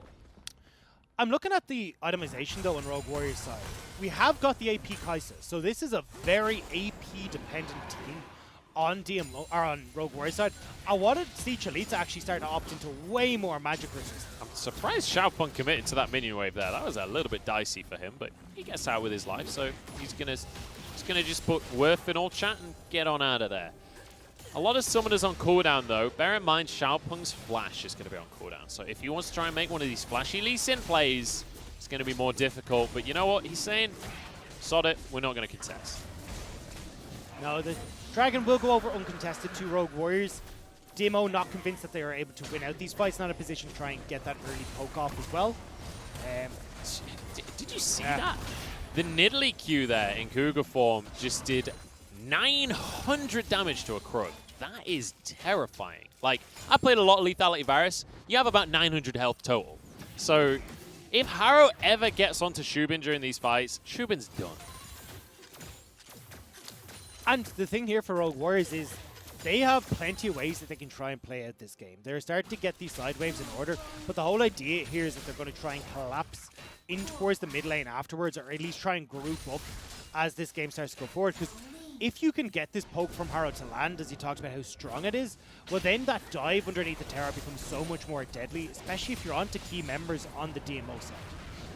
I mean, Harrow continuing to be the top farmer of anyone in the game. As a jungler, he's on 250 CS. He's just been overtaken by Wuji now. But by like, one, just to ruin your point. But ultimately, like, that is insane. He's got 4 items as a jungler. You don't see, like, there are many games that end and junglers are still on 2 items. Like, it's actually insane, the difference when you look at the 2 junglers right now. Yeah, I was going to say, I mean, if you want a showing of that Xiaopeng, is that right there? He still only got his Obsidian Cleaver done and that jungle item, not able to get any more in. And observers seem to have here is because they want to show the 5,000 gold lead that is there for Harrow over Xiaopeng. God. Well, we said that the jungle matchup was the head-to-head to keep your eyes on this series. I don't care how the series ends. Harrow's won it at that point. 100%. Like, that is insane. And Rogue Warriors were the ones winning the early games in all 3 of these games. Harrow looked great on the Graves. Like, I'm firmly behind Harrow at this point. He is the strongest player on the side of Rogue Warriors. And he has been. Like, since the beginning, this is the guy that you have the potential to build Rogue Warriors around. And I think that's what Woomin coming into the roster started to show, is that they're happy enough to have a mid laner that will play through Harrow, both in the likes of a supportive mid laner like the Karm or the Galio, but also having this Renekton here. You can see how often Woomin is shoving and moving to support Harrow and getting these evades down. Speaking of shoving, he's on to a tier 2 for himself, and he will be able to finish that one off. Teleport is available for him if DMO really commit to this mid lane, but he can just stick around on that side lane for now. Holder gets himself an Ornal, so he knows that him and his team can fight this one. Lace coming in from a flank as Wooming did commit to the teleport. Holder gets a knock up across the team, and it's just going to be an easy kill onto Xiaopeng here. And Chalitza has been hung out to dry here. I mean, he finds a knock up onto Harrow. It's not going to do a whole heap of anything right now. Chalitza searing charge away, but he's going to be finished off. Wooming the one. Actually, no, flashes out, keep himself safe. But straight on towards the Baron here for Rogue Warriors. Chalitza does have Warmogs though, so he's going to start ticking up nice and healthy pretty quickly. Could TP in as well if he wants to, but you've got a lot of those big engage tools down for DMO side. Also, there's no jungler. Xiaopeng was the one that died. TP coming through from Holder after recalling. They can just go straight for this one. And we've got a Kai'Sa that's on 3 items. The Muramana is finished. The Rage Blade is there. They burn through the Baron's health bar. And that is another massive neutral objective for Rogue Warriors. They're on Soul Point. They've got a Baron buff. Everything's feeling great for the guys in red. And it feels like DMO haven't really figured out how they want to approach these fights at all. Because in my head, it's just Chalitza, Dway, you're in the front line. We're going to have Twila and Shubin playing in this back line. Twila can push up and threaten the likes of Shangwu Ji if he hasn't used the ultimate. And you've got so much CC and damage that it's really difficult for Rogue Warriors to try and break through onto the back line like with Shubin and Twila positioning.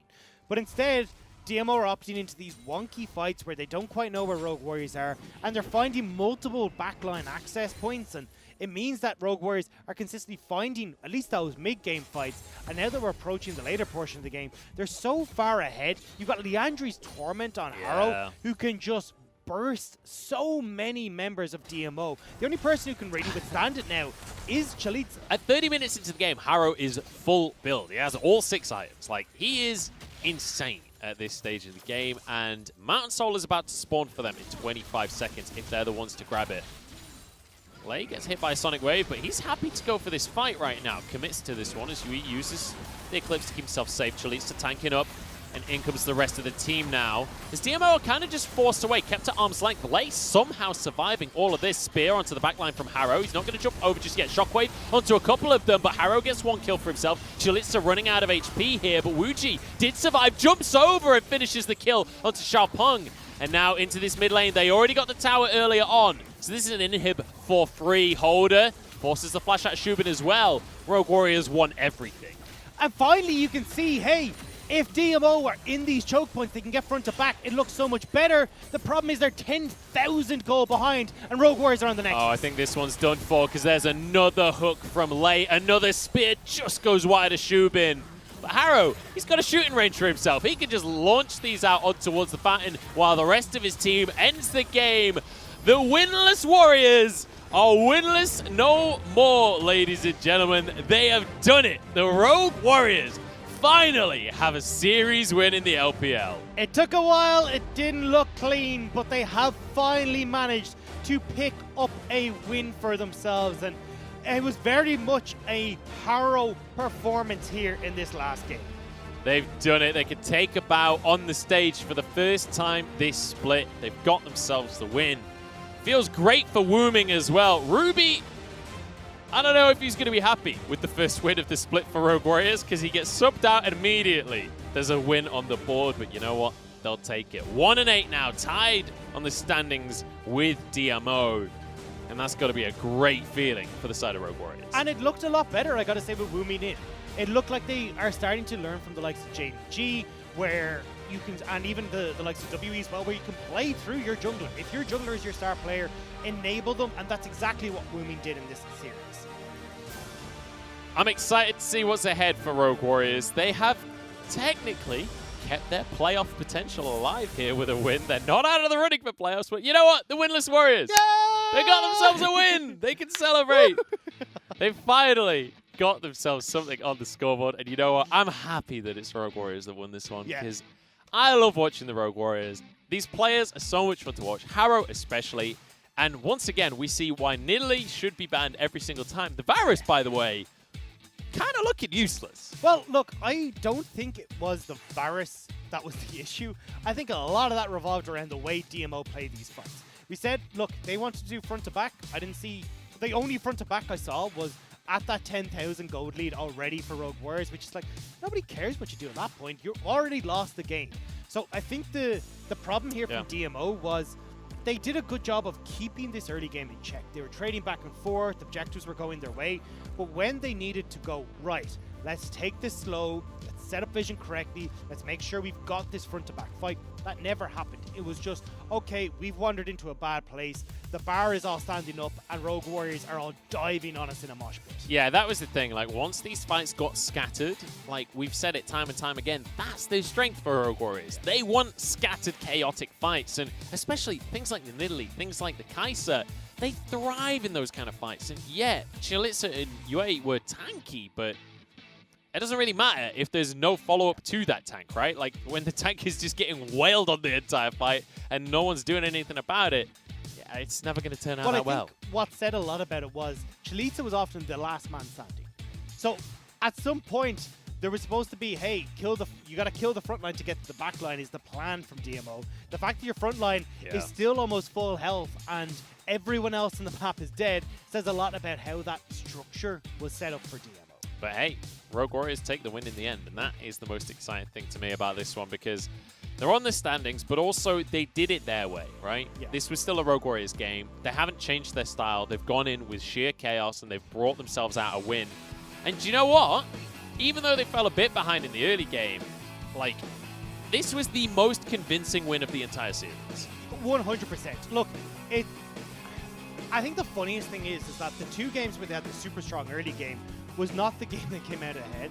It's when they were able to come into this mid-game, they didn't feel almost overpowered. They were like, right, we've got to try and figure out the best way to play these fights. Holder getting in on great flank positions, Harrow as well, obviously these spears doing a heck of a lot of work. With Shangwu-Ji as well, understanding what his entire goal was to be the dive tool, kill Shubin, and even if he's trading 1-for-1, you still end up winning out because you've got for more sustained damage coming out from Holder and from Wooming on this Renekton in the mid lane. Yeah, a lot of damage. I mean, Wooming especially. Yeah. In those earlier fights, he just annihilated Twilight every single time. And Twilight on the Orianna, there was...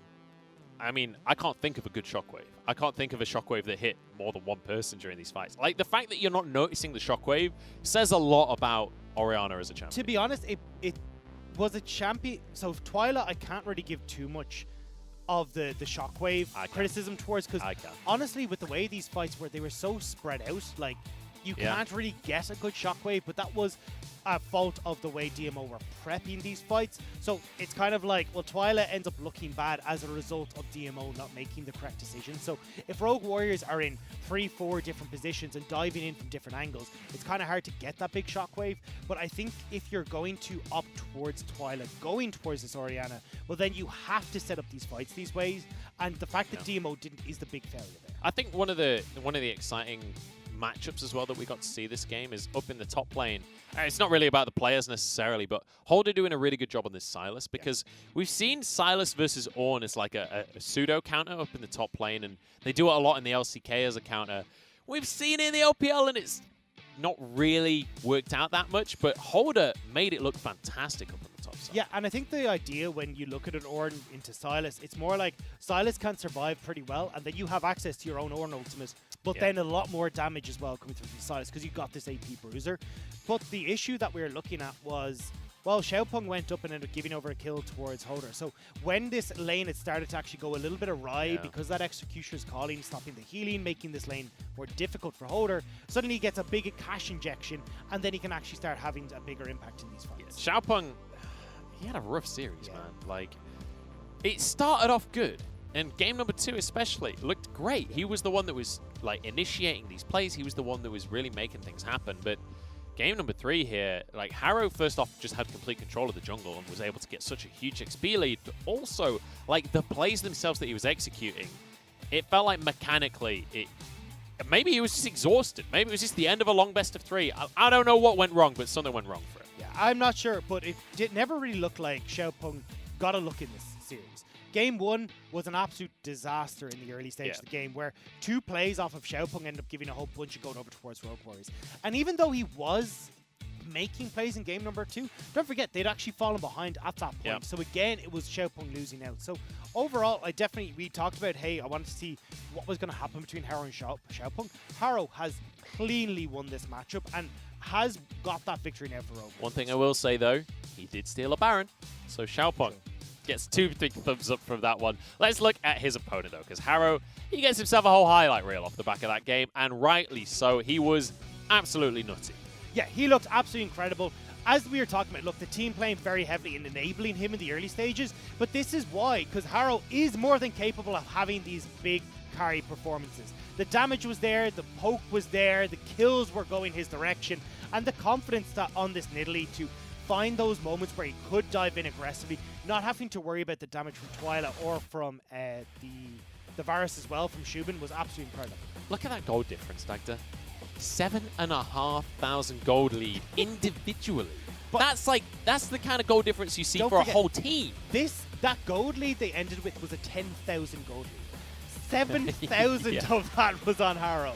Which means someone on the team was probably behind in gold, to be quite honest. Like, I want to see the rest of the scoreboard, honestly, when it comes to the gold. But Harrow, easy MVP at the end of the series. It was the head-to-head we were talking about coming into things. So Harrow, I think, just putting his stamp on not only this series, but on Rogue Warriors as a team now. Like, there are no more questions about how this team plays. They play around Harrow. Harrow sets the pace. Whatever Harrow's picking, that's the style they're going to play. Well, I think that's the best way to do it, right? Because he has been the standout performer. Oftentimes when we see them having these big wins that no one really expected, it's often off the back of Harrow looking incredibly strong, or just an entire series dictated through the jungle through Harrow. So I think, honestly, I like if Rogue Warriors are going to change up their style to have a more Harrow-focused gameplay. And if that style does mean, hey, Ruby, you've got to go to the wayside because we're bringing Wumin in who can play this more supportive style, I think it's the best call. Seems like it, because it's the first win of the split for the Rogue Warriors. They finally found themselves a series. But that means our first series is done with for today, and that means it's time to move into a different jungle matchup. We got Costa against Tian, 2 of the best junglers in the league. It's coming up after the break. Do not go anywhere. The MSC Finals rematch is coming up after this.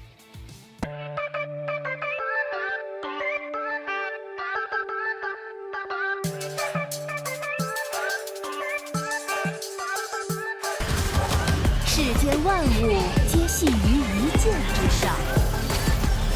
哎，看一下这里一剑射到，我们球场支撑还非常的高，皮皮卡伦这里交出自己一个闪击之后还是阵亡了。同时的话，微微也倒。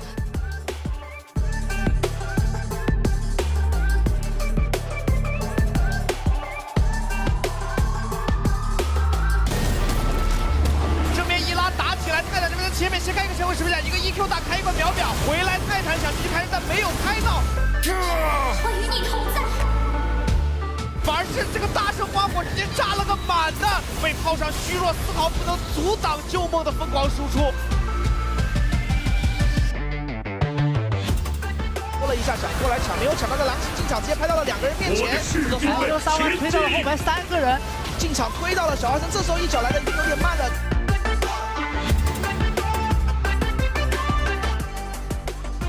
看能不能骗进来，大力螺旋丸过来后直接开狗熊闪现过来，拉了一个 lock。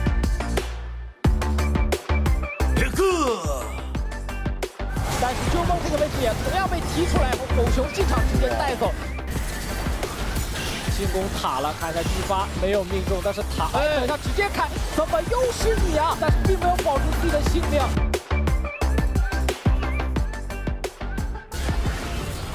这一波如果打Maple 直接正面被一剑逼出了闪现，旁边卡萨直接闪现上龙坑，给到了一个柱子，住了 Maple 后面所有的一个撤退路线。但是正面的话，预言家这个大头给完了之后，后续好像跟不太上。这个闪现下龙坑万箭齐发，直接一波不解的输出，带走了上面的熊熊。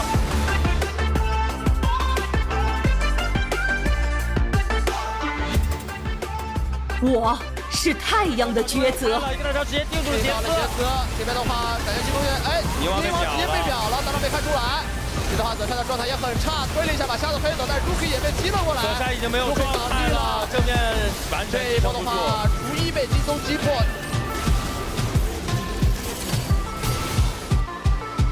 跳上来了，卡牌开大招，往后飞这个落单的毒阴币，熊闪现过去，直接飞毒阴币，配合梦魇，但梦魇进场先被秒，这毒阴币偷了许多大招之后跳起来，又把卡牌反杀掉了，还有一个巨大的中亚，李伟强这个时候自由输出，小天的准备周旋在卡嘎拉的位置，嘎拉这边折进底板之后上来直把小天给撸掉，再将闪现近身撸李伟强，再折进3下撸掉了对面的辅助，4杀之后剩下一个哥斯哥，卡里龙坑这个。 封住了对面的位置，想进来拼手线抢到了！哇，小天这一套是什么？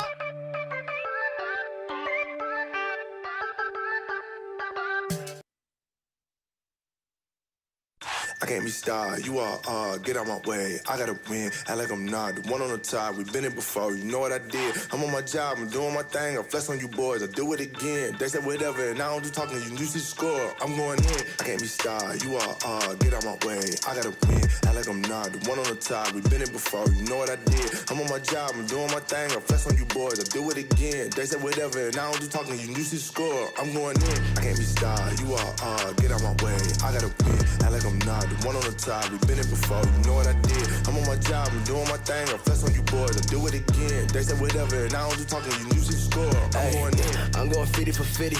Me and the team is superb. I got it out of the dirt. I put it out of the ground. Everything on my own, Too cold to the bone, Top dog, I'm alone. Whole backtrack to the throne. Yeah, hey, look at the shine on the ring. Look at the ring, I'm a king. Look at the king in his court, it's a breaking report. I got time to make amends. Hey, time to get the win.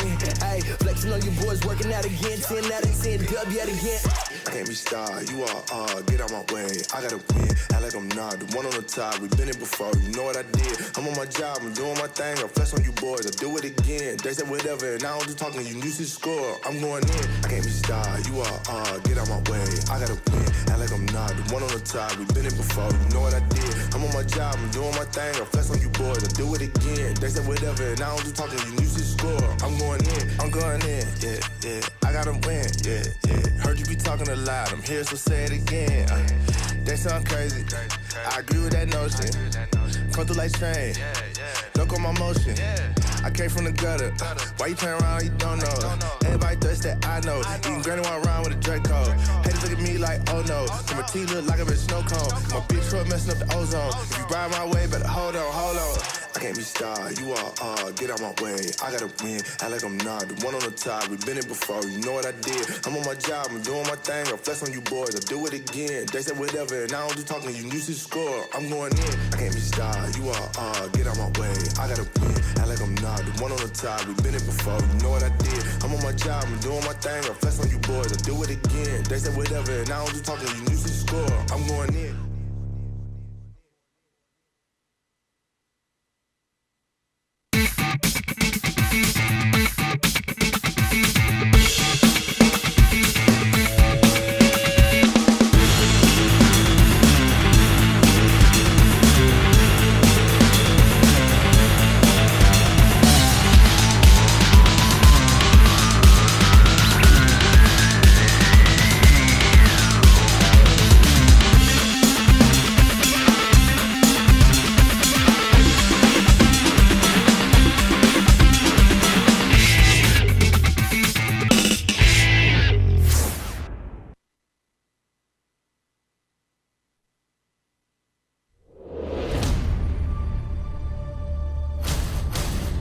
去向终击，发条指令，都只是战斗的手段。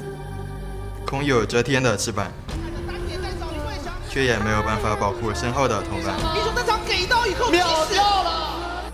在追寻胜利的道路上，我愿意重述我的一切。这湍急的河道里，轮到我做领航员了。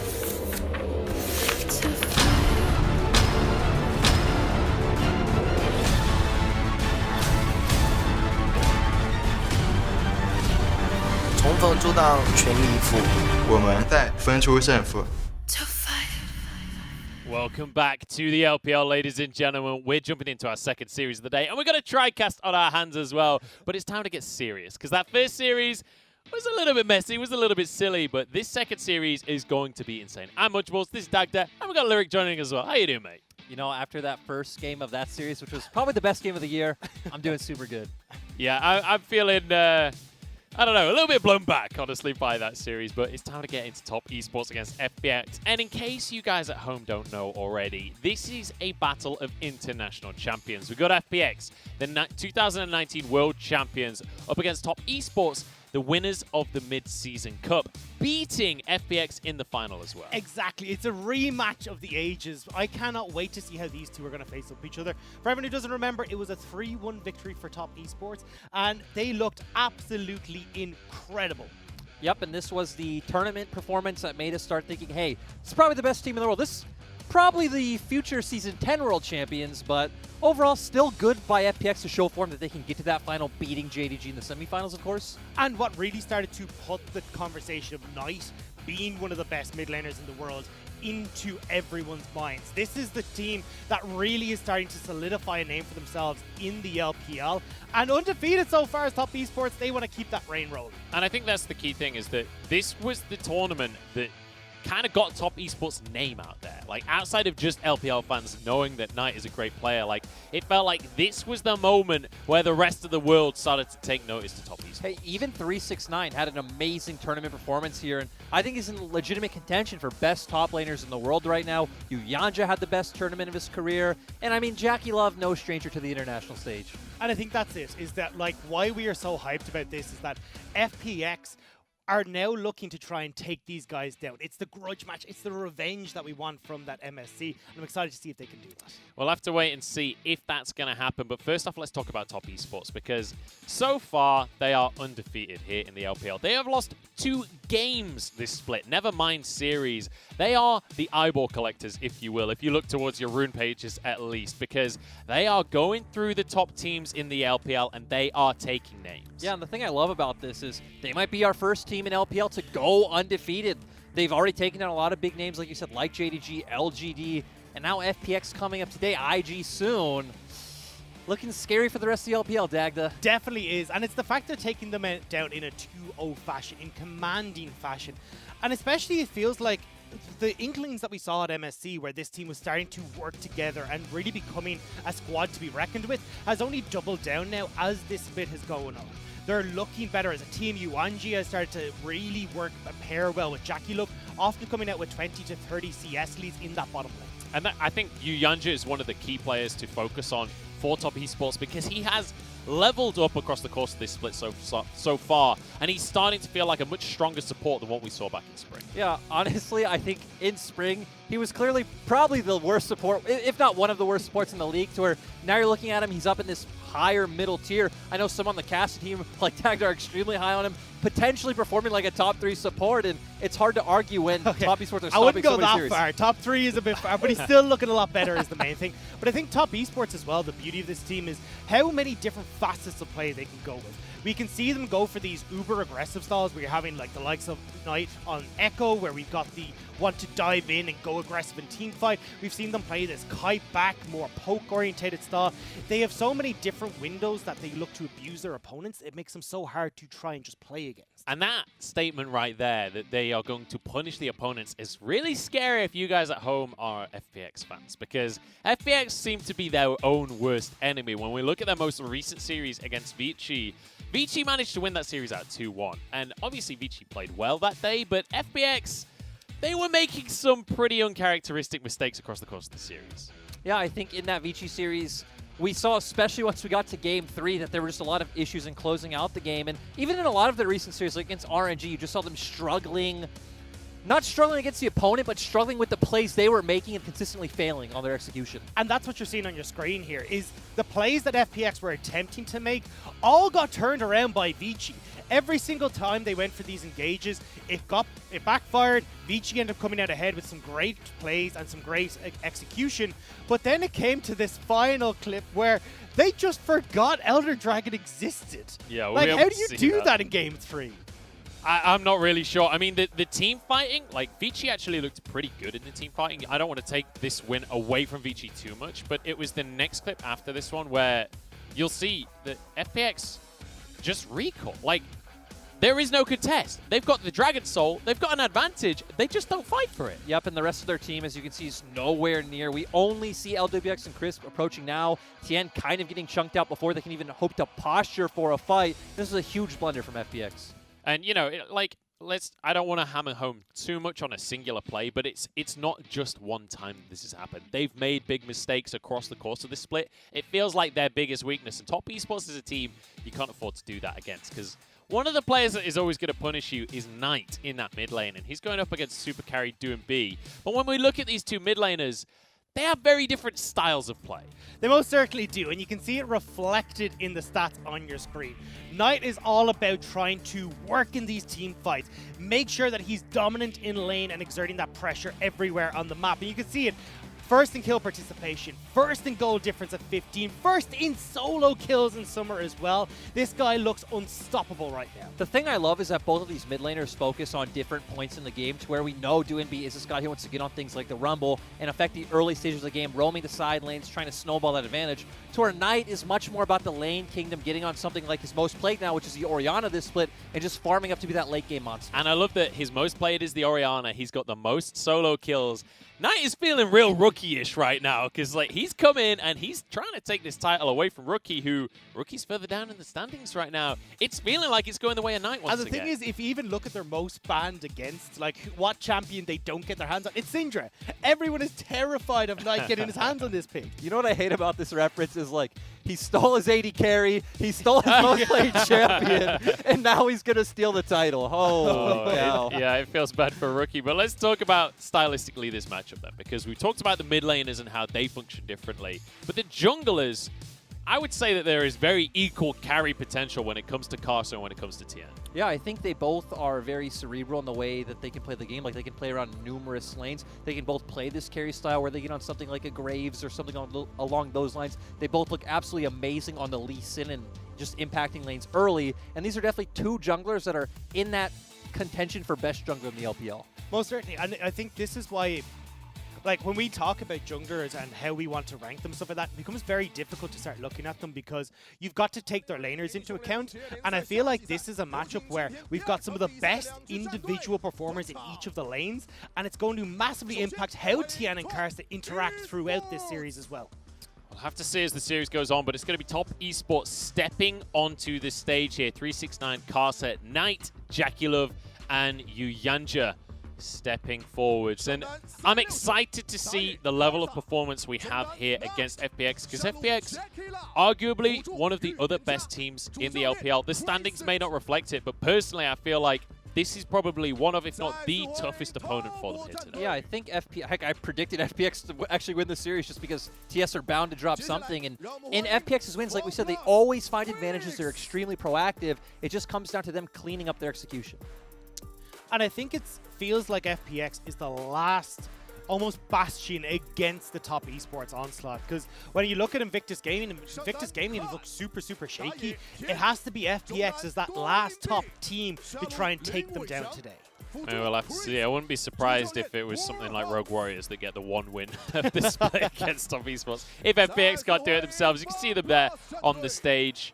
And important to bear in mind, it's going to be Khan stepping forward for FPX. And that top lane, I mean, obviously the mid lane matchup, we've already talked about it a little bit on the desk, but the top lane matchup as well, exceptionally exciting, because as you said before, Lyric, 369 looking like one of the best top laners in the league, and he's up against Khan, this new iteration of FPX that in spring Khan really struggled to mesh with FPX, but now in summer, it feels like they've started to get that groove. I feel like in terms of individual performance, Khan is up towards the top of the league as well. I mean, I think it's very easy to say 369, Khan, Zoom are some obvious standouts among our top lane pool. And the thing I love about both of these top laners is they both play every style. They can both pull out things like Ornn or Mordekaiser. They can both go towards a Quinn or a Jace as well, like that, the shy carry style.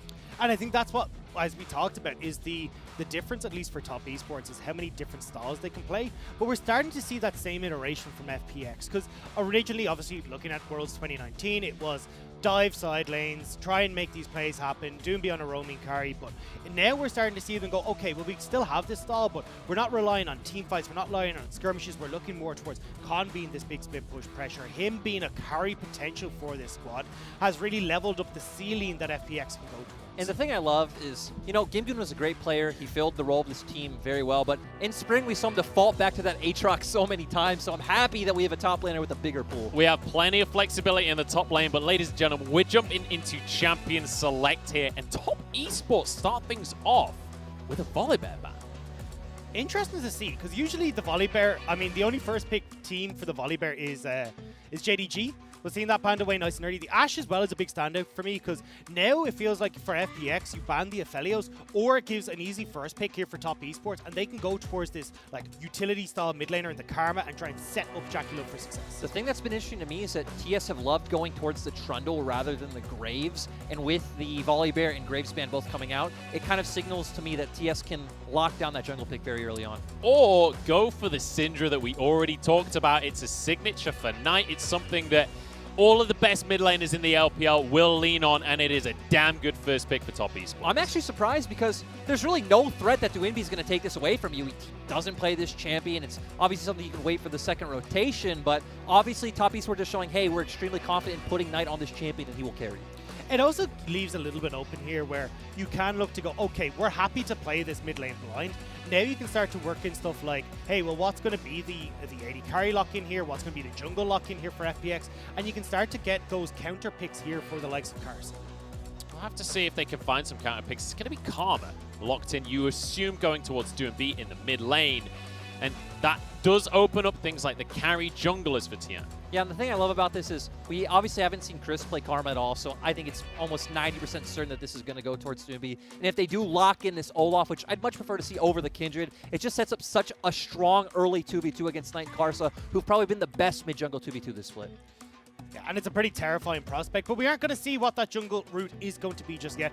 Kai'Sa will be locked in for LWX in the bottom lane, and now I'm curious to see what we see coming through from JackeyLove, but it's the Ezreal. I love that we see 30 seconds of deliberation from FPX, and Kai'Sa's like, I'm going to Lee Sin blind, I don't care what I'm up against. The thing I love about this is he's been all about the Trundle this split, but when TS started making the resurgence in the playoffs, Karsa was picking Lee Sin every game and putting carry performances, and then even the Ezreal, right? This is expected JackeyLove at this point. This is sheer comfort for Top Esports so far, and also just so happens that they're all really strong champions in the meta right now. The Olaf we were talking about before, though, is locked in for FPX. It does mean that you're looking here at like Kai'Sa, who can go very aggressive, partner well with this Olaf, a potential to set up for some kind of dive composition here for FPX. But realistically, you have so many people that benefit from this Karma pick right now that it's going to be really difficult for Top Esports to try and play against this heavy engaged style of FPX. Yeah, and I also think FPX now are set up really well to just get some kind of, generic tank support on 4. It's kind of sad TS just banned out the Nautilus because despite being against the Ezreal pairs well with the Kai'Sa, because this game, top counter pick feels extremely important. It really does, and FPX well aware of that as they ban that Renekton out. The Volibear already taken off the board, and I'm curious if Khan is going to go for top laner or if they go somewhere else first. I feel like they're getting rid of picks that do well into Wukong, and they'll just go for Khan trying to pick up this Wukong. It fits so well with the style of composition. You've also got this super heavy play where you can just speed him up, let the Wukong run loose, and set up for LWX and TM. The thing that'd be really strange is obviously it opens up to some bad matchups, like the Mordekaiser's still open, 369 is love that one, the Jax is still there, and that's been one of 369's comfort champions for a year. So I'd love if they do just lock into Leona here, no reason to show anything, and you already have such a very strong dive composition onto TS. The pressure is on Top Esports now to select that top lane matchup first. The Ornn was banned away as Jason Renekton, so we could have a bit of a weird one up in the top lane because of the sheer amount of bans that's gone up there. But also, we have to see the support from the side of Top Esports as well. Things like the Thresh still available for you, Yanjin. The thing that's interesting to me is there's really no great blind for top lane open, so maybe TS going to just take this away like Dagda was saying and have a strong engage options, and there it is. So one thing that we have to talk about is just the sheer power in the mid game that top esports have been drafting so far, with the Wukong, with ultimates across the board that are exceptionally strong. Ezreal's going to come online in 2 items. Like, they're drafting to fight around the mid game. I am laughing at you, Anji, though. He's clearly missing his Yumi. A little bit sad that he can't take it here. But look, I think having some sort of disengaged champion like the Braum could work super well here. I think the Morgana doesn't really do enough. So I think Braum, as we were saying, just pairs super well with what they're trying to do, which is prevent this dive from FPX from coming through. Yeah, now Khan has a bunch of options you can take into this Wukong, but the Camille, super interesting. It goes with the theme of their comp, just diving onto the backline of TS. Yeah, I love how there's no thinking there for Khan. He's like, I'm going Camille. This is what I need to do right now. This is how I'm going to beat a Wukong in lane, but it's also how we're going to play around this composition. So, like, I love that when we look at these two compositions, there are very clear-cut styles that you can see unfolding in front of you. Yeah, exactly. We already set up FPX is going to play this more heavy early game mid-jungle style, and once we get to the mid-game, it's all about pretty much every champion running forward on the side of FPX into TS's comp. And the beauty here as well for FPX is that you kind of got 2 outlets here. You can go for these super heavy mid-game fights where you can go for this dive, but if the game starts to teeter onto the super late, you can still have Khan go off into a split push role, because at the composition that top esports have, their mid-game is pretty strong as well, so at least having that flexibility with how they want to win out this game on FPX's side. Yeah, and when I look at TS's comp, I don't think it has any very obvious lanes to play around against what FPX drafted. The mid-jungle 2v2 is going to be quite hard because Karma Olaf is just that strong. You can look top early, try to set the Camille behind, but she's just going to become a ticking time bomb to impact the game later on. Yeah, I mean, when you look at the first 3 picks that came through for top esports, it feels a little bit win lane, win game, right? You got the Lee Sin in the jungle, you got the Syndra in the mid lane as well, and then Jackie Love just on the comfort of the Ezreal. It feels like this is we're just going to get what we're strong on rather than building just a composition and try and set up for a win that way. And that's one of the big strengths that we've seen from top esports across the course of the LPL, especially here in summer. But it's about time that we get this series underway, as it's top esports against FPX, and we've got Knight versus DMO in the mid lane. This is a matchup for the ages.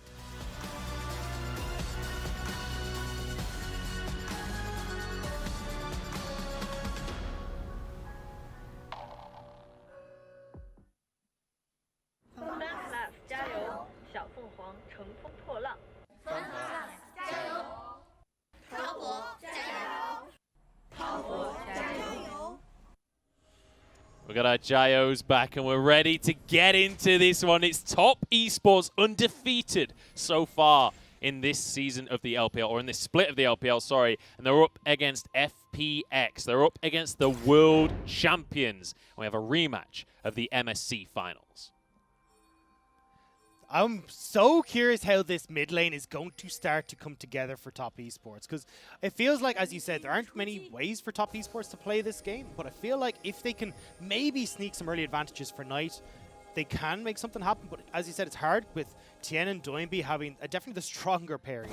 Right, the thing is, Munch will set up, hey, this looks like the kind of comp that would love to get these early ganks off and just start snowballing. But Karma, obviously very good at just neutralizing lane against pretty much any champion, right? You throw out your Mantra Q, the wave is cleared. You're much stronger in the 2v2 with the Olaf. Even top lane, which sure you can find advantages early. Obviously, 369 on the Wukong wants to translate into much more of a team fight threat. And not starting off so well for 369. I feel like that trade in the top lane is just like, look, we're both carry top laners. This is like asserting dominance at the start of the lane. To be fair, he does have the Stone Skin and he's got a Corrupting Potion. So when it comes to effective health, 369 definitely will win out eventually if these trades keep going the same way. Yeah, and but we do see Khan obviously going with the Grasp, which is much more common rune on Camille these days, and is going to have a lot of early laning power as compared to something like the Conqueror, and he's just doing so well. But 369 getting under 100 HP there in that trade. And having to use another Corrupting Pot already. And I think a Biscuit as well that just popped in his inventory. So he's gone full in on this sustained game, but we'll have to see how this top lane does start working. I want to start looking at junglers though, because both of them are moving up towards this top side of the map, and we could have a scrap fairly quickly towards that top lane. He's getting real low in the bottom lane. He's sub 100 as well, as FPX are just winning out in straight up 2v2s across the map. Yeah, I mean, to me, if FPX really want to win out this matchup, the lane they really should take advantage of is bot lane coming out from TS, because we do know that Yu Yanja is still that weakest member. So I do want to quickly talk about the way that these two compositions are going to work in terms of the mid laners. We talked about Knight versus DoinB setting this matchup up, and the Karma wants to roam just like DoinB always wants to roam.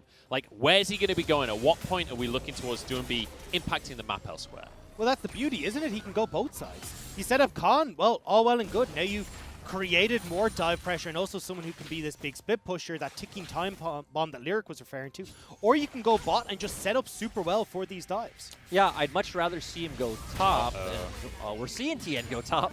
We certainly are. 369, he's got his flash available, but he's going to be in a whole lot of trouble. Tian is here, but TP being channeled by Knight here, but it's way too late. Ooh. No, Costa saves him. Goes down in the end, but they're going to answer the play at very least. Knight will be the one to be gifted this kill over Tian doing his best. Costa has to come in and kick him in the face. He tried so hard to give him a double buff, but it not working out in the end. Still 1 for 1.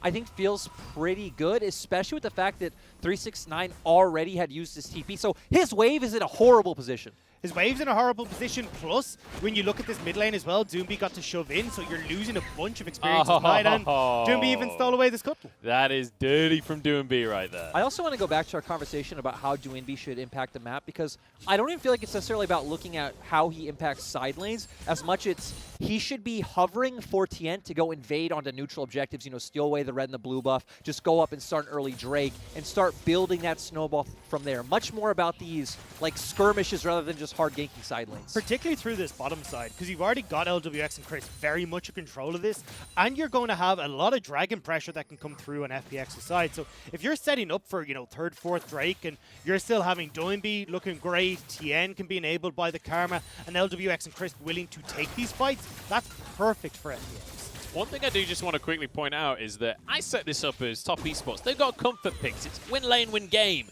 They're down in CS in every single lane right now. It's not looking that good right now. Exactly. That's why I actually really like this composition that FPX put together. And, you know, in a way, it's kind of comfort on both sides, because DoinB obviously looking extremely comfortable on this Karma lately. Camille has always been a champion that Khan is known for. And even LWX on the Kai'Sa. I mean, obviously, Kai'Sa was meta last year when he won Worlds, when it was pretty much Kai'Sa and Xayah every game. It's fairly safe to argue that last year he was the best Kai'Sa in the world. 369 doing a little bit better in these trades up towards the top side, but as I say that, Khan gets a bit of damage back onto him. In the meantime, though, Tian is the one with a big lead in the jungle, and he knows it as he starts off this dragon. And there's not very much you can do as top esports here. And they're just going to back away. Karsa's already going to start going towards that top side, seeing if he can steal away a few of those camps. But honestly, there's not much left there. Tien has already cleared that side and knows that, look, Karsa's probably going to try and steal away a few of these.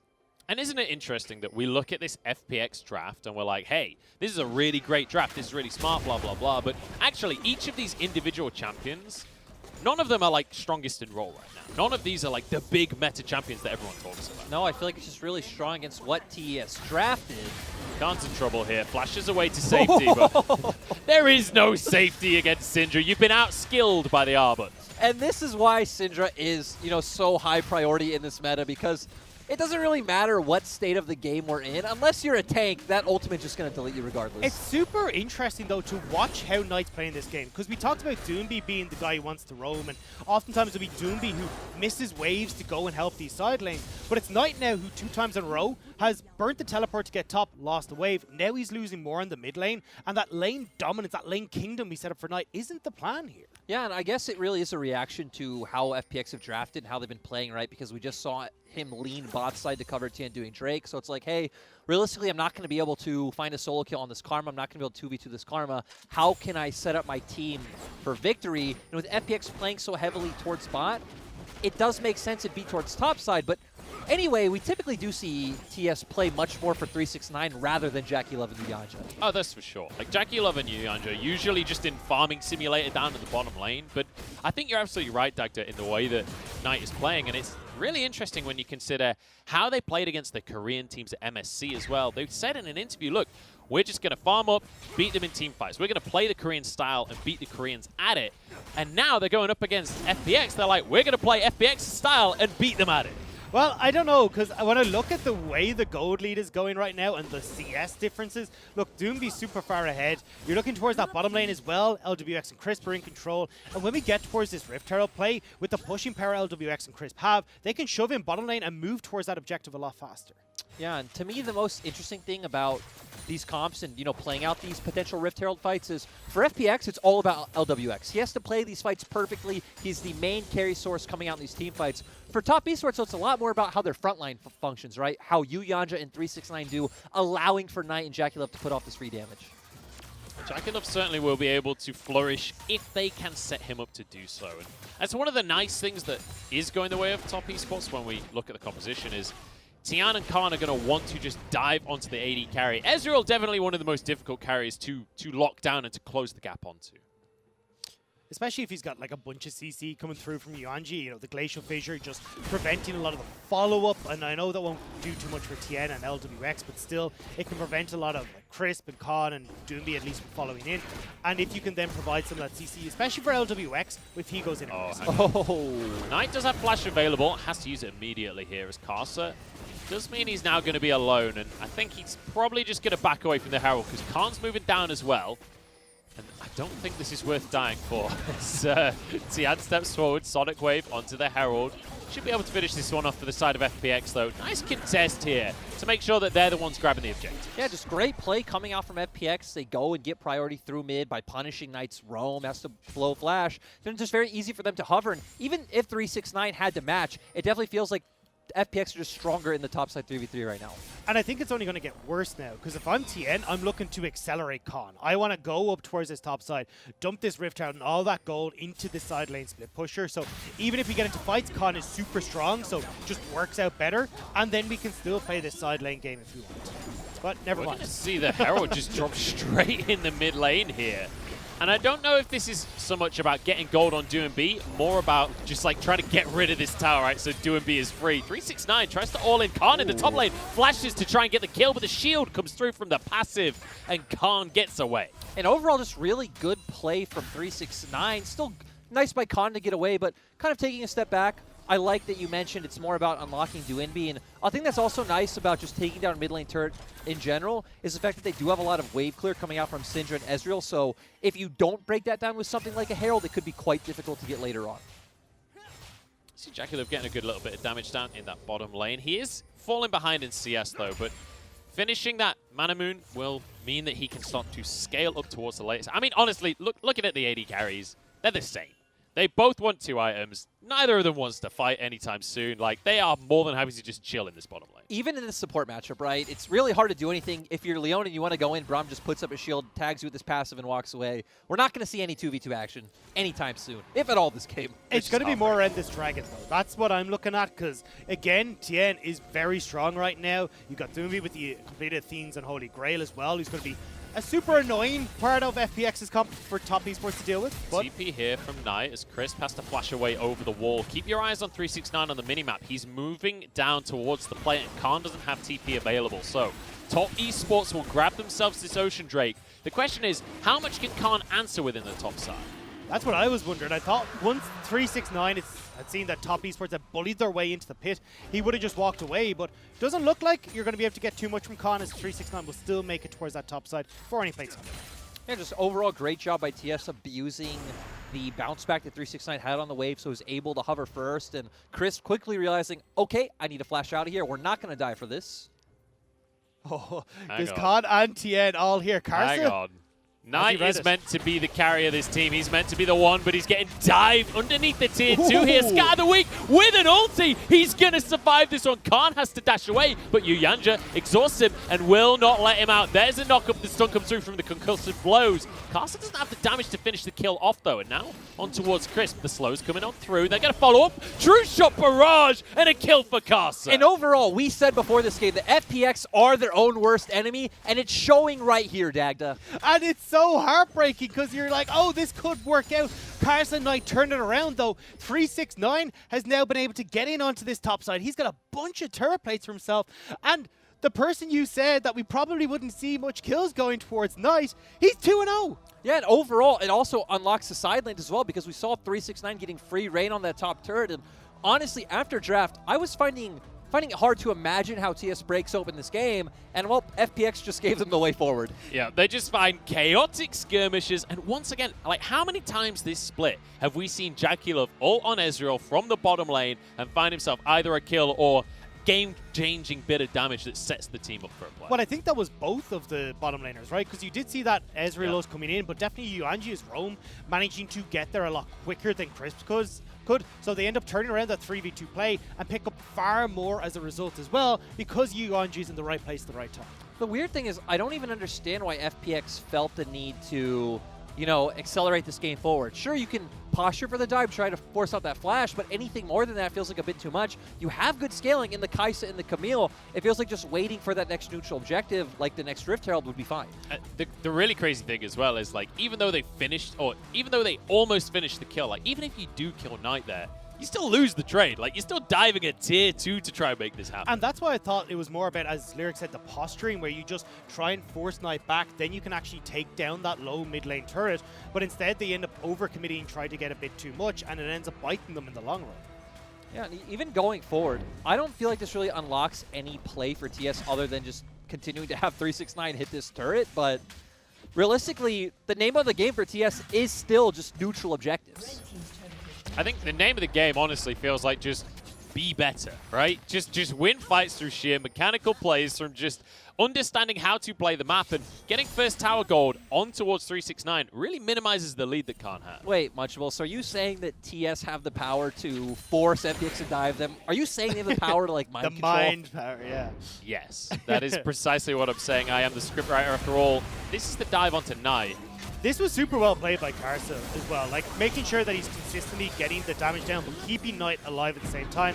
And Yuanji's roam here was perfect. And even though Chris does make it, unfortunately with how deep FPX had gone, it means that Yuanji's able to get there quicker, and there's the difference. It's like, even without the follow-up, even if they kill Knight, it's 1-for-1 at best. And then there's follow-up from Top Esports as well, so it becomes just 2-0, which, I mean, it's a disastrous play for FPX. Exactly, and even moving forward now, I really like that we see 369 picking up the Tiamat, because with the fact that they also got top turret, opens up the play of just continuously, you know, pushing out that wave, hovering mid, which frees up Knight to go look for a play bot or even a gank onto Doombi. It also makes it really difficult for FPX to try and hold off against, say, the likes of this dragon that's about to come up. Because it's 369, you shove in that top wave. If you've already got that teleport burned, well, cool, you can just move 369 down, or whoever that is positioned in that top lane, to fight for these dragons. And it's really difficult for FPX to try and respond with a man down. They could try and make a dive in this bottom lane, though. Is Yuyanja the target? Well, goodbye, Yuyanja. That is some damage out of LWX. You know, the thing I actually love about that play as well is not only the actual dive, but the fact that FPX are covering both sides of the map as well, since Tien is up here on the top side, and we see Khan hovering for mid. I mean, Khan is mid now, actually. Khan is mid. And when we look at the items as well, Doombi already with 2 items. He's got the Sensor as well as that Athene's Unholy Grail, which is exactly what you and I were talking about last game, Dagda. But when it comes to tower plates, we're about even here. It's not going to make too much of a difference. It's more, and I think that's what we want to see, is more that this is about how both these teams interact with each other around the map. Because right now, it has been super back and forth. But looks like, again, LWX and Chris isn't really any sort of play on this bottom side, and they'll just get this turret for themselves. Nicely done here. Obviously, they got the kill onto Yuyanja earlier, and it means Jakilov just has to completely respect everything. Back away. And now the rest of Top Esports trying to make plays towards the top side of the map, because Herald's going to be spawning again very shortly. Yeah, but once again, as Dagda pointed out earlier, the fact that FPX's bot lane is winning so hard, they can just start roaming towards this top side first. So ultimately, it shouldn't even out into TS securing an objective. And it felt like TS's only opportunity was if they could have set up a gank onto Khan, you know, a few minutes ago. But the fact that Khan was hovering mid while the bot dive was happening meant that there actually wasn't even a window to set up onto Khan. And it's not like they're going to be able to crack open this bottom lane turret either. You can already, well, I was seeing LWX hover for a little bit. Crisp now moving in to join him. So potential here for top 2. Whoa. Try and make a play. But I don't know how Carson gets away without even getting stunned there. Just like pokes his head in. Oh, there's a Leona. I'm out of here. See you later. In the meantime, Dragon's up in 30 seconds now. Yeah, and it looks like, once again, FPX might just concede by going for this heavy push in topside, which I still feel like is fine at this point. It is only a Cloud Drake, and you are getting more gold onto Khan, who's only going to continue to win out really hard in these side lanes. And with all the turrets going down on side lanes, you have extremely long lanes for Khan to punish 369 in. Yeah, and that's what I really like here, is that they've now got the ability for Khan, who's going to finish his Triforce, work very quickly towards that Ravenous Hydra, and just start beating out 369. They're making a play in the mid lane as well. Damage onto doing B, but he walks out with his life. Unleashed power is still available for Knight here, so you have to be cautious in these fights as to how that's going to be panning out. But the Herald will get a second charge, and with Khan here on the Camille, they might be able to finish off the tower. 369 trying to contest. Stun goes wide, and it means Tian can step forward once again. Tier 2 taken by FPX. Yeah, because Karsa and Jackie Love had committed towards that dragon, so it means that you've got the man advantage on top side. And when Top Esports tried to make that play mid, there wasn't quite the coordination of going, okay, we're going for this. 369 went in, Yuanji is late on the Glacial Fissure, so you don't have the follow-up damage from Knight to try and kill off Doomby and shut down that play. It also feels like we just aren't at those item break points for TES yet anyway. Ezreal's still only sitting on one item, Syndra as well. And we've already talked about how strong Tien is. Even Khan now is getting to a point where he's extremely strong with that supportive build coming out from Doomby. We'll have to see how things are going to pan out for Top Esports once they do start to get towards those items that you're talking about, Lyric. Because, you know, we all know what Jackie Love can do on Ezreal. We all know what Knight can do on Syndra. It's about making it happen on the day, and it's Yuyanja. He's being aggressed upon. He's ignited, but the heal from Jackie Love keeps him safe in the end. But ultimately, still great for FPX. And the thing here for FPX is that usually when Top Esports is starting to mount up quite a few of these dragons that you're like, oh, we got to fight for the soul. Honestly, I'm not that worried about the Cloud Soul here for Top Esports side, so if I'm FPX, I'm not willing to go into these fights if I think we'll lose. Instead, just continue to let Khan play out through these side lanes, and then only really get threatened if a Baron play is happening from Top Esports. And it's worth mentioning here that when it comes to the gold, when it comes to the dragons, everything is just about neutral here, if not slightly Top Esports favored. This lead that we're talking about is very much to do with the compositions that we're seeing on the screen, the way that the game can be played. It really comes down to map pressure, right? Because despite the fact that gold is actually ahead on TS's side, FPX has been firmly in control of the map for the past, like, 5 minutes. And they're going to maintain that control as they try and siege down in this bottom lane tier 2. They're going to be recalling, though. You say that, though, but 369 is on this top side. Only LWX is backed yet, so he can actually put some pressure there of himself. Yeah, he'll be able to clear these waves. I don't think he's going to be able to find a tier 2 or anything crazy like that, because we saw FPX have recalled, but ultimately good pressure from 369 to make sure something's happening for top. At the same time, though, right, you are Wukong, so we know realistically he's not going to really be able to get much turret pressure down. Just overall, FPX making a play on the opposite side of the map, saying, hey, it's fine if 369 pushes a few waves. We really are looking for 369 and TS to impact team fights. It's really going to take a big 3-4-man Cyclone coming out from 369.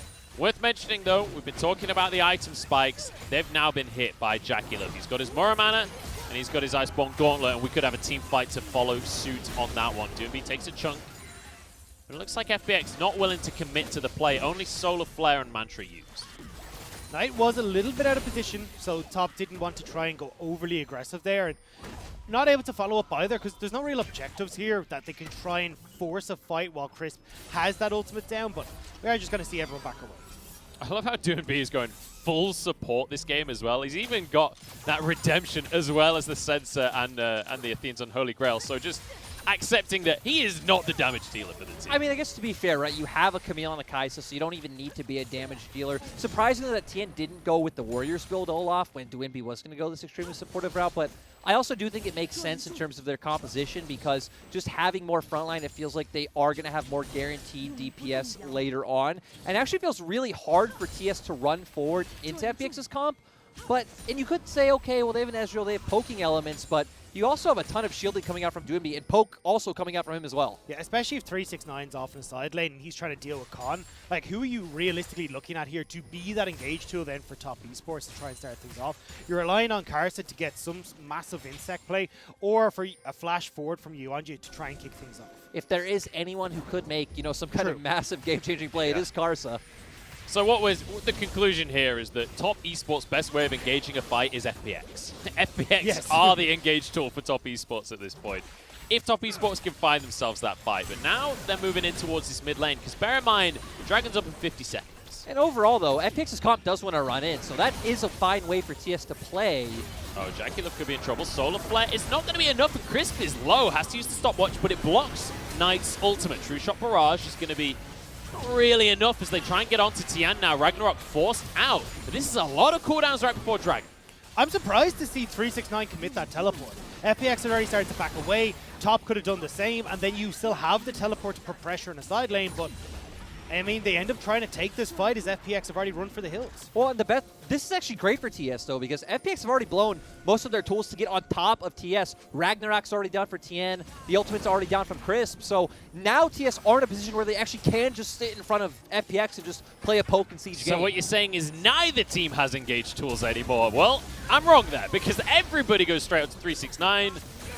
And that is monkey business in a nutshell. Now onto the rest of top esports. There's 4 of them remaining. The slows won't land, but Khan doesn't care. Goes straight into the back line, and there's the follow-up as well. Flash away, though. Still be flashes for a Q. Not sure if that one was optimal, but they're going to be able to get away with this one. Jackie Love dodges the stun and evens up the fight. And it's when FPX have committed literally everything that they have now, it's really hard for them to lock down top esports. And if you're running into an Ezreal, into a Syndra, it is so easy for them to land that poke, and Khan's the one to play. And let's remember that FPX could have just turned off once they killed 369 and went straight for this dragon and tried to pull TS into them. Sure, they are against an Ezreal, so there is still some more poke damage coming out. Knight has been doing quite well as well, but could have set you up for an easier time to get on top of TS and force that fight. Worth mentioning as well, in the meantime, while all of this is going on, there is a monumental wave that has been dying to the tower in the bottom lane. So FPX losing out there. They were really worried that top had just started that Baron. Yeah, but top have already backed away. Again, this is where we're starting to see, okay, if FPX are able to get these big engage off, especially with 369 separated there, they can look really, really good. And now Khan is very quickly starting to gain these items that he really wants, actually foregoing what looks like the Ravenous Hydra instead, and potential to go for the Death Stance here. I feel like the thing that's really important to note as well is FPX's comp needs to be able to get off a coordinated engage onto TS, right? We need to see Tien be able to run with the Ragnarok at the same time Khan is coming with the flank, but also potentially setting up for LWX to go in as well. We didn't get that last time around, and if that first initial engage fails, it actually feels like the fight is in a much better position for TS to just follow up, re-engage, put down that damage with the Bromstones coming out as well. And we just saw that, right? Where FPX couldn't get the... Oh, Yuyanjia! Yuyanjia steps forward, but he is pretty tanky. Might be able to get away with his life here. Knockups across the team. Jackie Love is the bravest Ezreal I've ever seen. Just standing right in the face of FPX and getting out with his life. Ultimately, Yuyanjia burns his ult, and that's it. Still, though, this doesn't look quite like it's over. You do have Khan, who's got back towards bot side, but does have teleport available, as top are trying to put siege potential here, but the wave clear is too strong from FPX. Yeah, we're going to reset once again. And this is definitely a slower pace of game than what we saw in our first series of the day, but it feels like appropriate pacing, right? It feels like this is calculated. The weird thing is the fact that like, the playmaking attempts have not been slow, right? We've seen FPX consistently try to look for plays. Just TS are so good at dissuading them, kiting back, making sure that even if Chris finds a good engage, that the rest of the members of FPX can't follow up, and it's really led to this low-kill game. And I think it goes back to that conversation that TS do have a lot of players that are top 3 mechanically in their role, and that they're probably the smartest team in the LPL right now. Especially with JDG looking so lackluster, but I will happily give that title to top. The thing, though, that I'm a bit worried about is that this is where the games start to get a little bit shaky for FPX. In situations like this is where they will start to make these strange calls, getting caught out in weird positions. So I want to see now, when we're talking about how strong their composition is, how many different scenarios they have where they can take the victory here, if they can just find that smooth sailing to bring them across the line.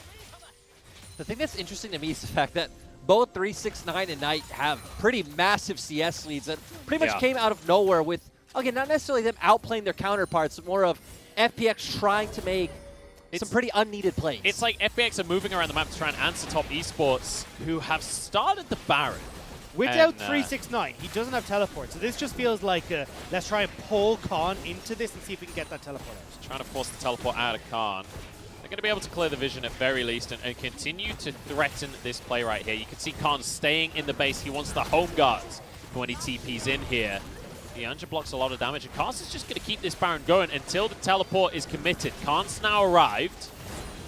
And And as soon as that happens, you see Top Esports back away. Khan is still looking to try and make it though. Oh, there's a knock-up out of 369 who wants to go for the fight right here. Tian's in trouble as he has to back away. Knock-up only onto DMO though. And in goes Carter. Look at that. That is a thing of beauty right there. Carter goes way too deep though. Follows up his beautiful kick with a little bit of Lee syndrome. And we did say if there was anyone who's going to make some big highlight play on Lee Sin, it was going to be Karsa. That was a really confusing sequence of events coming out from FPX with Khan going so far forward.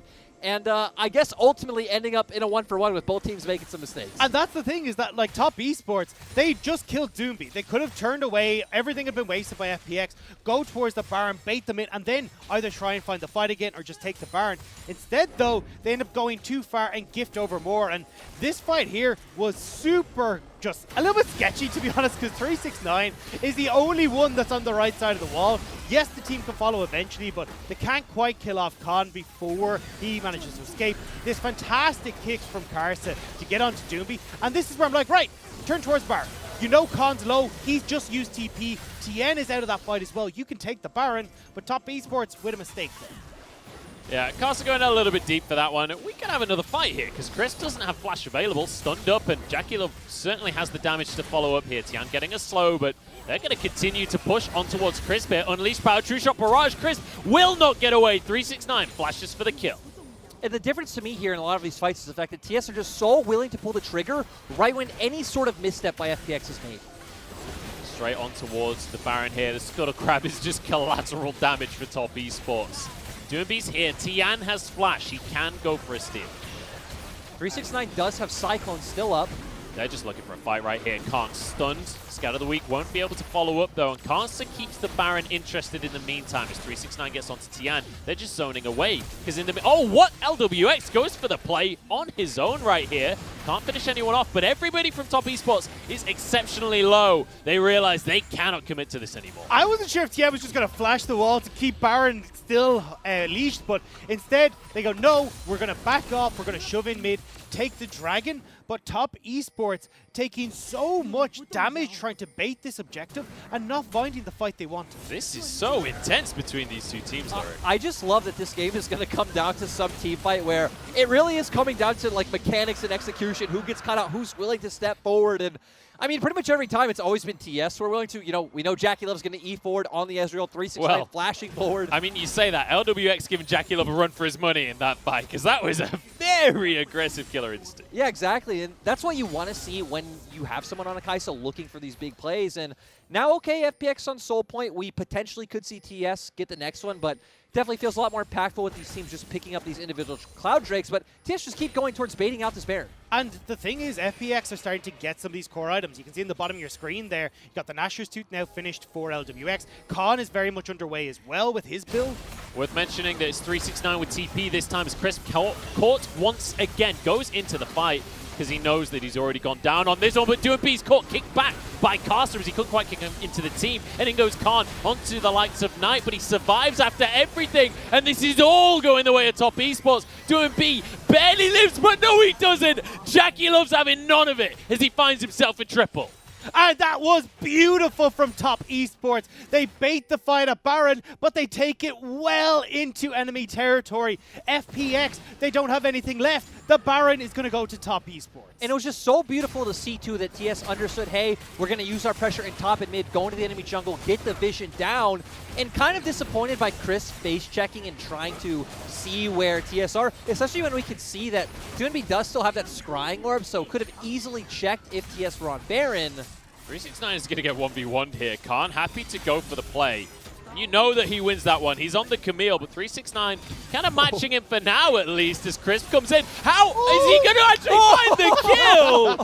2v1 from 369, and now Crisp realizes he's once again caught out, has to get on out of there. So well played by 369. I doubted him the entire way through that. I should not be a 369 non-believer. This game was so insane because it was so close for like 25 minutes until it wasn't. Now it looks like FPX are just going to get shut out. Welcome to the Top Esports games. Jackie Love might have stepped too far forward though. He's going to be the one to go down. LWX keeps himself safe with the stopwatch.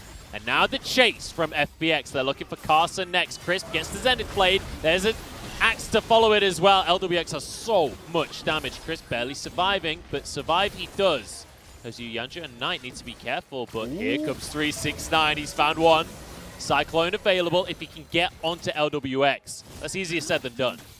Now they're going to back away, but we said welcome to Top Esports. They make games explode out of nowhere, and then Jackie Love every so often likes to let himself explode, which is kind of what we saw in that case. But FPX now, they've got the potential to push in mid here. Yeah, they potentially might just only be able to get this turret. Actually, probably going to have to back off. We see 369 is coming around. He still does have Cyclone available. Oh, he's going to find LWX. Surely here finds the knock-up onto two of them. This is huge. 369 has put this game on his shoulders right now, and Top Esports look dominant. Nines in the chat only, please, right now, because oh my word, is the top laner popping off here. And that was just FPX misjudging and kind of disrespecting the backs coming out from the side of TS, because they knew 369 was up. They knew Yanja was up. Very easy for them to just get back on the map, and both LWX and TN are punished. And now they can start this siege as well. You've got Baron, you've got this potential to really push in here, and a lot of poke as well from Jackie Love and Nice. And 369 already on the bottom side of the map right now, looking for a tier 2. Is Yanja happy to tank this one up for a couple of shots as the rest of the team muscles into the base here. And Top Esports, after such a tense early game, have just flipped everything on a dime, forcing Khan away. Mid inhib goes down. Top Esports, they're going to be happy with that. And it feels like, again, these games just slip away from FPX right at the end. A lot of that, as we talked about, you know, them trying to make too many plays, falling behind when it came to CS, when it came to build paths, and then as well, face checking into these Baron fights that have just netted so much more for Top Esports. The thing I love, too, is the fact that TS realized, hey, we're on comfort. We have confidence that we can kite out the initial engage from FPX, and then we will have the tools to play these fights better. And that's what they've done all game, right? They've always kited out the initial engage coming out from Crisp. They always got TN to blow his Ragnarok, so he was never able to run Knight down, and that's how they got this lead. And it feels like now even that, you know, that ticking time bomb that we talked about in Con, that potential to be a sideline split pusher isn't a factor anymore. He's so far ahead in gold that that extra Sterix gauge, the XFBF sword, the Tiamat as well, is going to do so much work against Con. And he's looking for a way into the back of the fight. Once again, he has his flash, he has Cyclone, and he's on to LWX. But Killer Instinct to the back. It's Jackie Love that's in trouble. He's the one that's taken down. 369 can't do enough damage, but he finds doing beat for himself. Maybe he has the damage after all, because they've somehow turned this fight on its head. Crisp once again taken down. Khan cannot. Oh, yeah, he can. He's getting over the wall here. Blast code as well. He's a Camille. He's out of there. But you know what? His base is in trouble. And overall, this fight just showed us how far ahead 369 is. It doesn't matter if LWX goes into the fight. TS are just too far ahead for it to matter. This has been such a ridiculous win here for Top Esports. Jackie Love getting caught out to start the fight, but they don't care. Straight on towards the base now as Khan gets on towards Knight, has to try and finish off the Syndra. It doesn't quite have the damage. The stun comes through, and this Braum pick paying dividends for Top Esports on towards the base. And game number 1 in 35 minutes. It was a close-fought early game, teetering into a tense mid-game, but Top Esports just collapsed around FPX, and that supernova just is amazing to watch as Top Esports take over. And just so great to see the fact that even if, again, they were even in gold the whole game, but fall behind the pressure early game. They know what windows they need to wait for. They know. We even jokingly set up the whole, okay, how are they going to engage if 369's not on his car? Is going to make some kind of amazing outplay? He did it. And, that's how they started inching those advantages to let them get the lead, and then their macros are just so good they snowballed beautifully. It's just insane to watch. And like so many times we talk about Jackie Love like playing on the knife's edge. Well, he played too far over the knife's edge on this one. Multiple times FPX catch him out, but then you still have to deal with the rest of the team from Top Esports, and the damage was like clearly strong enough from them, able to finish these team fights out. And you have to now go back to the drawing board for FPX and wonder, how on earth are they meant to play this composition? Because with this Camille, we basically didn't get to see Khan off in the sideline all this. Well, I think there was a lot of it where I was hoping to see a bit more of them out of the early stages of the game, where we talked about, hey, look, you've got Doomby and Tien who can work super well together. They can start to have impacts down either towards the top lane or even towards this bottom lane, but it never really got going, and even committing that Rift Herald to mid to try and open up 4 more plays like that just never netted anything. Well, and it felt like the game really started to feel harder when they made that that misplayed dive in the mid game. Yep. But even after that, we needed to see them coordinate these engage onto the backline quite well, which later in the game we did, but it was already too far gone. You want to see TN run in with the Ragnarok when LWX goes in with the Killer Instinct, with Khan coming in hopefully on a flank to lock down Jackie Lover Knight and then set them up for an easy teamfight win.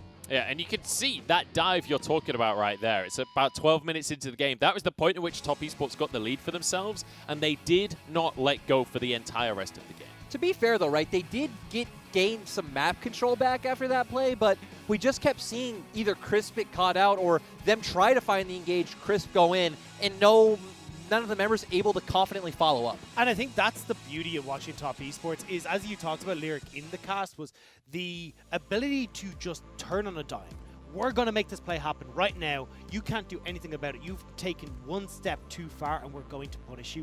I think that's what's amazing to watch about these guys, is that you take that one misstep. Either it is that dive mid or you try to face check as Crisp and you will get caught out and they will just run away with the game off of that. And I think as well that this game, and especially the draft and the way it's played out here, is a testament to how strong Top Esports are as individual players. Because we came out of the draft saying, hey, look, FPX, they have very clear win conditions. They have a very clear way that this composition works out, how they're meant to teamfight, how they're meant to play the game. On the side of Top Esports, we're like, well, they've all got really good champions individually. Let's see if it works out. And it did. It works beautifully because they are just so damn good. Well, the thing is, like, in isolation, that comp has ways to play out the game. It's just like up against what FPX had drafted. FPX had a really strong answer, but TS showed, hey, we understand the windows we need to play on. We know the key ultimates we need to bait out, and they were able to do that. And these performances are what makes you start thinking, okay, well, Season 10 looks like the year of Top Esports. If they could keep the ball rolling like that, if game number 1 of this series is every series for them, they're looking dominant right now. We'll see if they can keep that going, though, because we've seen teams be inconsistent in the LPL in the past. We'll find out if Top Esports are right after the break.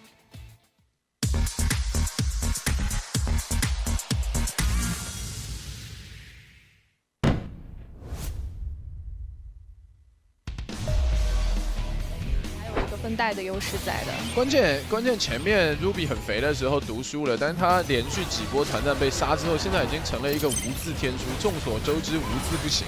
没哦，开到了，来上来要硬开一波团战。艾波状态很差，艾波这里交出自己的水银之后拉开身位之后，发现没有人可以切进去了，没有人跟伤害 ，Ruby 没跟，在侧翼艾波被找到了，朱之皇开启了 Haro 收下了对方的人头，但是正面的战场因为杰斯离席。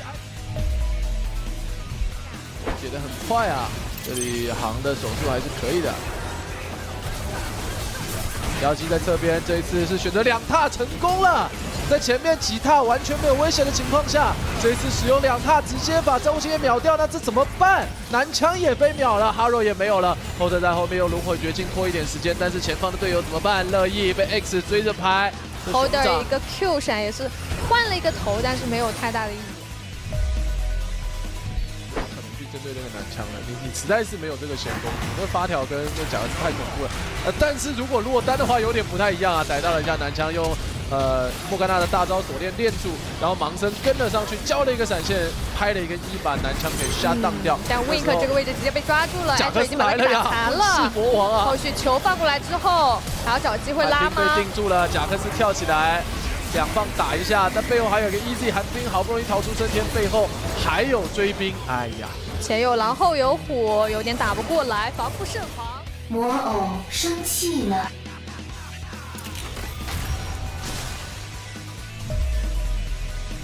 今天等16级，看对面基地会不会自动爆炸。找到了一波对方脸太草丛的机会，泰坦这里直接勾抢，拉开身位之后直接被顶起2个人。但是这时候天使给他一个无敌反身，开始打了。但天使只有2滴残血，瞬间倒地。这时候点了一个果子，前后包夹，妖姬进场想打输出，但是雷霆嘎巴规避掉了奥恩的羊回身的一撞。可是呢，妖姬已经被下当，只剩下熊一个人。面目一体。关键性的开团其实还挺好规避的，而且这个偷窥风险很大，毕竟对面是有警察的，对吧？警车一开，视野对于苏宁来说做的还挺完善的。Angel 已经在找到一个绕后的角度了，蛇蛇一个人先挡在前面，看一下这里闪现直接开，哇，是冰，放在这个位置很危险，完了啊！闪现大招大全部，然后警车熊直接过来一个大招雷霆嘎巴也是大全部，那这后续就没有后续了呀，完了。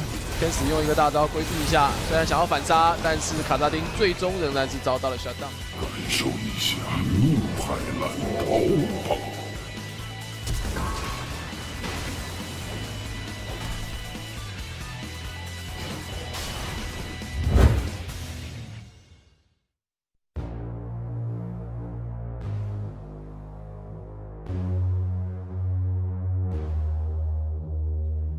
I just want to tell you it's alright while I'm smiling through the tears in my eyes.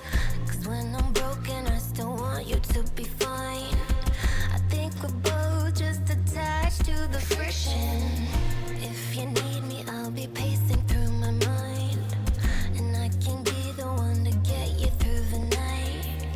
I lose the battle every time you pick a fight. Too afraid to combat this addiction. You're so bad for me, I can't stand to be without you for another moment. This is agony. It's like gravity, you're pushing down on me when I'm around you, but without you don't know where I'd be. Out of sight, lost in time.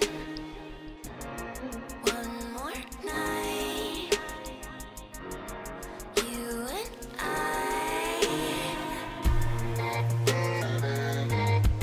Friction. Friction.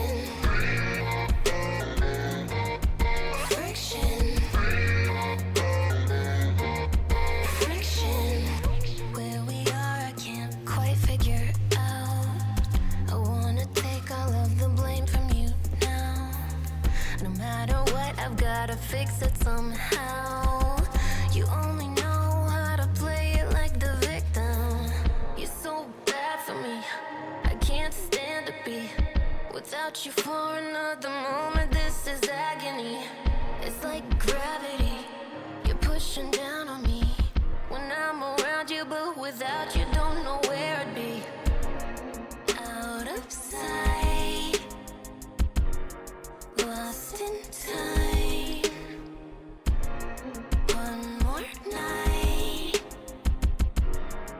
you and I.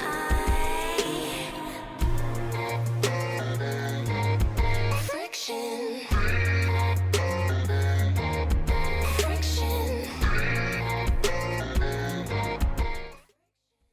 下一场面对 FunPass 就 FunPass 最近状态也比较好吧，看一米个导rank也是就每盘都乱杀嘛，可能和他交手的时候，希望他下手轻一点吧，感觉他挺猛的。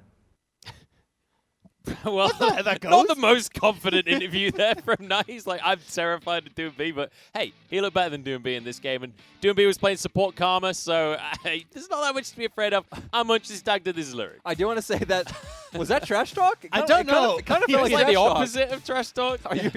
I don't know. I don't know, like the connotations of the Mandarin language, but kind of seems like trash talk. I don't know. It's like you see top esports, they're coming in flawless so far this split, looking indomitable, and Knight's there like, our opponents are looking. Do you know what it is? Right It's now. like when you text your mates and you're being super sarcastic, but nobody gets it because you're only reading what's being said. We're reading the translations and understand that Knight is just being sarcastic the entire way through. Maybe that's it. Yeah. But I have to say, sarcasm doesn't work that well here, so I'm not sure if you're onto that one or not. Let's look at our MVP for game number 1. It was 369.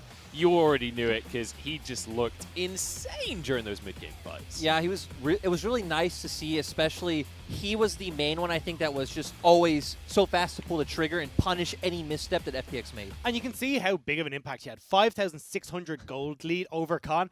And it's right here that we really start to go, okay, Khan, well, look, this guy is just so far ahead of you that that win condition FPX had of playing through a side lane no longer exists. That last auto as well, just so clutch to be able to make these plays happen. And this one was a nice one as well, where we talked about, hey, like, FPX are looking for this inner turret mid, but they should know 369's coming up. He finds a great angle, and speaking of great angles, Dagda, he does it again. That was disgusting. Every time he managed to find these flanks, it was absolutely gorgeous, and just sets up this entire fight to be the winning play for top esports. And the the ability of him in what was a pretty terrible matchup and to be able to come back from where he is already behind in CS, to have a performance like that is why people are so terrified of 369. So I want to ask you guys now as we move towards game number 2. Like, we came out of the draft feeling like FPX kind of had some advantages for themselves there. Like, they could execute these win conditions. What has to change now as they move over towards the blue side of the Well, I'm going to pass this off to Lyric, as the man who voted of FPX in his predictions. Like, where are you? What are you thinking here? I mean, because as a top esports man myself, I'm feeling pretty confident over here, you know? I just want to say, sometimes you got to take a shot in the dark for predictions to make your way back to the top, but you know, this. So what you're saying is you're flip-flopping? Well, so actually, I'm going to flip-flop on what I want to see from FPX because, you know, game 1 we saw Doinby go towards a supportive mid, him try to set up TN to be a big carry. This time, go the complete opposite. Get Doinby on the Orianna, get him on the Kassadin, and, you know, show us why Knight apparently is so terrified of facing this man. Yeah, I mean, I could see it. I watched a little bit of Doinby's stream in solo queue as well. His Silas looked absolutely disgusting. Like, the man is a monster if you put him on a carry. There's a reason they call him Super Carry Doinby, just because he does play roaming mids. It's definitely not his only style. I do want to flip-flop once again, though, and say, actually, I don't want to see him on a super carry. Bring me back to Kled, bring me back to Renekton, give me Aatrox, give me something like that, because that's fun. Right, we'll give him 10 seconds, and then we'll have the new Yeah, we'll see what the right? new flip-flop is. But Dagda, like, talk to me about the draft a little bit here from what you think FPX should do to turn their fortunes Well, I do around. agree. I think, to a certain extent, I want to see a little bit more of that early game aggression coming out from FPX, where they can have, look, Doinby on this Karma can have some roam potential, but definitely having him not push and roam, but control the lane and roam is one of the bigger factors here, because it enables TN so much. Shutting down Karsa is such a big factor for this top esports side, and then you can have him influence these side lanes. I want to see kind of what you're touching on is like the Aatrox, the Renekton's, because they just take over that mid lane.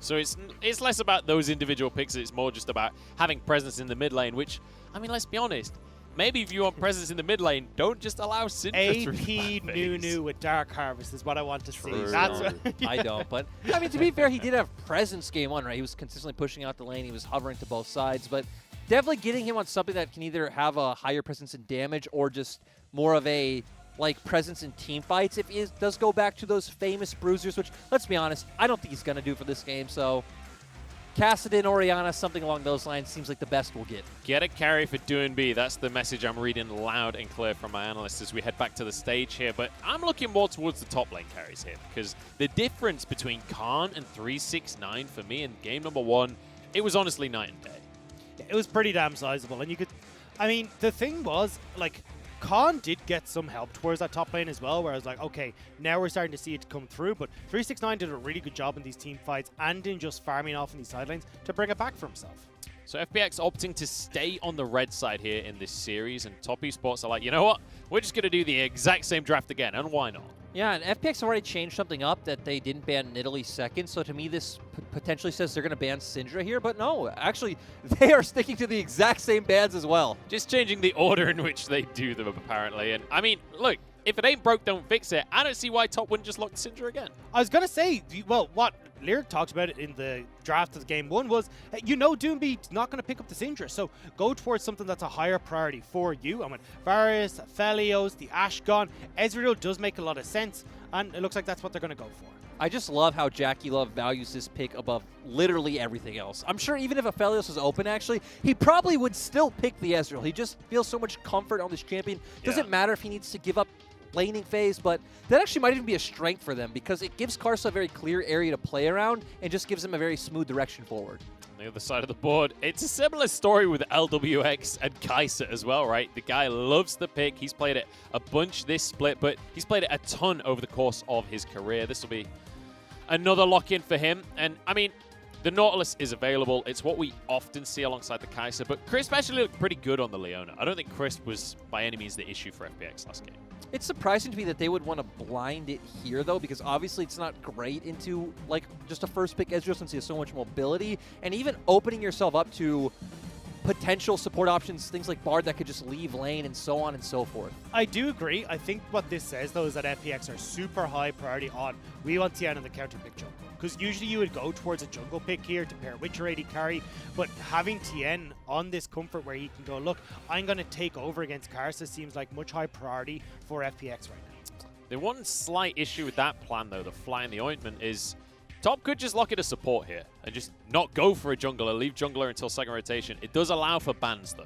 Yeah, I was going to say they could even just take the Braum once again. Obviously, Braum does give a neutral lane up against the Leona, and then you just feel fine in that 2v2. You play for later game skirmishes and team fights. That's exactly what they do. Top Esports just saying, if it ain't broke, don't fix it. Let's just do the exact same thing as game number 1. It worked, so why not, right? I mean, it makes sense here. And I mean, Lyric touched on in game number 1, the Braum does so well in that bottom lane.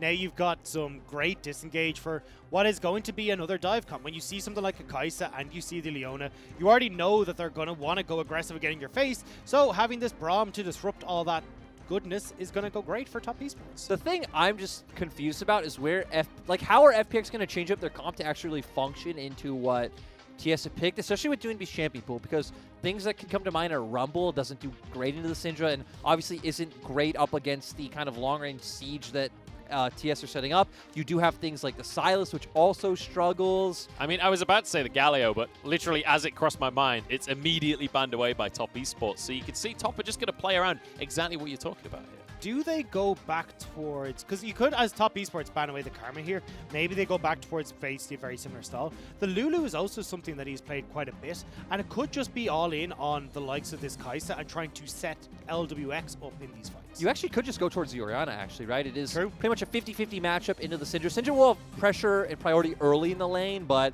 it will also set up for Duinbi to be a big carry in those later game team fights. You have 2 ball delivery systems on your team as well. 3 if we actually count LWX, but that one doesn't seem that such a great option. I don't know. He pretty much went 1v4 at one point in the last game, so I could believe that they could use that, but the Karma is open. Duinbi went for it in the last game.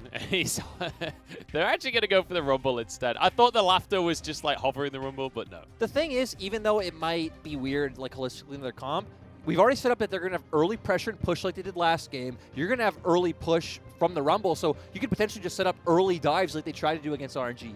We've seen it time and time again from FPX, and if there's one thing that's always true in the LPL is comfort is king when it comes to the draft actor. Yeah, and I think that's what FPX are going for. As we said, look, go back to the style that has worked for them before. The Renekton in the top lane, though, for 3-6-9. Basically, you know, look, this Renekton's going to be enabled somehow because everyone in FPX is going to want to jump in and get close and melee. So having this Renekton is just going to be able to do so much work against FPX. Yeah, it's going to be really interesting to see what Khan goes here. But oh, God. This is something Khan's also played before. He's played it one game this split and obviously fits that historic play style of how people know Khan, of really just wanting to dominate the top lane. So FPX opening up another potential win condition for their comp, but it kind of is contradicting how the other 4 want to play. Yeah, that's what I was going to say, is that, look, you've already got, like, a short-range AD carry, you've got people that want to go in, get aggressive and dive, but that's not how this Quinn wants to play. She wants to be off in a side lane, she wants to be one-on-one against Renekton. So now you're kind of leaving yourself a little bit exposed where you don't really have a big enough engage tool. Well, Leona kind of fits it, but not enough of an engage for FPX to go full dive here, and you end up in this weird area. It feels a little similar to game number 1, right, where we had this Camille that wants to be in the side lane, but realistically had to be over with the rest of the team. It is different because Camille can at least be another function in that diving composition, get on the AD carry, to where Quinn, I mean, you're going to fly in as a bird, and I don't really know what you do past that. You just spam laugh or something, but yeah, he's pretty much going to be pure side lane or pure pick. We'll have to see how Khan is going to be able to pull this one out of his hat. We know how strong of a player Khan is on these side lane picks. It's just how well FPX as a whole are going to be able to play around the Quinn in the top lane. Khan's got his counter pick in this top lane matchup, but it was 3-6-9 that won out that head-to-head last time around. As we head towards game number 2 here, keep your eyes on that mid lane once more. It's Knight versus Duinbi, both on signature picks in the Syndra versus the Rumble.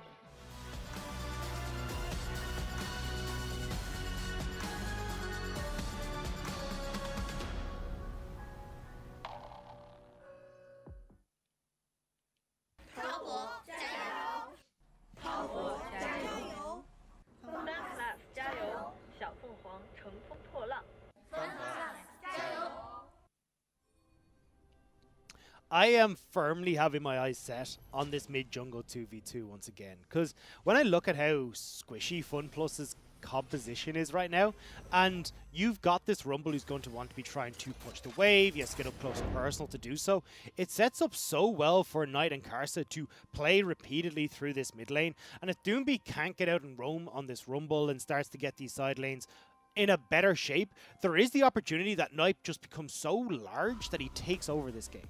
Yeah, I definitely think the mid-jungle 2v2 favors TS early on. Very easy for Karsa to even just look for a level 2 gank, throw the pillar up, maybe set up a scatter of the week, and then Rumble now has to blow flash. He no longer can push anymore, and you're pretty much waiting till you're an ult bot and playing for the 4v4 skirmishes. Top Esports maybe will make a level 1 play here as Karsa steps forward alongside Yu Yanja. Bear in mind, Braum exceptionally strong at level 1, and Crisp going to be slowed. Concussive blows force the flash out of Crisp.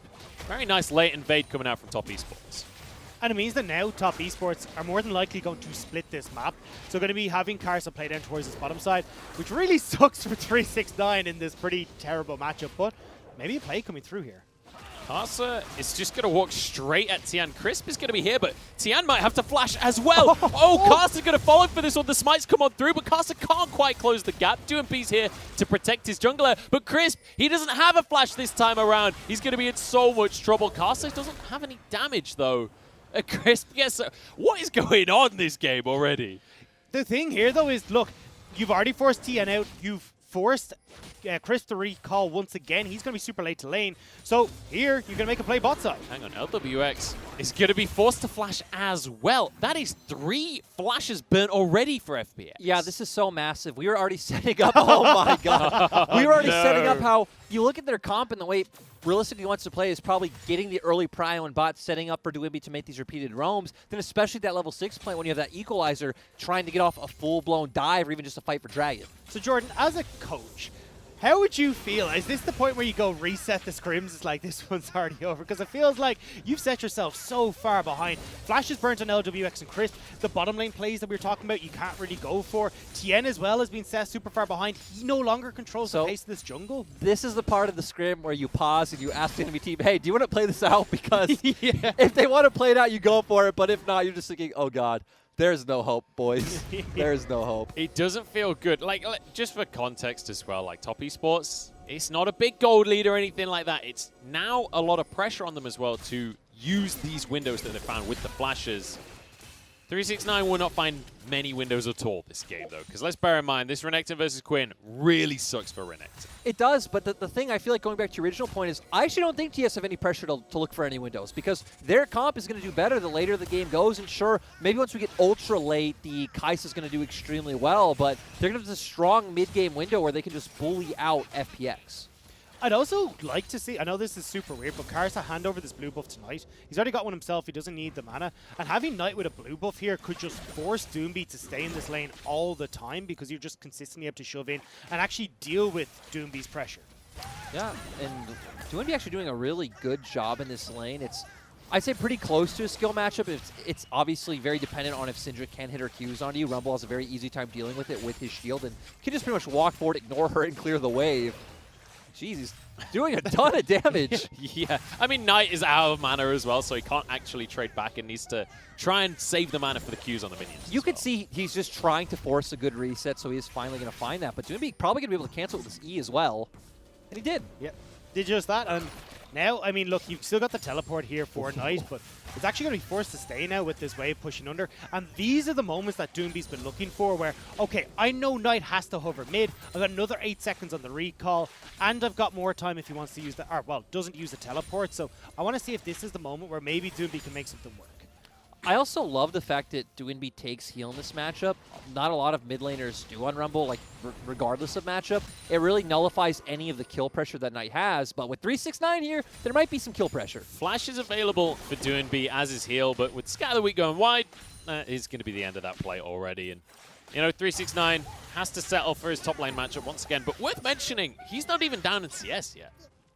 Yeah, and it's been quite easy for him to stay up in the matchup where, you know, Tien hasn't really been able to find any windows to hover. We saw Karsa naturally hover towards topside anyway since, you know, invaded enemy blue, went towards his red, went up. So very hard for Khan to go for the Shy-esque play of just sitting under 369's turret. And this gives the opportunity now for Karsa, after winning very heavily in this early jungle game, to start up this dragon. Now, Tian and Crisp are trying to potentially spot this out. Hang on, we've got Yanja here to try and block Tian's way into the pit. Jumps on forward and Tian gets the Drake. Now Jackie Love wants to answer for the players. Karsa is low, but there's a heal available on Jackie Love. They don't even need it. Kill goes the way of Knight.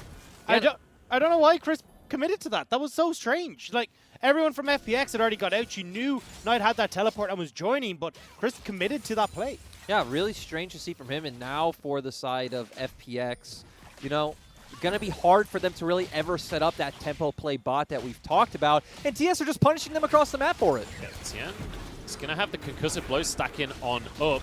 His flash is about to come off cooldown, but not soon enough here. He's going to... No, just barely survives. DMP answers it here. 1-for-1 right now as Yanja has to use his own flash. Jumps over tonight, but DMP following for this one. Can he do the damage is the question. One more auto. Stuns him underneath the tower. Somehow Yanja gets away with this one. I don't know how he managed that. Level 3 to level 6 is the Braum. And Doomby does manage to turn around the kill, though. And just about not able to get the final blow. I still think overall that equalizer was absolutely beautiful coming out from DMB. Yeah. And it even goes to our conversation before the draft where we wanted DMB on a champion that can deal damage in the early phases of the game, but still have a presence in mid to late game team fights. And just going back to the Rumble is something that makes sense. And even doing quite well in this lane matchup, which, you know, isn't like hard Rumble favored. Got a bit of a trade going back and forth up in the top side. 369 has been doing a decent job in this matchup, though. When we've looked at Quinn matchups in the past against Renekton, like, this is meant to be a dominant, hard counter. 369 right now has stayed even in CS throughout this lane phase. I think it's absolutely amazing. We even look, he's not even sitting on something like a Bramble Vest or Ninja Tabbies like we've seen before. Just cloth armor, and is sitting even in CS. That's a massive win for Renekton in this matchup. At the start of the day, we were saying, hey, 369, he's in the conversation for best top laner in the league. With a performance like this against a hard counter, it's unarguable. And especially when you look towards, well, what do top esports need from 369? They want him in these fights. They want him to provide that big beefcake in the front line. The fact he's not falling behind and can still be relevant is amazing, especially with Rift Herald. He's got his flash available and knows he needs to go for it, but Tian is there, gets the kickback. Dominus used as well as Crisp stuns up this Renekton, but the Q is there. 369 does a good amount of damage, but he still goes down, and that means FPX can move to the Herald. And that was just so unfortunate by 369 with that timing of looking for the Honey Fruit, with FPX coordinating for the Herald, but great play by FPX overall. Nice to see Tian have the confidence to go in for that kick, and now going to secure them an objective, and they can try to start snowballing the map. And they don't lose anything for it either. They hadn't committed LWX and Crisp moving up, although Crisp is here. And it means that LWX is the one still free-firing in this bottom lane. Karsa's trying to make a play here. He's got Knight moving over as well, and Crisp forced to flash once again. Karsa, I think, realizing that he doesn't want to go too deep for this one. I was amazed he was even trying to make a play in the first place, but they got a flash. True shot barrage? Willis? Oh my goodness, it's so close! A millimeter makes the difference between Jackie Love getting a kill and not right there. That is insane.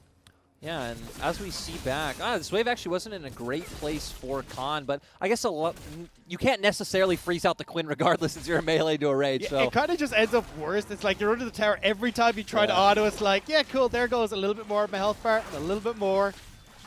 what I want to see is where FPX are going to use the Herald, because you actually have a strong argument for each of the lanes, right? You want to try and snowball this Quinn so he can start bullying out the Renekton. Kai'Sa is obviously going to be your main damage source of late game, but I actually think opening up the mid lane when you have the Rumble is probably the most valuable option. That's where I'd like to see Tien look. The only thing I'm worried about is that, like, our Knight has some great wave clear. Karst is super far ahead, and if you try and commit as just Tien and Doomby to that play, there's always the potential for a turnaround. So trying to unlock Doomby with the Rift Herald could end up actually maybe going a bit awry. It is worth mentioning that is exactly what FPX did in game number 1 of this series. They went straight towards the mid lane. But one thing that we have to bear in mind with the mid lane matchup now is Knight has been the benefactor of both of the kills Top Esports got so far this game.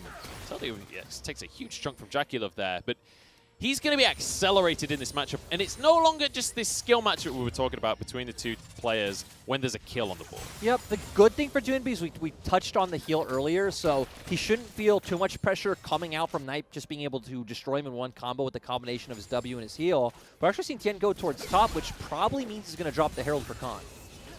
There's no teleport available for Knight either, so he's not going to be able to help out. But 369 does a good job here reading that play. Look, Doomby's missing. Chances are they're going towards this top side with how far bot lane is pushed in, so I'm just going to get the hell out of here. Really nicely done here by 369, but also by FPX, who are going to find themselves the first tower of the game here. And like the differences between these teams are so minuscule, and 369 reading them perfectly. It will be traded for the Dragon on this bottom side, though, and the potential here with 3 members committed to the top, that maybe Top Esports can try and make a play bot side. But I like what Khan has done here is move across to help control this mid lane. So, oh, hang on. We've got Doinby tanking the tower right here. 369 is low, but Tien is going to maybe overcommit for this one. Equalizer finishes it, but it's 1-for-1, all things considered. And now Knight arriving on the scene. Doinby just about gets away from the stun. He took damage, though, I'm pretty sure, from Karsa, or from 369, sorry. It's going to be 2 kills for the Renekton. And overall, I think that's just a big mistake by Doinby mismanaging his heat bar, because had he not overheated, that would have been an easy equalizer drop, and then Tien and Doinby can get out scot-free. And now FPX can't save this bottom side either, because Knight does have his teleport up in just a few moments, and there's a potential play here, but it looks like Karsa actually going to back away. They're going to be happy instead with just a couple of these turret plates, so big win here and a big swing for Top Esports. It goes back to what we were saying as well. FPX are so often their own worst enemy. This was an FPX play that set 369 up for massive success. Yeah, now 369 potentially going to be able to have the big team fight emphasis that he did last game, just being able to get on top of the backline, open up with the Dominus, and then LWX and Doinby going to have nowhere to go. Impact. There was the word I was looking for. Team fight impact. That is a word. It is. And Impact does play Renekton, so makes a lot of sense. He does play League of Legends over in the NALCS. Sadly. Rest in peace. Maybe not sad for his bank account, but for World's hopes. Yeah, it's suboptimal in terms of roster positions. Anyway, let's move away from Impact. He's not in this game. And to be fair, Top Esports are the team that's going to win Worlds anyway, so it doesn't really matter when we look at the greater scheme and the grand scheme of the global League of Legends scene, because Top are looking pretty good, at least this game. And again, we're seeing 369 keeping up. Yes, he's fallen behind a little bit when it comes to CS off of the 2 plays that has gone his way, but he is still very relevant in this game, especially with the 2 kills that have gone his way. So now if Top Esports are able to draw FPX into these fights, when we've got, say, your next Rift Tower coming up, or when these Dragons start to go their way, they can continue to put pressure through these team fights. And look at the pressure they're putting on the bottom lane right now as Jackulov is able to step on forward. Yuyanja clearing that vision. FPX answer in the top side of the map. They will be able to grab themselves a tier 2 tower right here. And I don't think Jackulov will actually be able to finish the tower in the bottom lane. Oh, and seeing Knight TP in, looked like TS were going to look for a pick, but one thing I like is that FPX are actually setting up for their side lane Quinn this time, and now we're going to potentially be able to see Khan bully out in this matchup because he does have the Blade of the Rune King compared to no completed Black Cleaver coming out from 369. One nice thing, though, for Top Esports is Jackulov gets that tower just before turret plates fall, which means he's going to get a whole heap of gold straight into his pocket. So at least this cloud has silver linings for Top Esports. The thing is as well, if you look towards that bottom side, the fact that Top Esports still have that bottom lane turret means that Khan's got a lot of structures on that bottom side to still try and work through.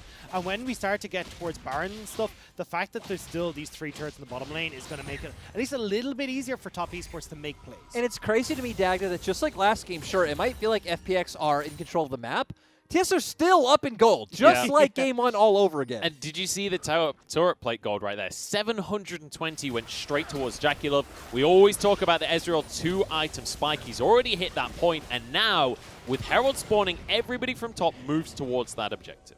And that's what they want to do. They want to find these fights. And especially when, I mean, if you remember the last time that we saw this Renekton Quinn matchup was LGD versus IG, whereas, oh, excuse me, the Shy versus Longxing. And this matchup went completely differently. Now 369 around this objective with the teleport up as well, can have a far greater impact. But FPX are looking to knock down those structures that we talked about in response to this Rift Tower play. It's also so interesting that we've just seen both teams continuously dodge each other, which I think made sense for TES before, since they were trying to get JackeyLove in a place of prominence. But I'm really surprised that FPX don't want to contest, and instead now we're just kind of doing the reverse play of trying to get gold onto LWX. He is only sitting on 1.5 items, though. Knight is just walking under the tower because Yuyanja has made his way onto this play. Doomby with 2 stacks, but they're going to back away. They're happy to just take a flash and a heal right there. 369's RTP also got cancelled. Khan's doing a lot of damage straight there onto Casa, but JackeyLove jumps on forward. He's straight on towards Khan, trying to finish off the carry, but Tian moves on in, gets onto the Ezreal, has kick available, but JackeyLove jumps on out of this one. So it's going to be 1 kill for Doombeat to start this one off. It's 369 getting into the fray and cuts down the Rumble straight towards the mid lane as Top Esports continue the play. Chinese Rumble coming in there, sounding real loud. But still, they're looking to try and keep this pressure forward because they know the Dragon's up. They need to try and find members of FPX. Just icing on the cake right there for Knight, grabbing a blue buff, and now straight on towards the Infernal Drake. And let's bear in mind, it's Infernals for the rest of the game, Lyric. Yeah, so going to be a really good option for TS to just snowball this game out. But I kind of have a feeling we're not going to get there once again. I mean, now TS feel firmly in control of this game despite gold still being even. I feel like pretty much any time we're set up for these big 5v5s, TS are at those item breakpoints where they're really strong, and we saw Khan was dealing a lot of single target DPS. I'm going to ignore Khan because FPX might go for the same dive they went for game 1. Yeah, it's not going to happen, especially against JackeyLove on an Ezreal. He's going to be completely safe. And he doesn't have any teammates nearby because right now they're chasing Khan around the map, who's forced to flash over the wall. Still could have another scrap here as FPX at least posturing, but the thing is, as Lyric was saying, with these longer lanes now starting to open up, and there's the opportunity for Top Esports to just shove in these waves, prevent Khan from having too much of an impact because he's going to have to start his push from way back behind his outer structures. And as well, now with that flash burn, he has to be even more careful on how far forward he pushes. Just look at the leads that the solo lanes have for the side of Top Esports. Massive CS lead in favor of Knight, and you know, 369 may be down in CS in that matchup, but the fact he's even close is a miracle in that matchup, and then he's got 3 kills. So the CS deficit doesn't even matter. He's the same as Doomby. Like, if you look, it's the same CS, it's the same score, and he still has a bounty. Like, he is looking really, really good right now, and I think that's why when I look towards Khan, he hasn't quite been able to put 369 behind in the manner he needed to. That's a little bit worrying as FPX. And let's just go back to the draft conversation we had right at the start about how this Quinn theoretically didn't seem to fit the composition for FPX. And now that the pick itself isn't really working out in the way that they wanted, although they are going to get another tier 2, so I don't want to belittle it too much, it feels like this could be an issue for FPX. Yeah, and this right now, this is actually an interesting kind of map setup that they can only do because Baron's not up, because both Khan and Doomby do not have TP. So the second that Baron is up, you cannot look for plays like this anymore, and you're just going to trade on both sides of the map. Hang on, they're looking for an inhib right here. This is insane from FPX as they just brute force their way into the base of Top Esports. This is not a good trade for TES. It's horrific as well because we talked about the way Top Esports were going to protect that bottom lane was through having 3 towers in the way of that inhibitor. Now you've got a free lane, a super long lane, and if Khan can get onto 369, he's able to chase him down so well. The great thing is, counter to the point I just made about FPX's comp, it goes to answering your point that, hey, Knight and 369 both have TP once 369 does get it up. If Quinn does go to bot side, you can just commit 2 men from TS, pick off the Quinn, and FPX can't even force Baron because both your solo laners TP in, and you can win that fight as well. Let's see if they can try and bait that out, I think, is the big question then. Because you can still try and look for at least some picks on FPX's side. You've got Crisp who can try and set you up. Doomby's equalizer as well can find these opportunities where maybe FPX can draw these big summoner spells out of Top Esports. So I do want to revisit the scoreboard a little bit here as Top Esports siege away in the mid lane, but I don't think this should turn into too much of a fight. Although Doomby's nearby. Khan on the side as well. Could look for a bit of a wombo combo here, but Crisp getting chunked out should mean that FPX want to back away from this one. LWX takes a massive blast from the True Shot barrage. Down goes the tower. So Top Esports, nice little pickup there. We've got Jackie Love on the Ezreal, 2 items. We've got Knight on the Syndra with 2 full items as well. When you look at their counterparts on the other side of the board, yes, LWX has 2 items, but he's not finished stacking his Muramana just yet. DMO still hasn't finished his 2nd item either. So when we look at the prime carries in these fights, right now, Top Esports can comfortably win out the 5v5. Yeah, it feels like 5v5 is just so TS favored, unless DMO hits some kind of miracle ultimate where, you know, he hits all 5 men, but even then, we actually do have pretty much every flash up on the side of TS, so they'll have a 1 get out of jail free card. So now you're hoping for DMO to hit 2 miracle ultimates, then going to the next win condition for FPX. Actually, Khan will never be able to just push straight up to the inhibitor, because if he is showing, TS can just bait Baron. So my question then, Lyric, is as we now move later in the game, as we move towards this next Infernal Drake, this would be Soul Point for Top Esports. Obviously, FPX cannot give up an Infernal Soul here, but if they can't win the 5v5, how do FPX play around this? I feel like FPX are getting caught out. They don't get to play around this. They've already lost the fight. Tian the next target as he tries to jump away. DMO desperate to finish a player off, but his Rumble on his own. He doesn't have the damage for that one. Tian slowed as Jackie Love tried to finish things off. In the meantime, Knight is just off on his own, solo killing people. Tian is going to be chased down as Jackie Love gets yet another kill. This series is already over. Knight didn't even use Unleash Power. He just killed LWX. I was like, do you know what? Just in case Khan shows up, I still got more in the back pocket. I just want to know, what is this team? How does this team create these small tempo windows, abuse enemy mistakes, do everything so well? Hang on, Khan. Luckily for him, is insanely fast. So he's going to get away with this one, but they're not interested in the bird. They want the Baron. Why did I gamble for my predictions? Oh my goodness. Top Esports, they got 72% from the Colonel, and they are feeling indomitable, Dagda. And this is what we want to see from the best team in the LPL. We look at who they've gone up against. JDG, 2-0 slam. You look at them against EDG, 2-0 slam. You look at them coming into today, and once again, we're looking down the barrel of a 2-0 slam. You know, the thing that blows my mind is the fact that TS did, like, literally the same first rotation of draft, and FPX ended up drafting a comp much worse against it than they had in game 1.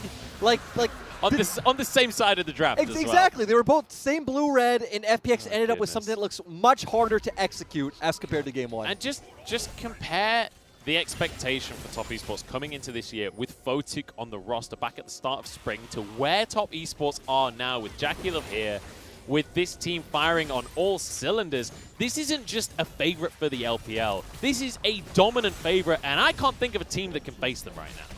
Globally. I mean, I can't think of anyone globally. I mean, I'm looking over at LEC, and I'm seeing G2 and Fnatic are having struggles. I look towards NA, and I can't see anyone there either. Even in the LCK, we just took them on in MSC. Top Esports are look set to take on the world right now. Other than Rogue Warriors, guys, no one is taking this team down. But actually, Rogue Warriors already played against them. Actually, V5, that's their next game. Victory that's on 5. Monday. That's true. Yeah. V5, the chosen ones. We'll see if they can take on Top Esports. It's not over just yet.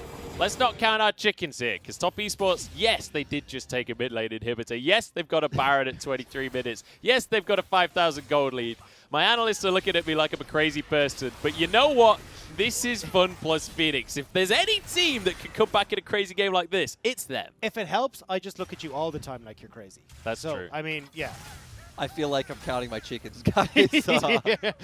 I mean, definitely chickens. Definitely no Phoenixes to be seen on this Rift. But there is Valor.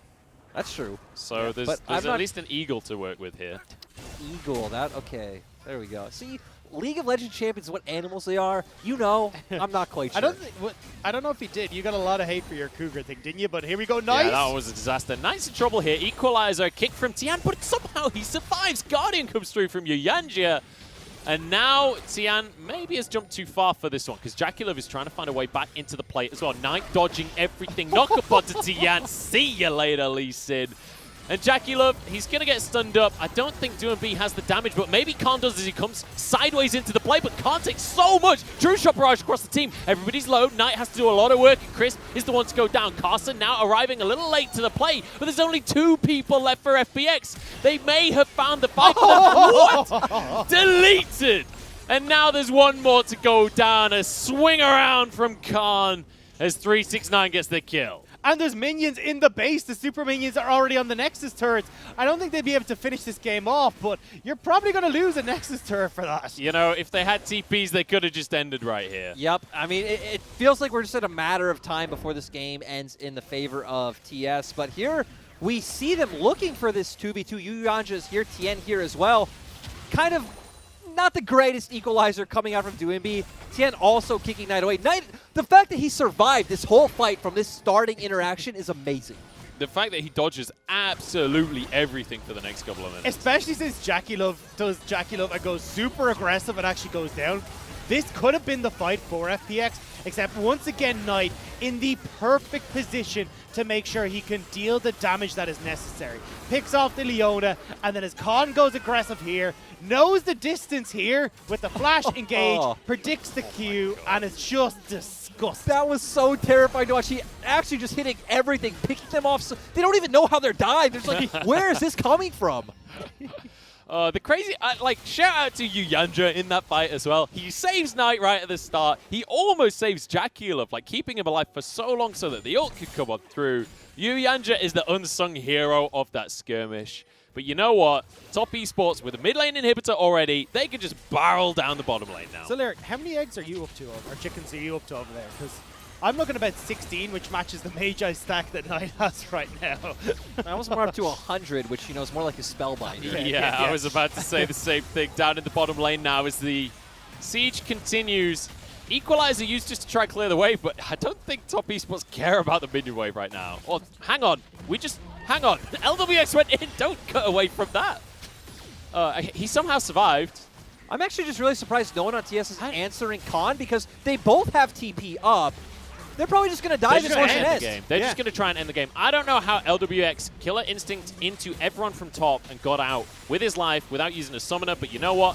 Who cares? They're into the fight once again. Tian the target, but he's got to stop watch. Yuyanja flashes away to safety, but Tian will go down. Now straight towards Crisp, who flashes out with his own life, and Khan on the flank. Maybe this is the fight. Is Doinby burning people down on the front line, flashes himself to safety, and Jackulov still surviving.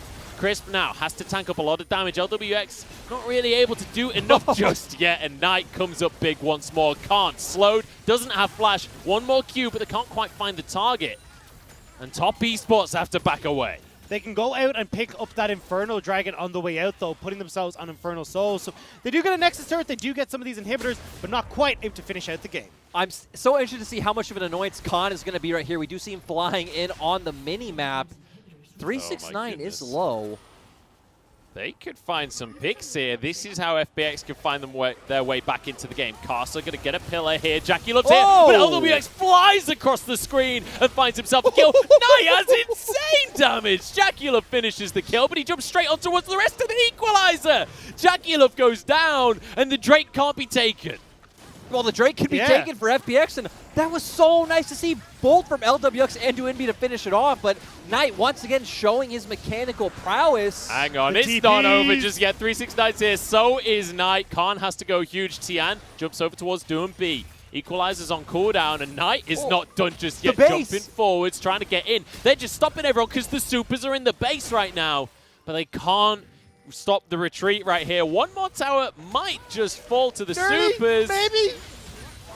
No, it survives. I don't know how much HP. 83 HP that tower survived. How did we end up in such a fiesta, guys? It's FPX versus Top Esports. You saw what did you expect? Game one, Munchables. You saw game one. Look, I'm glad we're here. That's all I'm saying. This is what I needed to finish off my night with. Because, my word, Top Esports are putting on a show against FPX. They can turn towards this bar whenever they want, and with super minions on the bottom side, and you've got no teleport on FPX, it just feels so easy to pull off. Just look at the scoreboard right now. Look at Knight, 6-0 and 5. He's got 10 CS per minute in this utterly chaotic game. Knight is just unbelievable as a mid laner. It's just crazy to me that we see time and time again that any of these members can step up and solo carry a game, right? We've literally seen it from pretty much everyone on this team. 369 great last game. Knight so amazing mechanically this game. And FPX though, gonna contest this one. Well, they're gonna need to. Oh my god, okay. Whoa. That is not a contest. That is a one-shot right there. Now Top Esports, they just got to dot the I's and cross the T's. Equalizer across the whole team, though. Good kick from Tian, and they get on tonight. He's shut down. LWX going massive in the fight, but there's the stun coming on through. Stopwatch keeps him alive for now, but Jackula finishes it off. Double kill for him as Doing B falls. It was a great start to the fight. They finished off Knight. They ruined his perfect game, but you know what? This is going to be Top Esports. And once again, Knight starting it off with that pick onto Quinn, leading to a beautiful team fight by TS to close out this game. He ruined the stacks, though. There's no more Magi stacks. That was the important part. The Magi stacks are gone, but the Phoenix has been plucked here. Top Esports repeat history from the MSC Finals and take themselves a 2-0 over FPX. The thing that blows my mind is that these guys look so dominant against the top teams, and that's how you know that, like, even when they have bad games or drop to, like, OMG, it's like, well, you know, these guys aren't giving 200% every series, but, man, when they do give 200%, it is terrifying. It is a thing of beauty to watch, though. Why we're, like, Knight, this is why the Syndra has, like, a 75% ban rate against these guys, something crazy, because Knight is someone who, if he can be dominant in lane, can be so dominant in those team fights. And you saw from start to finish there, that holding on to the unleashed power because he knows, hey, look, I can just one-shot people if I want to, and then still have the unleashed power for these next couple of plays. And then Top Esports as a whole just looking absolutely fantastic. The truly crazy thing to me about Top Esports is we have seen two different styles across these two different games. Despite a very similar composition, we had a slow, like, clean win in game number 1. Game number 2, it got chaotic, and they show that they could still just win out. They could still just out-mechanic anyone in the world. I mean, it felt like both games, they just out-mechanicked FPX, well, and they drafted comps that could do so. But even second game, this game was actually the game where it's like, hey, they don't need to out-mechanic. You can see the way that their composition wins against what FPX drafted, especially once FPX fell behind. But no, they decided, hey, actually, we want to show that we can just out-mechanic them. Created this crazy fiesta where they were over-pushing, not using like their TP advantages when they should. And it was so fun to watch. And I think the thing that was amazing to me, and to give 369 his due, this guy was in a horrible matchup. Yeah. This is one of the worst match, if not the worst matchup for Renekton. And he's even against Khan, against one of the best laners in the world. It just actually doesn't make sense. It's unbelievable. It also goes to how TS played their early game, but the fact that even after that, you know, he stayed even, and not only stayed even, he was roaming around the map looking for opportunities to help his team. It's just absolutely insane to see, and just beautiful from TS early on in the game to even get that level 1 where, like, they got jungle flash, they got bot lane flashes, and it looked bad for FPX after that. It looked really bad, but that really highlights, I think, the biggest strength that we've seen out of Top Esports across the course of this series, and that is that they read FPX like a book. They knew exactly what FPX wanted to do. Every single time we saw DMB move up to the top side to try and dive 369, he's out of there. He's gone. Every single time they tried to set something up on the map, it felt like Carson knew exactly what was going on and exactly where to be. Yeah, and I 100% agree. I think the only caveat to this is Jackie Love could go a little bit aggressive sometimes, but when you've got a goatee that big, I think you're going to have a bit of fun. I do want to say, though, he's our clear best AD carry in the LPL, but I question it if, you know, he goes international, like in a tournament like Worlds, and he keeps doing this. You can take the Jackie Love out of IG, but you can't take the IG out of Jackie Love. Very true, very true. I have to say, it does feel like maybe a little bit, because like it feels like the longer the series goes on, the more Jackie Love he gets, and the more he's willing to do this. It felt like in that game, like the reason he was being so damn aggressive is, I don't know, the way they were playing, Top Esports felt like they already had this one in the bag. You know, and talking about Jackie Love, I want to have an interesting tangent that guess what we might get, guys? Jackie Love against Balon. The fact that he is being put back on the roster, we can actually see that matchup soon. That would be amazing. That's in week 8, and I cannot. For me, it's their 4th next series. Yeah, and the thing for me is, it feels like that's the last team who can really contest. Yeah. Like V5, whatever on Monday, but I think that this is going to be kind of where the V5 dream kind of dies a little. But definitely for like. Sorry, Twitch chat. It depends on what dream we're talking about. Sorry. But yeah, But IG is like the last top team, right? Because basically everyone else they've already played through and they've just wiped the floor with them. So it really does feel like, well, if we're now moving into our summer finals, who the hell contests I do feel like from like a narrative perspective, that would be the best one, where TS are now looking like our favorites, and obviously TS took them down. Yeah. No. I'm saying the opposite. I'm saying IG beats them. Like, that would be the most hype one, right? They took them down in playoffs, and now IG comes back, gets a series win here in regular split. And that is the crazy thing about the LPL is, you know what, IG don't look that great right now, but I can believe that they beat Top Esports, because that's just IG in a nutshell, right? That's I could easily see that happening. Yeah. But, I mean, right now, Top Esports are 8-0 on the standings. They are halfway through the split for themselves, and they haven't dropped a single series. They've dropped 2 individual games. They are 16-2 right now. Yeah. That is mind-blowing in the best league in the world. Yeah, it is absolutely insane. And it feels like they only just keep getting stronger.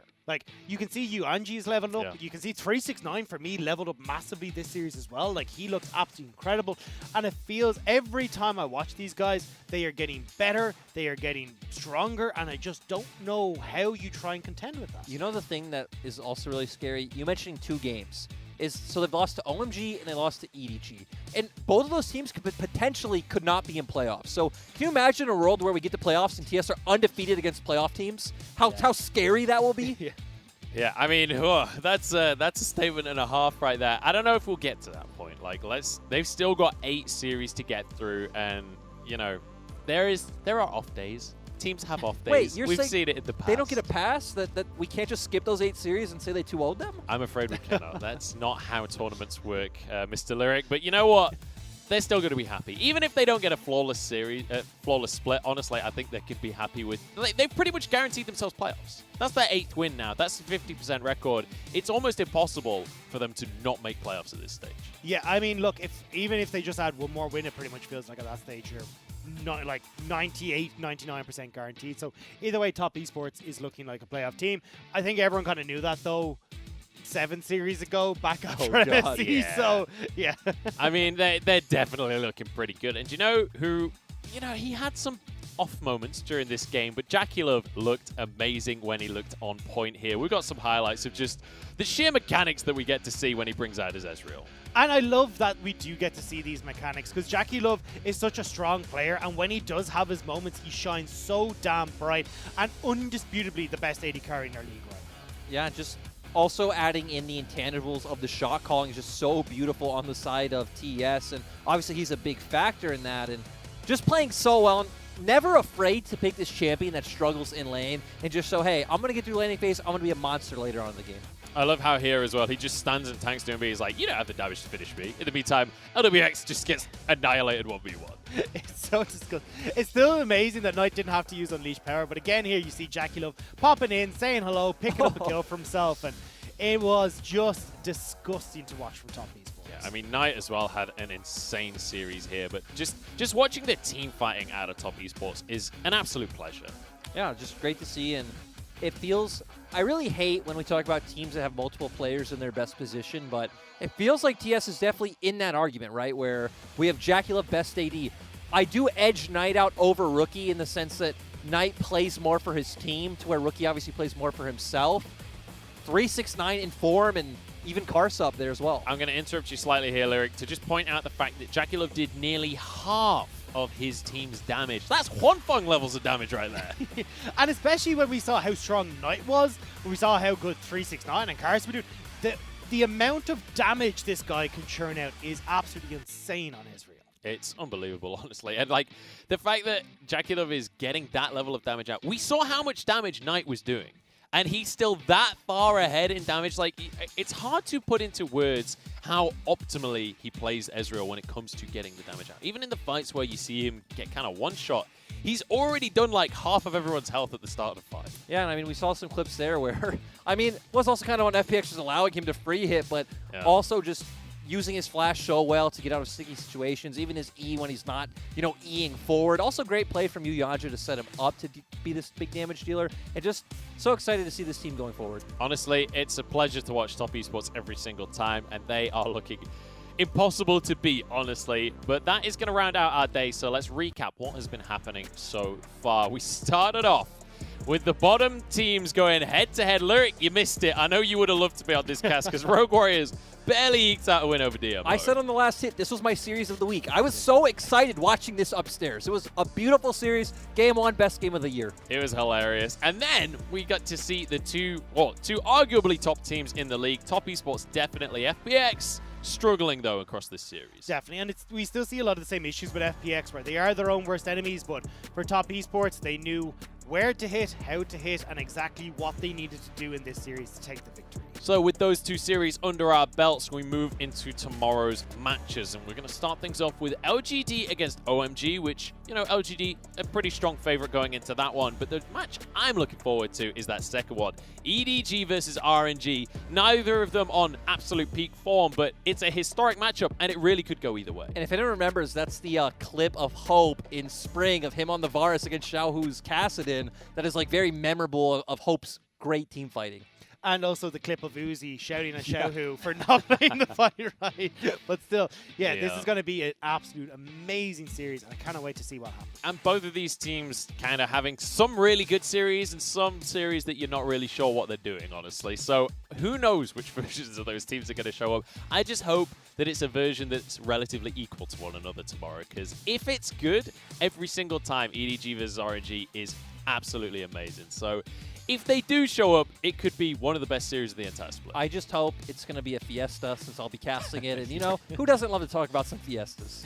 I'll be sitting at home with my popcorn and all. I'll be just ready to go. I'll be looking forward to that. So, yeah, I think it'll definitely be a good series either way. Honestly, after today, I'm a little bit fiested out, because that first series was absolutely insane. The second half of Game 2 of the second series was all over the shop, but you know what? We've got our winners in the books, and that's all that matters. So we're going to close things out at the Munchables with Dagda and Lyric here, and we're going to say good night for you, but make sure you come and join us tomorrow as we get into more games.